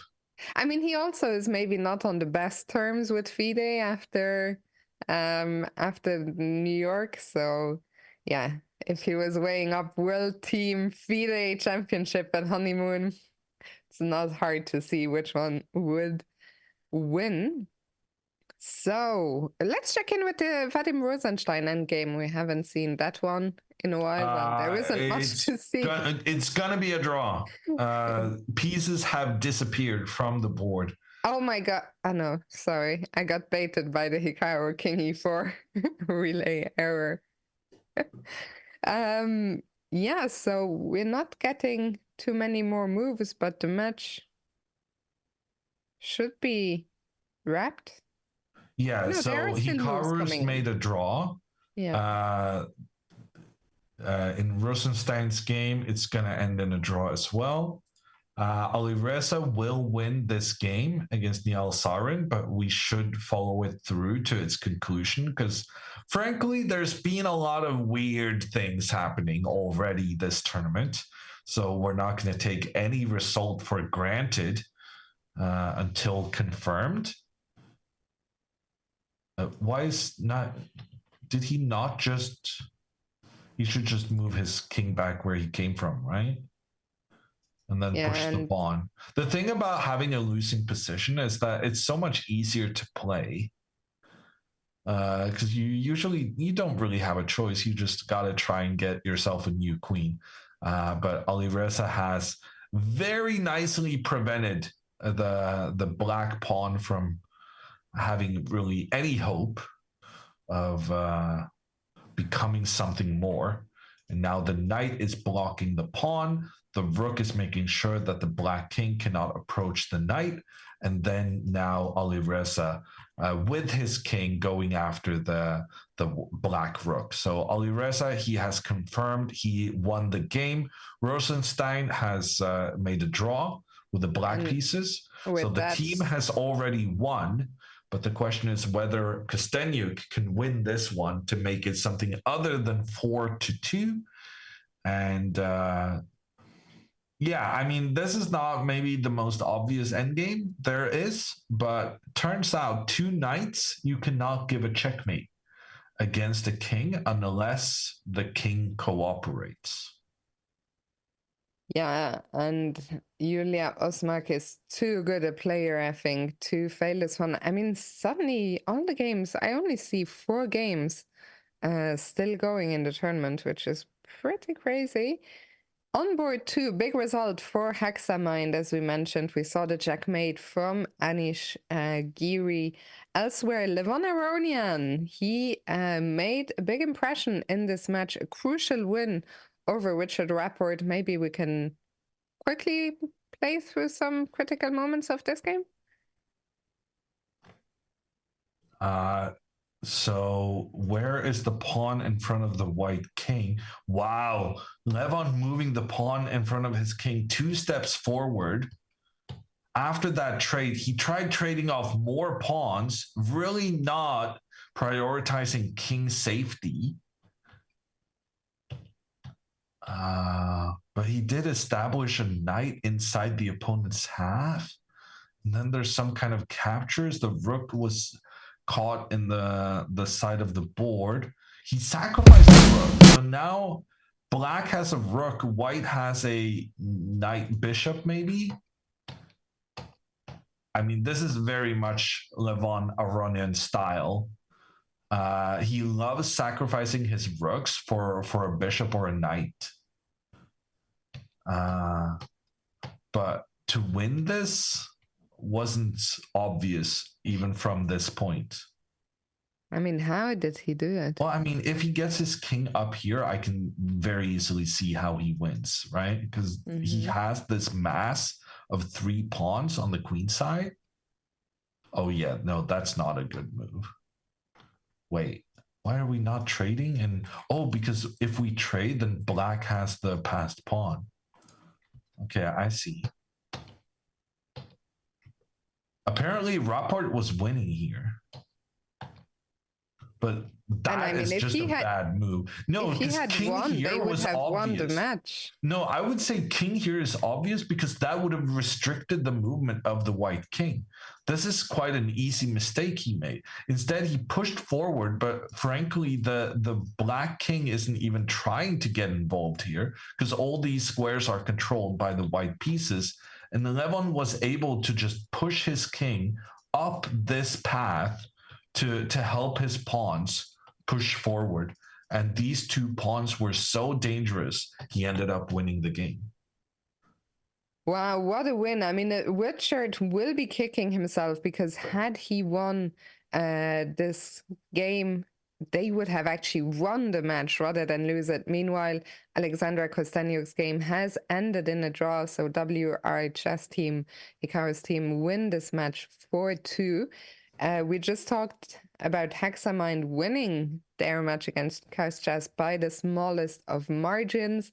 Team Uzbekistan beat Night Dance with Jordan Van Vries, Musar Darda, the young team, convincingly 4.5. Elsewhere, Vishy Anand won his game against Adam Kozak, helping his team Freedom to a 4-2 win against Team Hungary. Malcolm's mates won their game, but wait, not without... I have Team Hungary tying Freedom. I have 4-2, so... That's not what chess.com says. Chess results says chess.com says Cantor won when his opponent was about to get a new queen. So yeah, I have identified the culprit that confused me. I was just going to talk about Malcolm's mates. They won very narrowly, 3.5, 2.5, with Luke McShane falling to another defeat to Jose Martinez. And Gawain also losing a 3rd consecutive game. Nightmare start for the 2 English stars on the top 2 boards. They were saved by wins from Vityugov Bulmaga and the amateur player Alfred Soulier. And I think that is it for the top teams. Mongolia scoring an upset against the Global Ramblers. And Germany and France are back as well with a win over Youth KG. So those are the most important results. We are now 3 games into this rapid event. Do you think we get the 2 top teams against one another in the next round? And by the second team, you mean Hexamind, the 9. Well, that's the team Hikaru said.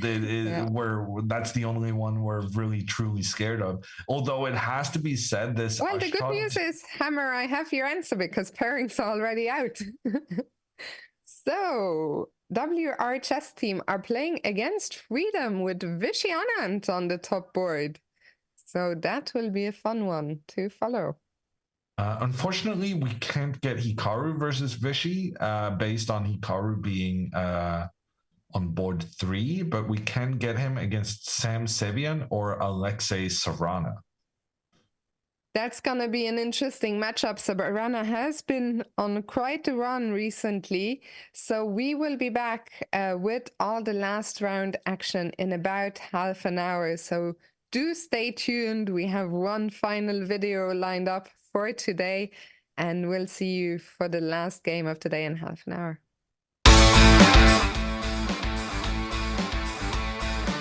All right, we're gonna go in alphabetical order. Yeah, I think we just take it from the top, right? So we'll start with Akiba. Yes. By the way, you should lead these discussions because normally you're like, what do you think? And for a lot of these, I'm going to defer to the professional here.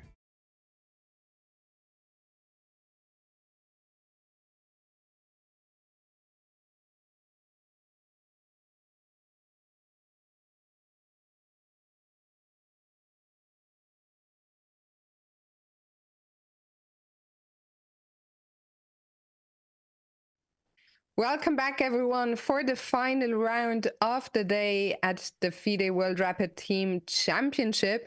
And we have disappointing news for you guys. Hikaru is not playing the final game of the day, but Hammer, considering the colors, it kind of makes sense.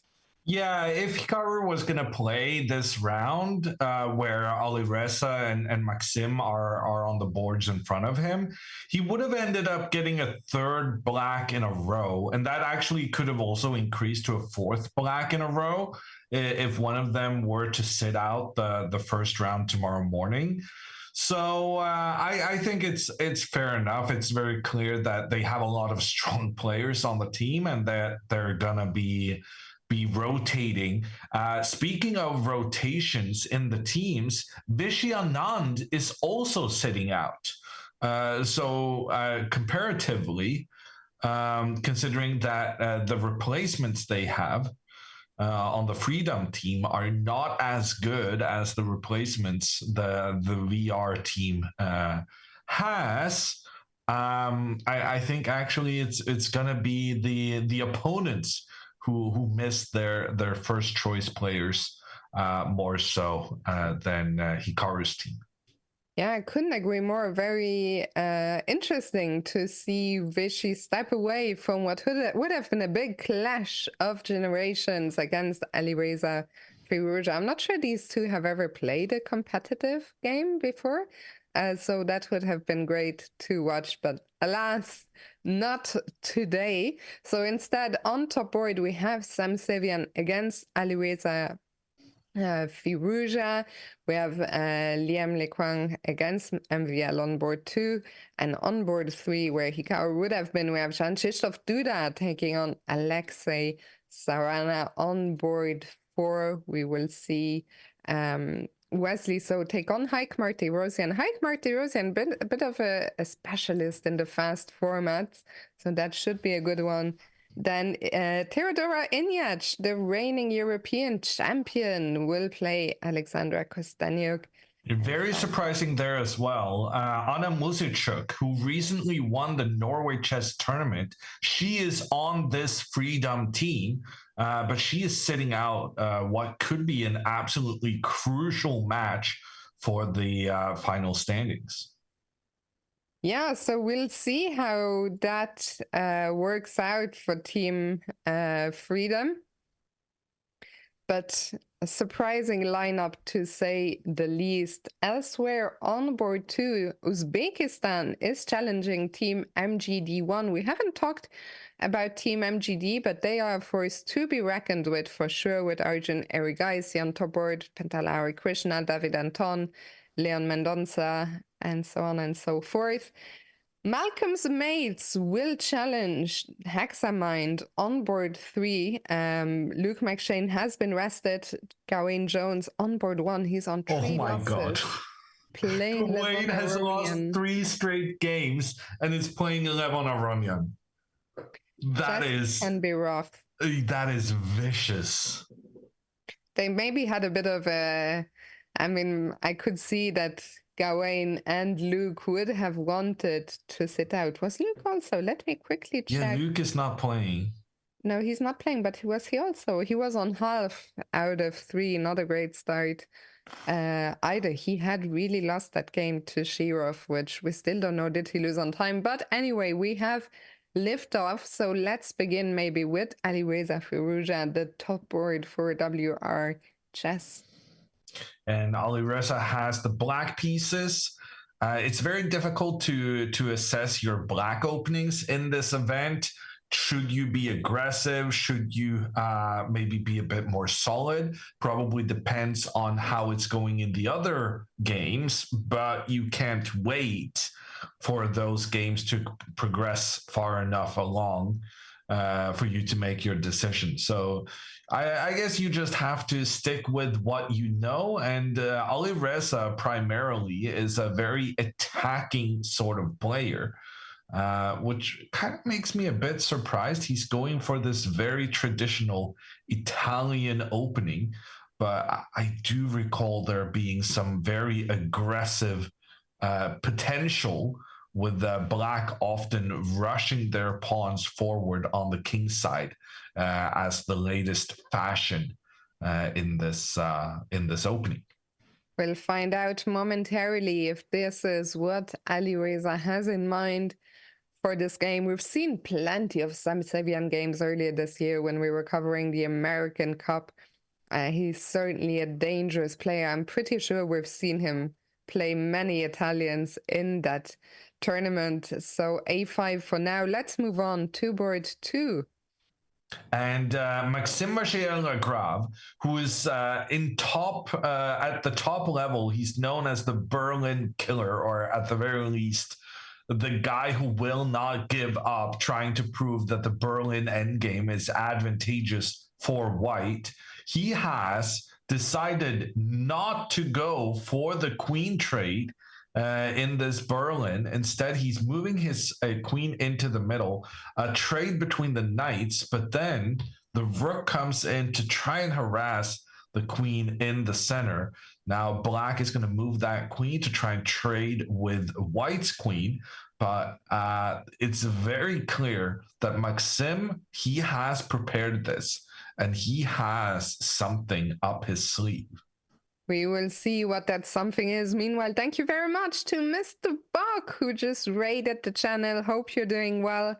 I saw you had a good result in Limburg, so congrats, Buck, and thanks for the raid. Meanwhile, on board 3. No, actually, I want to see what Maxime has in mind. If Maxime can figure out a way to test the Berlin opening, which is like considered the most solid thing that white can do, I want to know. I want to be in the loop. So we see here Maxime once again working very hard to avoid the trade between the queens. It wasn't so easy though. He has to move his rook up to make sure that doesn't happen. And now with Black just simply developing these bishops, the eval bar is very slightly over in white's favor, and it keeps suggesting this move rook to f3, which makes absolutely no sense to me. I mean, first you have to go here and then go rook to f3 at some point. But I don't understand why rook to f3 is such a brilliant idea. Are you threatening rook f4? Maybe you are, but I mean, even if I just move a pawn on the side of the board, I can just move my queen back, right? Rook f7? Okay, yeah, well, then you won a pawn. Fair enough. Pawns. Yeah, no, me too. Okay, so at least we understand the idea. There's something about the Black queen not really finding its home. So we've understood Maxime's idea, and we are going to move on to Duda, who for some reason is thinking in what is a very well-known position. Mm-hmm. I'm quite confused. This is an early queen trade, queen's gambit accepted. Sensible play, rook into the middle, can't really fault that. I don't see why such a well-prepared player as Duda would need to think in this moment. But let's move on then to Wesley. Wesley with the white pieces, he's playing a very theoretical variation within the Italian opening. This was super popular like 3 years ago. I remember studying it quite a bit. I kind of liked it for white, and Wesley is white. Oh, that's all good. Yeah. So on the Kosteniuk. women's clash. Well, when Kosteniuk is playing, you know it's going to be action. And she's already sacrificed a pawn, and she's already brought her queen out, pointing at the opponent's king. But should we be nervous that the opponent has developed quite a few pieces already? I don't know. Should we? Maybe. Both players spending quite a bit of time here in the beginning of the opening. Difficult position to assess. We need more information. We need to know if Black is able to get their pieces out, or whether this early inclusion of the queen ends up in the queen moving around all over the place for a long time. And finally, the sixth board is Hulsenstein. He has made 2 draws so far, which is solid. But can we get the win? Early days here as well. Who would you rather play here in this position? I guess I would rather be Black. I think this knight can be reinforced in a very good way, and is rather annoying for White to deal with. In addition, Black has the potential to kind of try and put pressure in towards the white pawns. It's not a given that it's a good thing always to push your pawns into your opponent's half. Because imagine your opponent challenges your far advanced pawn and there's a trade. Then you've spent all this time moving your pawn up the board only for it to get traded off and open up for the opponent's rook along the edge of the board. So I'm not entirely sure that pawn push is going to pay off in White's favor. Okay, so for now, difficult to make any verdict of what's happening in this match. Still too early to tell. Nothing dramatic happening anywhere. Or I want to go back to Maxim. Because Maxim is trying to take down the Berlin. It's my opening, the Berlin. I respect his attempts, never giving up, trying to prove that White should have an edge in this endgame, despite Black's 2 bishops looking so nice next to one another. And I guess Limles, he's going to castle. That makes sense. And then it's a very different flavor of the Berlin with the queens still on the board, and I cannot help but feel that Maxim has accomplished something by forcing the Black queen back on the queen side of the board, leaving White some potential to, attack on the opposite flank. Yeah, I mean, the Black King is gonna struggle finding a safe haven in this game, and I can see why Liamle is spending so much time here. And not a fun position, especially when Maxime has more or less blitzed out the whole game. You know that this is some home-cooked prep by the Berlin chef himself, MVL. King F8. Oh, yeah, I was thinking that has to be a relay error. So he does castle, and well, the computer says Queen H5 immediately, and I think it's a very human and natural move you want to play anyway. Okay, yeah, well, you definitely want to move the queen because you don't want to be in this diagonal anymore, so that you can move your rook over and point the rook at the Black king. Maxim, queen forward in the middle. I think here queen H5. I like the computer suggestion of pawn to F5. I'm very surprised that the computer thinks this is much better for White. It seems to me like Black has kind of sorted out the position fairly nicely, and with this F5 move also gets some influence in on White's half of the board. The benefit of this queen to e4 move is that now pawn to f5 is no longer a good move, as the en passant also opens up for the queen to attack through the center. So I think that's why he chose the center for the queen instead of moving up on the side. And he still gets to point his rook at the black king. Yeah, the fact that queen e4 was played so quickly makes me think it might still be preparation by... No? No chance. No chance? Okay, well, you know these positions better than I do, so I'm not going to disagree. The computer not a fan of the last couple of moves by Liam Lee, saying that Maxime can now get quite a sizable advantage after bishop h6. Yeah, I like this move. The bishop working together with the rook, trying to cause some problems in front of the black king. The pawn can move forward, which it would then be very well defended, even with the rook pointing in at it. But then look at this move, queen to e3, and then you can go for the trade between the dark squared bishops. There's lots of squares here inside black's camp, dark squares in particular, that are not very well protected. So I feel like Maxim has done a great job. I don't understand why he could have gone here afterwards. He could have gone with the bishop, made this threat, and then gone with his bishop back. If he thought this bishop placement was good, I feel like he still should have provoked the weakening of the dark squares close to the black king.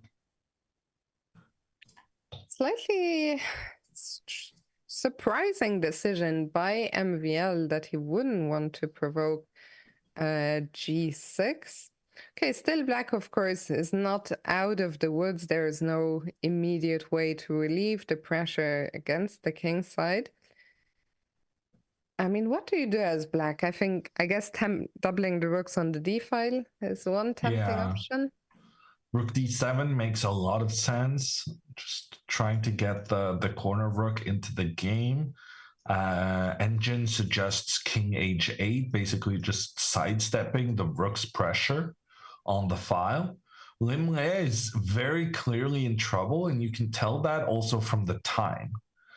Maxim is feeling confident. He's happy about how his opening surprise worked out, and he's putting a lot of pressure both on the board and on the clock. Let's go back to the top board. Sam Sivian against Alireza Firouzja. We got those g5 positions, and we have opposite sides castling on the board. Mostly makes for exciting games, so let's check this one out. Yeah, amazing position so far. So difficult to assess. Black can capture a pawn, but frankly, losing that pawn would probably help white, trying to create some counter pressure down towards the black king. I'm also thinking about moves like pawn to c6, because there are definitely quite a few ideas here where you can push the pawn up, sacrifice it, try and lure the queen out on the edge. I don't know, maybe take that and then push forward in the center. Okay, I'm giving away too many of pawns that are not mine to give. But there's some really exciting potential here in black's position. Of course, black also somewhat concerned about the fact that you push the pawn forward in front of your own king.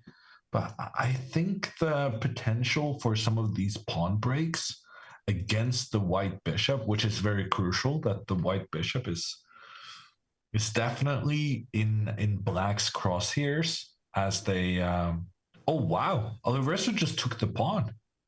I didn't even see there was a pawn hanging there. I genuinely pointed it out. I just Sorry, Hammer. That was like the first thing I said.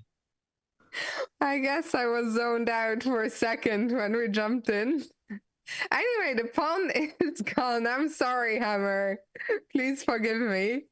I'm not sure that's a pawn I would have wanted to take. I mean, opening up that f file, I know I said a second ago I liked I like pawns. I still like pawns, but I mean, that looks like a very risky pawn grab to me. It's definitely a controversial move, but if you didn't see anything better, one of the benefits of taking this pawn is that you now prevent any sort of white rook from pointing down at black's king, which could be useful in the future. Also, it's difficult to see this white bishop getting into the game without maybe trading itself off with the black bishop. I mean, a very risky move. I definitely agree, but viable, very viable from Alireza.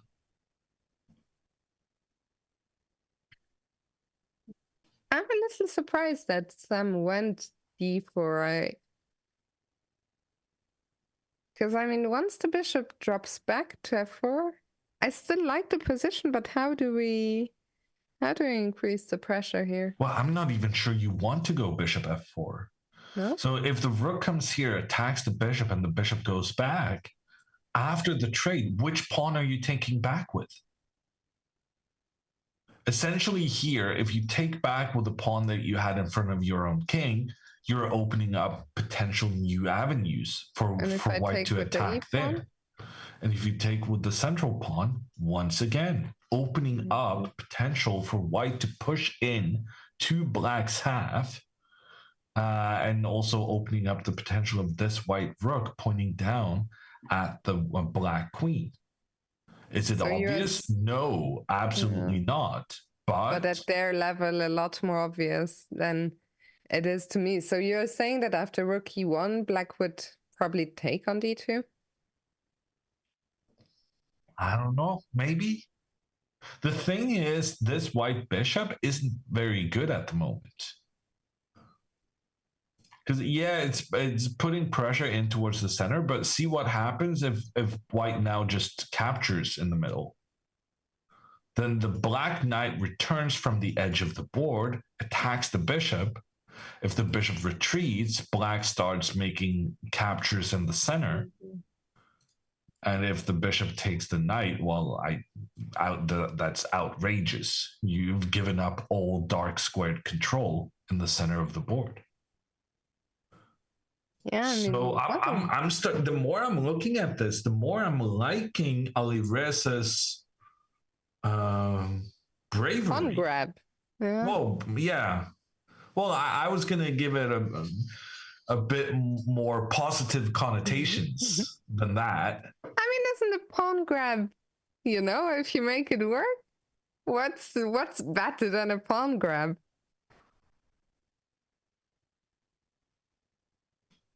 Yeah.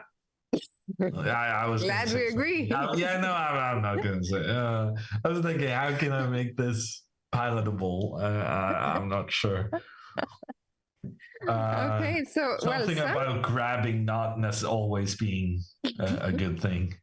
You timed out, so I win this round.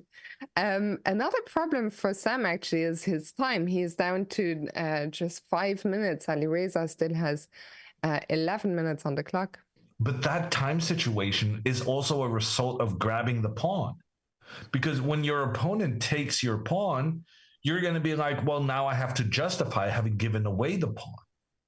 So I think strategically, I don't know, because the position is a mess, but like from a psychological point of view, very interesting from Alireza grabbing that pawn and saying, okay, now I have an extra pawn. You have to justify why you have given me the pawn. Oh my goodness, Hammer! I just understood a comment in the chat from Wandering Bishop. Did someone advise Alireza to keep watch for the head of his king? And it took me so long to realize what it was a reference to, and then it all came back to me. You understood? I mean, I know the story. There's the video. I've seen the video. Yeah. It was against Hans, yeah? Was it? Yeah, I guess it was. I think so. Should we now explain to the people what we're talking about, or should we? They should just Google the video. I mean, it's so hard to even explain. I've watched the video 100 times and I'm still not completely sure what was going on. So in the meantime, Sam Sevian has chosen to take back the pawn in the center. But in my opinion, this is very, very good for Alireza, who now brings his pieces into the game in a very good way. And the computer is saying that the best move for white is to capture the black knight. And I find that offensive. I think it's outrageous that white is supposed to give up their dark squared bishop and get into this situation where black just has this tremendous dark squared control. Just for anyone asking what to Google, I quickly went to YouTube and searched. As soon as I typed Sevian Niemann, the suggestion was immediately Sevian Niemann king. So you guys, I'm sure if you type Sevian Niemann, you will find it. Yeah, Sam made the outrageous but correct decision to take on f6. I guess he's trying to say that the pressure he can launch down towards the black queen and the pawn behind the queen is worth the investment. And I was going to say, let's move on from this game because I think Alireza needs some time to figure out how to deal with the threats. But Alireza is on a roll right now. He has a 7-minute lead on the clock. He doesn't feel like he needs more time to deal with this potential scariness coming in down the F file. It's a tricky match for WR because they are currently on the big pressure on the bottom two boards. Let's quickly check in there. Starting with board 6, Rosenstein against Mani. Where black... It's not an extra It doesn't pawn. seem that bad to me. No. I mean, it's the king. I guess pawn takes here, and then the knight has to move to protect in the center. Pawn takes, opens up the attack from the queen. The knight is going to have to protect. If the white rook was not here, it would be a disaster with the black pawn pushing forward. So if the rook ever moves, the pawn can give a check on the king while the bishop opens up against the white queen. But that's why we have the rook here, to make sure that doesn't happen. So doesn't seem that bad to me. Let's check in with Kosteniuk. Kosteniuk moved her queen a lot in the opening. But also this doesn't seem that bad to me. Is black ready to castle? Well, no. But at the same time, what is white gonna do to punish it? I don't feel like that's obvious. Especially with the time situation, Kosteniuk up 4 minutes on the clock is a big time advantage. As we see, she keeps playing quickly, bishop e6. So yeah, both positions, I mean, the computer like the opponent's positions, but nothing dramatic. So where do you want to go to next? Let's just, we did board 6, board 5. Let's do board 4. I'm a simple man. And here is Wesley So, this bishop pointing in against the black king. I think Wesley is about to play a masterpiece. I think he's doing really, really well here. There's a white pawn that's under attack from 2 black knights. But if the pawn is captured, Wesley will get back with interest as his bishop comes into the center of the board and gets the pawn back, but then also got rid of his doubled pawns. So I'm liking this for Wesley. Let's move on to Duda. Okay, so Duda is not going to win, but he might also save the draw. There's a possibility here of an instant draw if they just want to go back and forth. I don't suspect that's going to happen, though, because I assume Serrano is going to try and go for the win, since he does have the slight edge. The 2 bishops on a fairly open board, not too many pawns blocking the bishop's path. But Duda should be able to make a draw here, right? I think so. Those players still have a lot of time on the clock. They are already far into the game. So let's go back to the Berlin Slayer, MVL. How is he getting on against Liam Lee? So there's been some pawn trades, some other trades, but what's constant is this white rook pointing down at the black king. The black king now only has 2 pawns defending it, while white has 3 on that side of the board. There is a white pawn on the left side that's unprotected right now, but I feel like if you capture that pawn, I want to do something like queen up, because then you're setting up the bishop on the next move, and that would be absolutely devastating. If you could get that bishop pointed at the queen has to move, but then the rook comes in with the protection of the bishop, and the black king just is getting completely crushed here.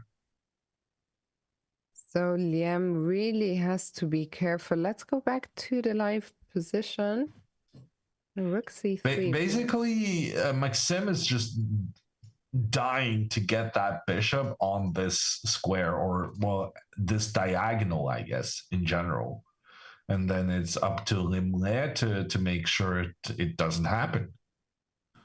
Yeah, we'll see if he succeeds in doing so. Let's go back now to the top board. This very tough fight between Sevian and Firouzja. Firouzja did manage to get his rook in from the corner. Notice how he did that. He moved the bishop out, wanted to swap bishops on his terms, and then Sevian says, no, but I'll trade bishops in a way where I get my pawn pushed further forward. And Firouzja says, no, but I'm going to activate my rook. And then he just went back with the bishop.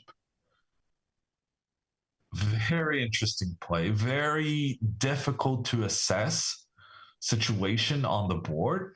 I genuinely think Alireza is playing pawn to h5 next. And it has to do with all of black's pieces are optimally placed. So you need to find a new area to attack. Is the most obvious thing to then start the new attacking area in front of your own king? Probably not. But if that's all the position has to offer, I think you got to go for it. Because how do you, as white, deal with this pressure? If the pawn captures, the bishop comes in and dislodges the white rook. I don't know. It seems interesting to me. Let's see. Alireza is thinking. We saw the computer did not improve of the h5 push. We're not completely sure why yet. But I agree with you. Very hard to find a move. I mean, Sam is kind of dominating the center for now, and Alireza has no more central pawns, no E or D pawns, so there is no breaks there. It's very hard to do something on the queen side, so I see where you're coming from. I was very happy getting to have this dark squared bishop for Alireza, but the fact of the matter is this bishop is pointing into a lot of nothingness. So even though the dark squared control in itself is good, the bishop isn't a great contributor in putting pressure on white's position. Sorry, Hammer, I got sidetracked by the chat. Yes, for some reason, the chat has turned to discussing random people's ages, and White Tees was just saying he's in his 30s, and XJ answered with, nice, man. Hammer, it's nice being in our 30s. I hope that also counts for us. We are making... Would you say you're making the most of your 30s? No. But at least I'm not dead. I had another birthday last week. I felt bad. The next day I realized I didn't message you.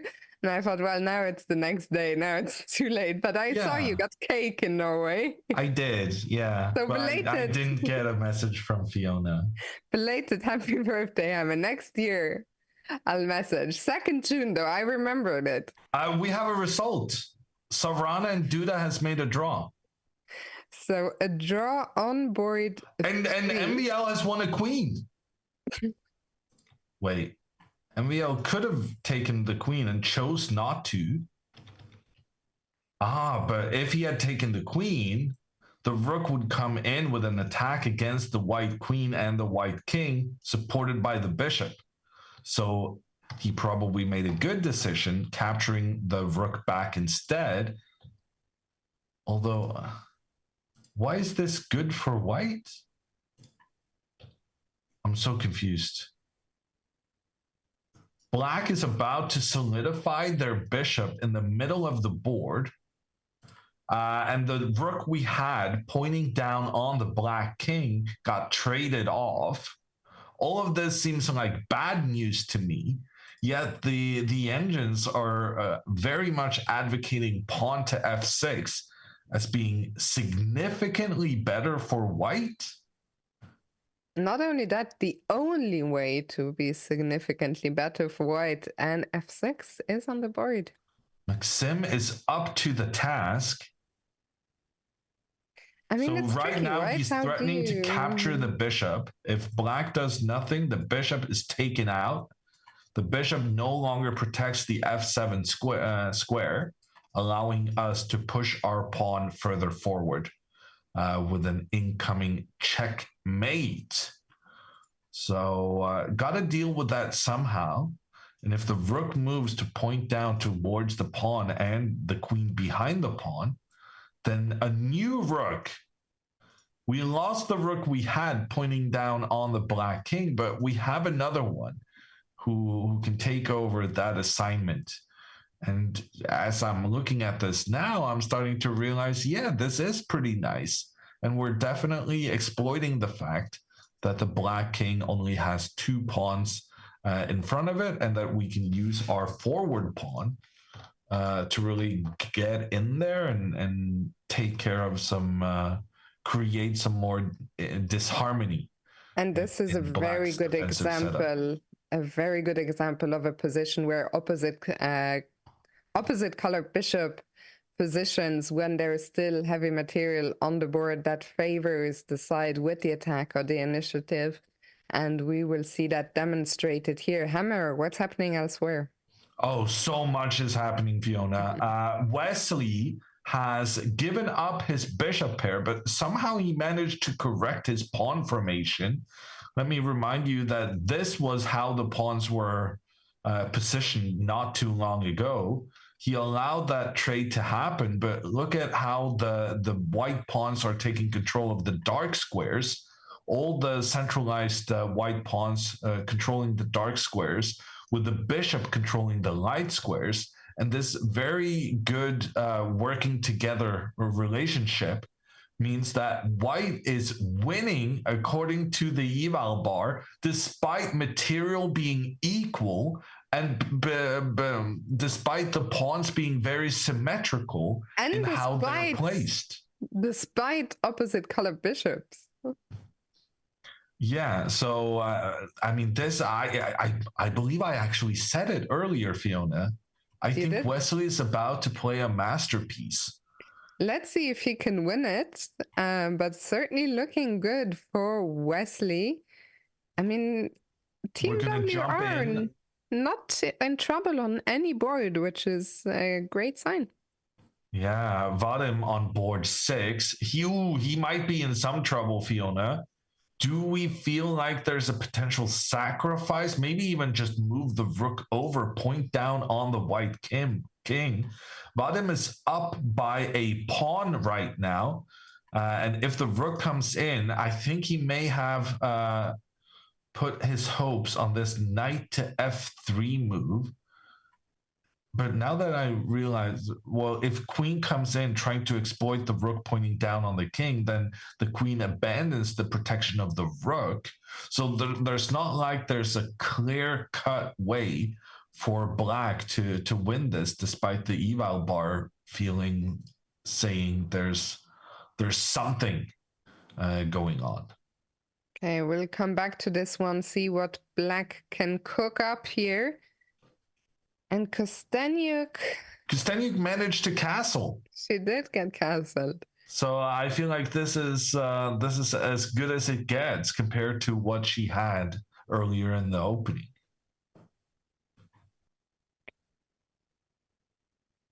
So and Maxim still has his attack going on. What about Alireza? Double question mark on the board.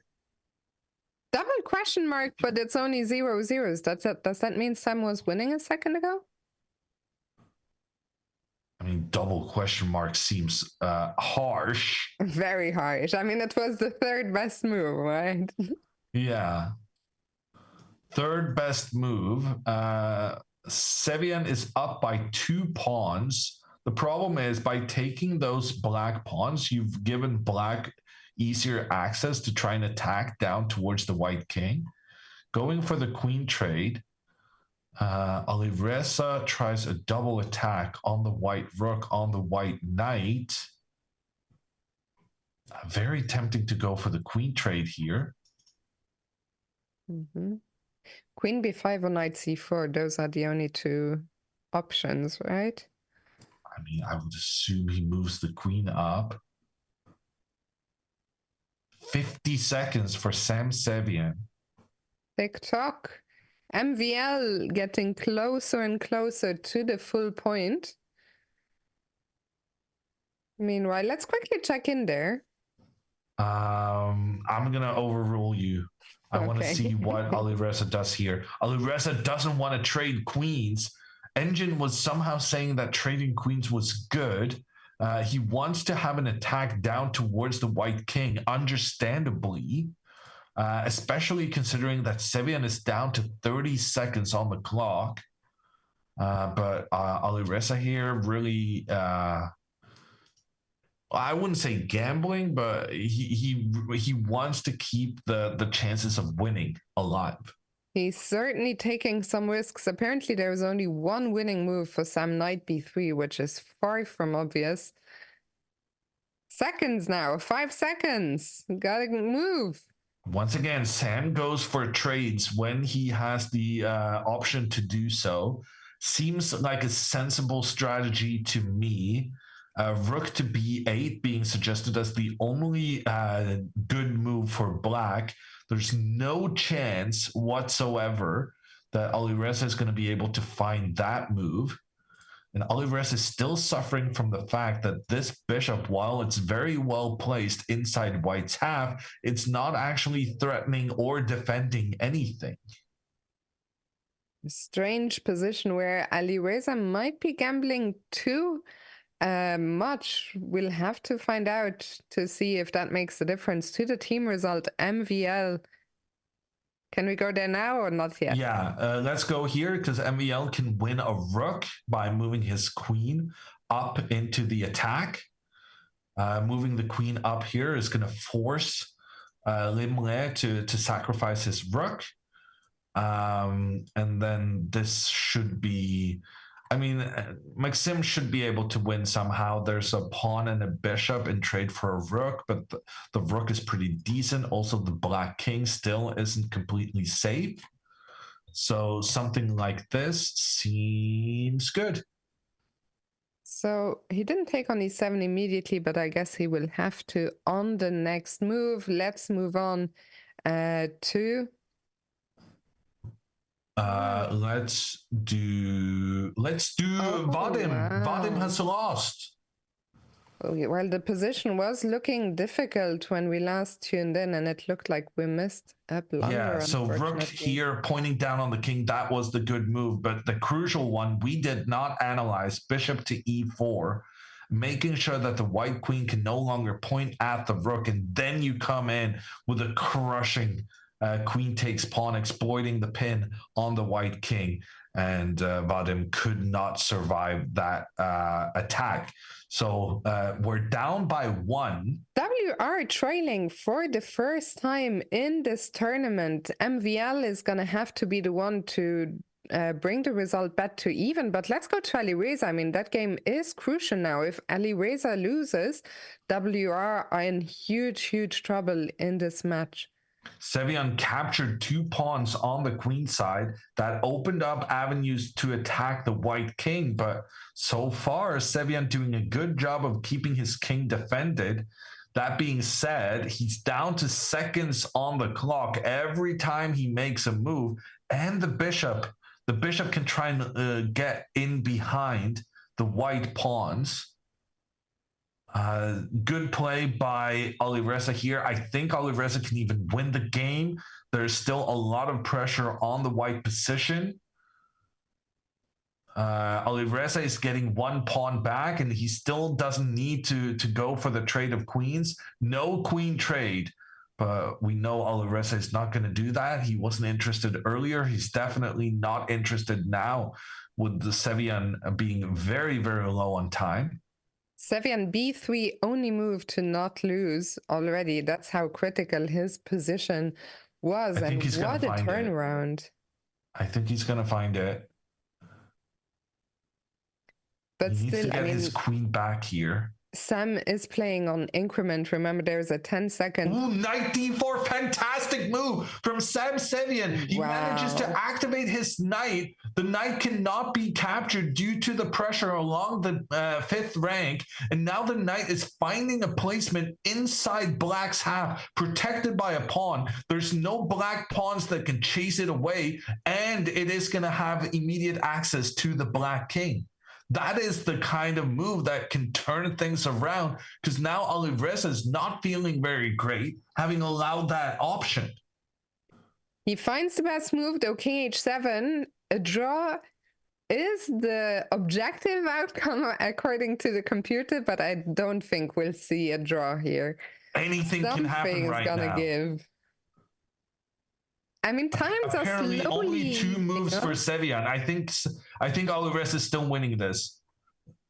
Move something to e2 are the only good moves. I think that's very difficult to figure out. Oh, he found it. Wow. Well, the knight was under attack. Yeah, but it's more natural to move it forward, no? Yeah, what was the problem? And also, rook here, I mean, this one is under attack. Oh my gosh. Oh, chess engines are just so sick. And then you get the double attack on the king and the bishop in the end. That is the craziest thing I've seen. But what happened, sorry, in that line, if the black bishop was just going to stop the a-pawn? It couldn't. No, it could. No. Oh, it could. Bishop. Oh my gosh.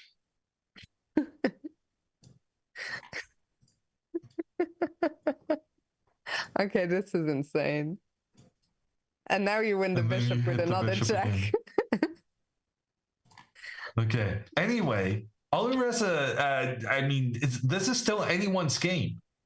Alireza is down a pawn, but no, actually, Alireza is down a pawn. Alireza is in big trouble.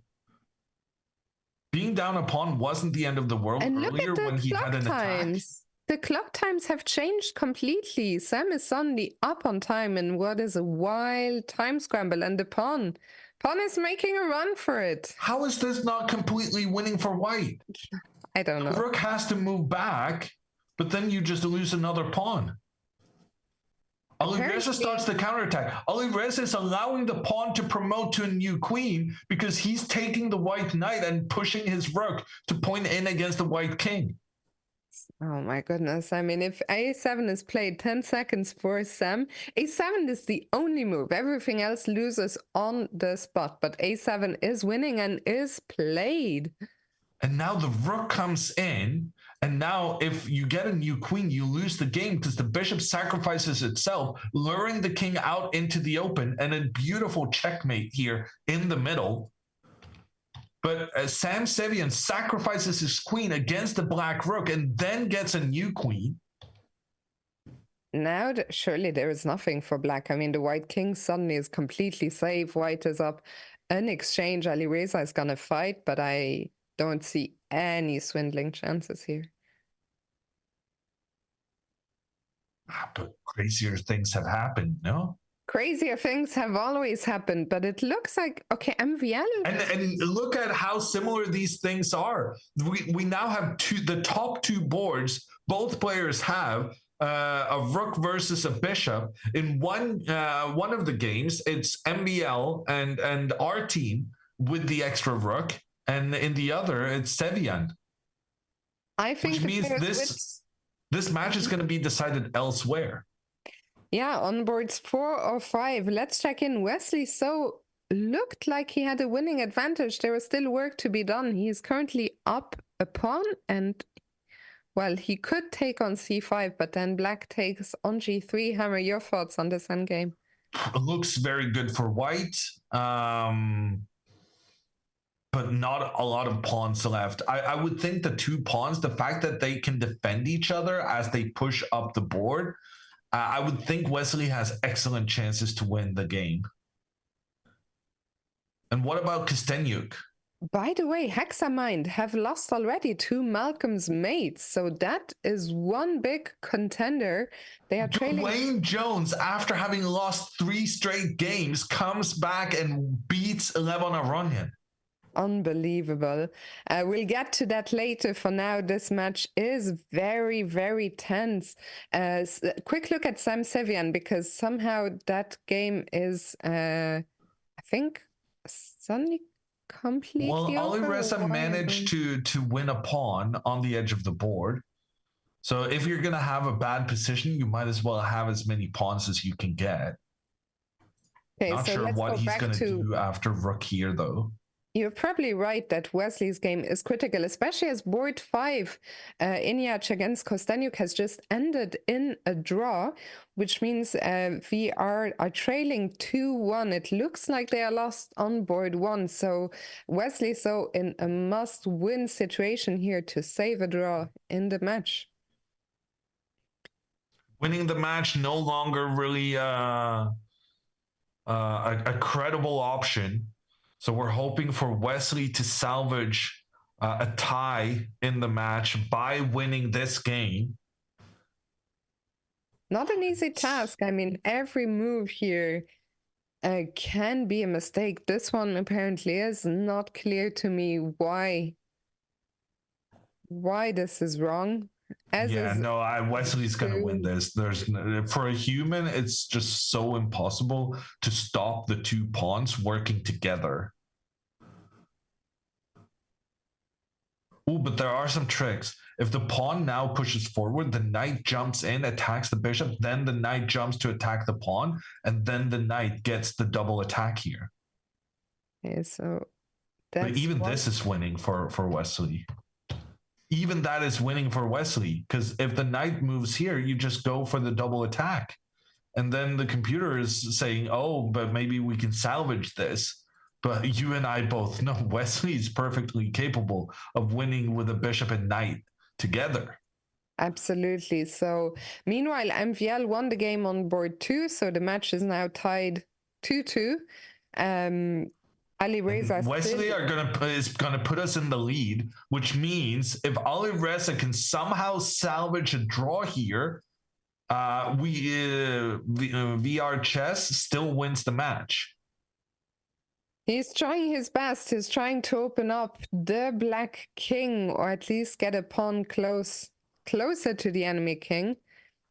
I guess he will try queen b8 and try to infiltrate along the a file. Yeah, but you can also take this pawn and then start checking like crazy. Check, check, check, check. Yeah, and it's very difficult calculating all of those checks when you're low on time. And now Sam Sevian can trade queens. Sam Sevian can trade queens. That's going to be the end of it. Trading queens, that means the white king no longer has to be concerned about its own safety. And the white king can just... C4 is just going to fall rook c8 on the next move. So I expect a resignation here after rook c8. Well, not just yet, but It's a good attempt from Alireza. Because if you take this, the king moves up. So you want to take here with the rook. I think that was a good decision by Sevian. Just now the black make sure that you try and hold back this black pawn.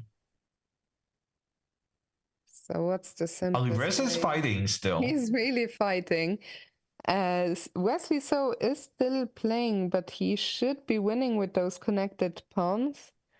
It looks like this match is gonna end in a 3-3 tie. And what a match it was. It's not over yet. Who is gonna mess up? Can anyone mess this up? I don't think so. I think both Sam Sevian and Wesley So are going to win to keep the score tied as it is right now. One more win for each team.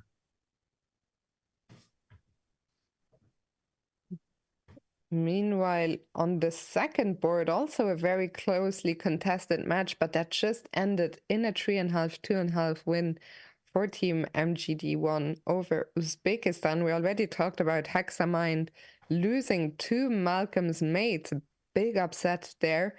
And yeah, well, the rest of the result I'll get to when this match is over.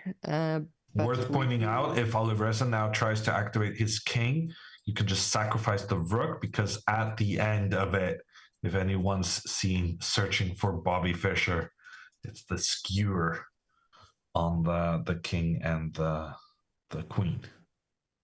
Yeah, Alireza sees this, so he's not gonna play king f4. The problem is it's very hard to find another move that makes much sense in this position. Sam will convert this. Meanwhile, Wesley So has won his game against Hike Martirosyan. Makes sense that Alireza keeps fighting, but very soon it will be the end of the fight here. A c5 will block out the black bishop and white's pawns. The bishop manages to get kind of on the right side of the pawns, but I do think at this point you can even sacrifice the rook at the bishop, rook on the pawn at the right moment. Although no, Alireza is doing his best of keeping things a bit tense. That's a weird move, but he's still that's a smart move. He's still okay, so I guess you push. So there's still this thing that every time you attack the rook, you just sacrifice, and then you go for this situation where both players get a new queen, but the black queen is captured immediately after. Mm-hmm.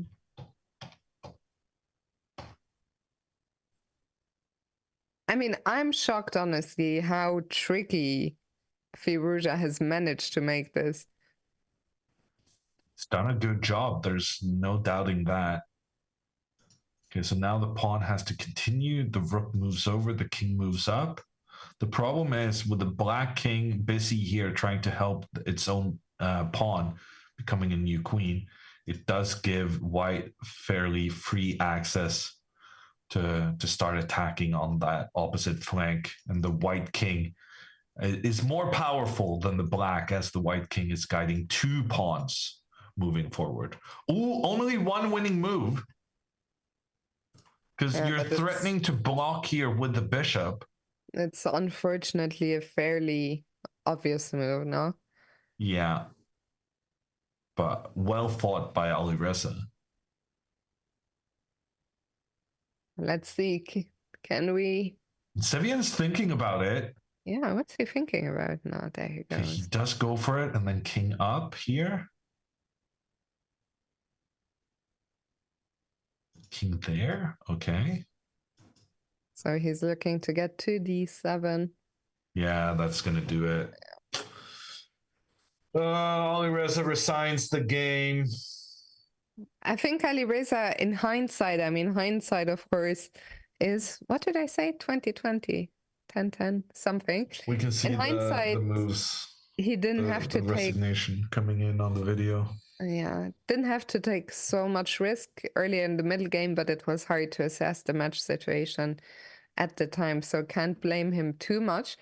Hammer, after 4 rounds, only one team remains on a perfect score, and that is Team MGD1 with Eric Icy, Hari Krishna, David Anton, Luke Mendonça, Savrula Tsolakidu, and Atariva. So Only 4 rounds today, asks True Mumu, but we have been here for 6 hours. That's true. That is true. So 4 rounds of, I mean, if you were a player playing those rapid games, it's pretty tough. So I think there have been events with 5 rounds a day, but 5 rounds is really very, very intense. So today, tomorrow, and the day after tomorrow, we'll have the same program, 4 games of rapid each day. This is a 12-round Swiss. In terms of the results of round 4, I already mentioned Team MGD beating Uzbekistan. Malcolm's mates creating a big upset. Well, not a big upset maybe on paper. Malcolm's mates were the 3rd seed after all, but Hikaru had singled out Hexamind as the main rivals for the title. So big shout out to Gawain, who stopped the bleeding in most impressive fashion, beating Levon Aronian.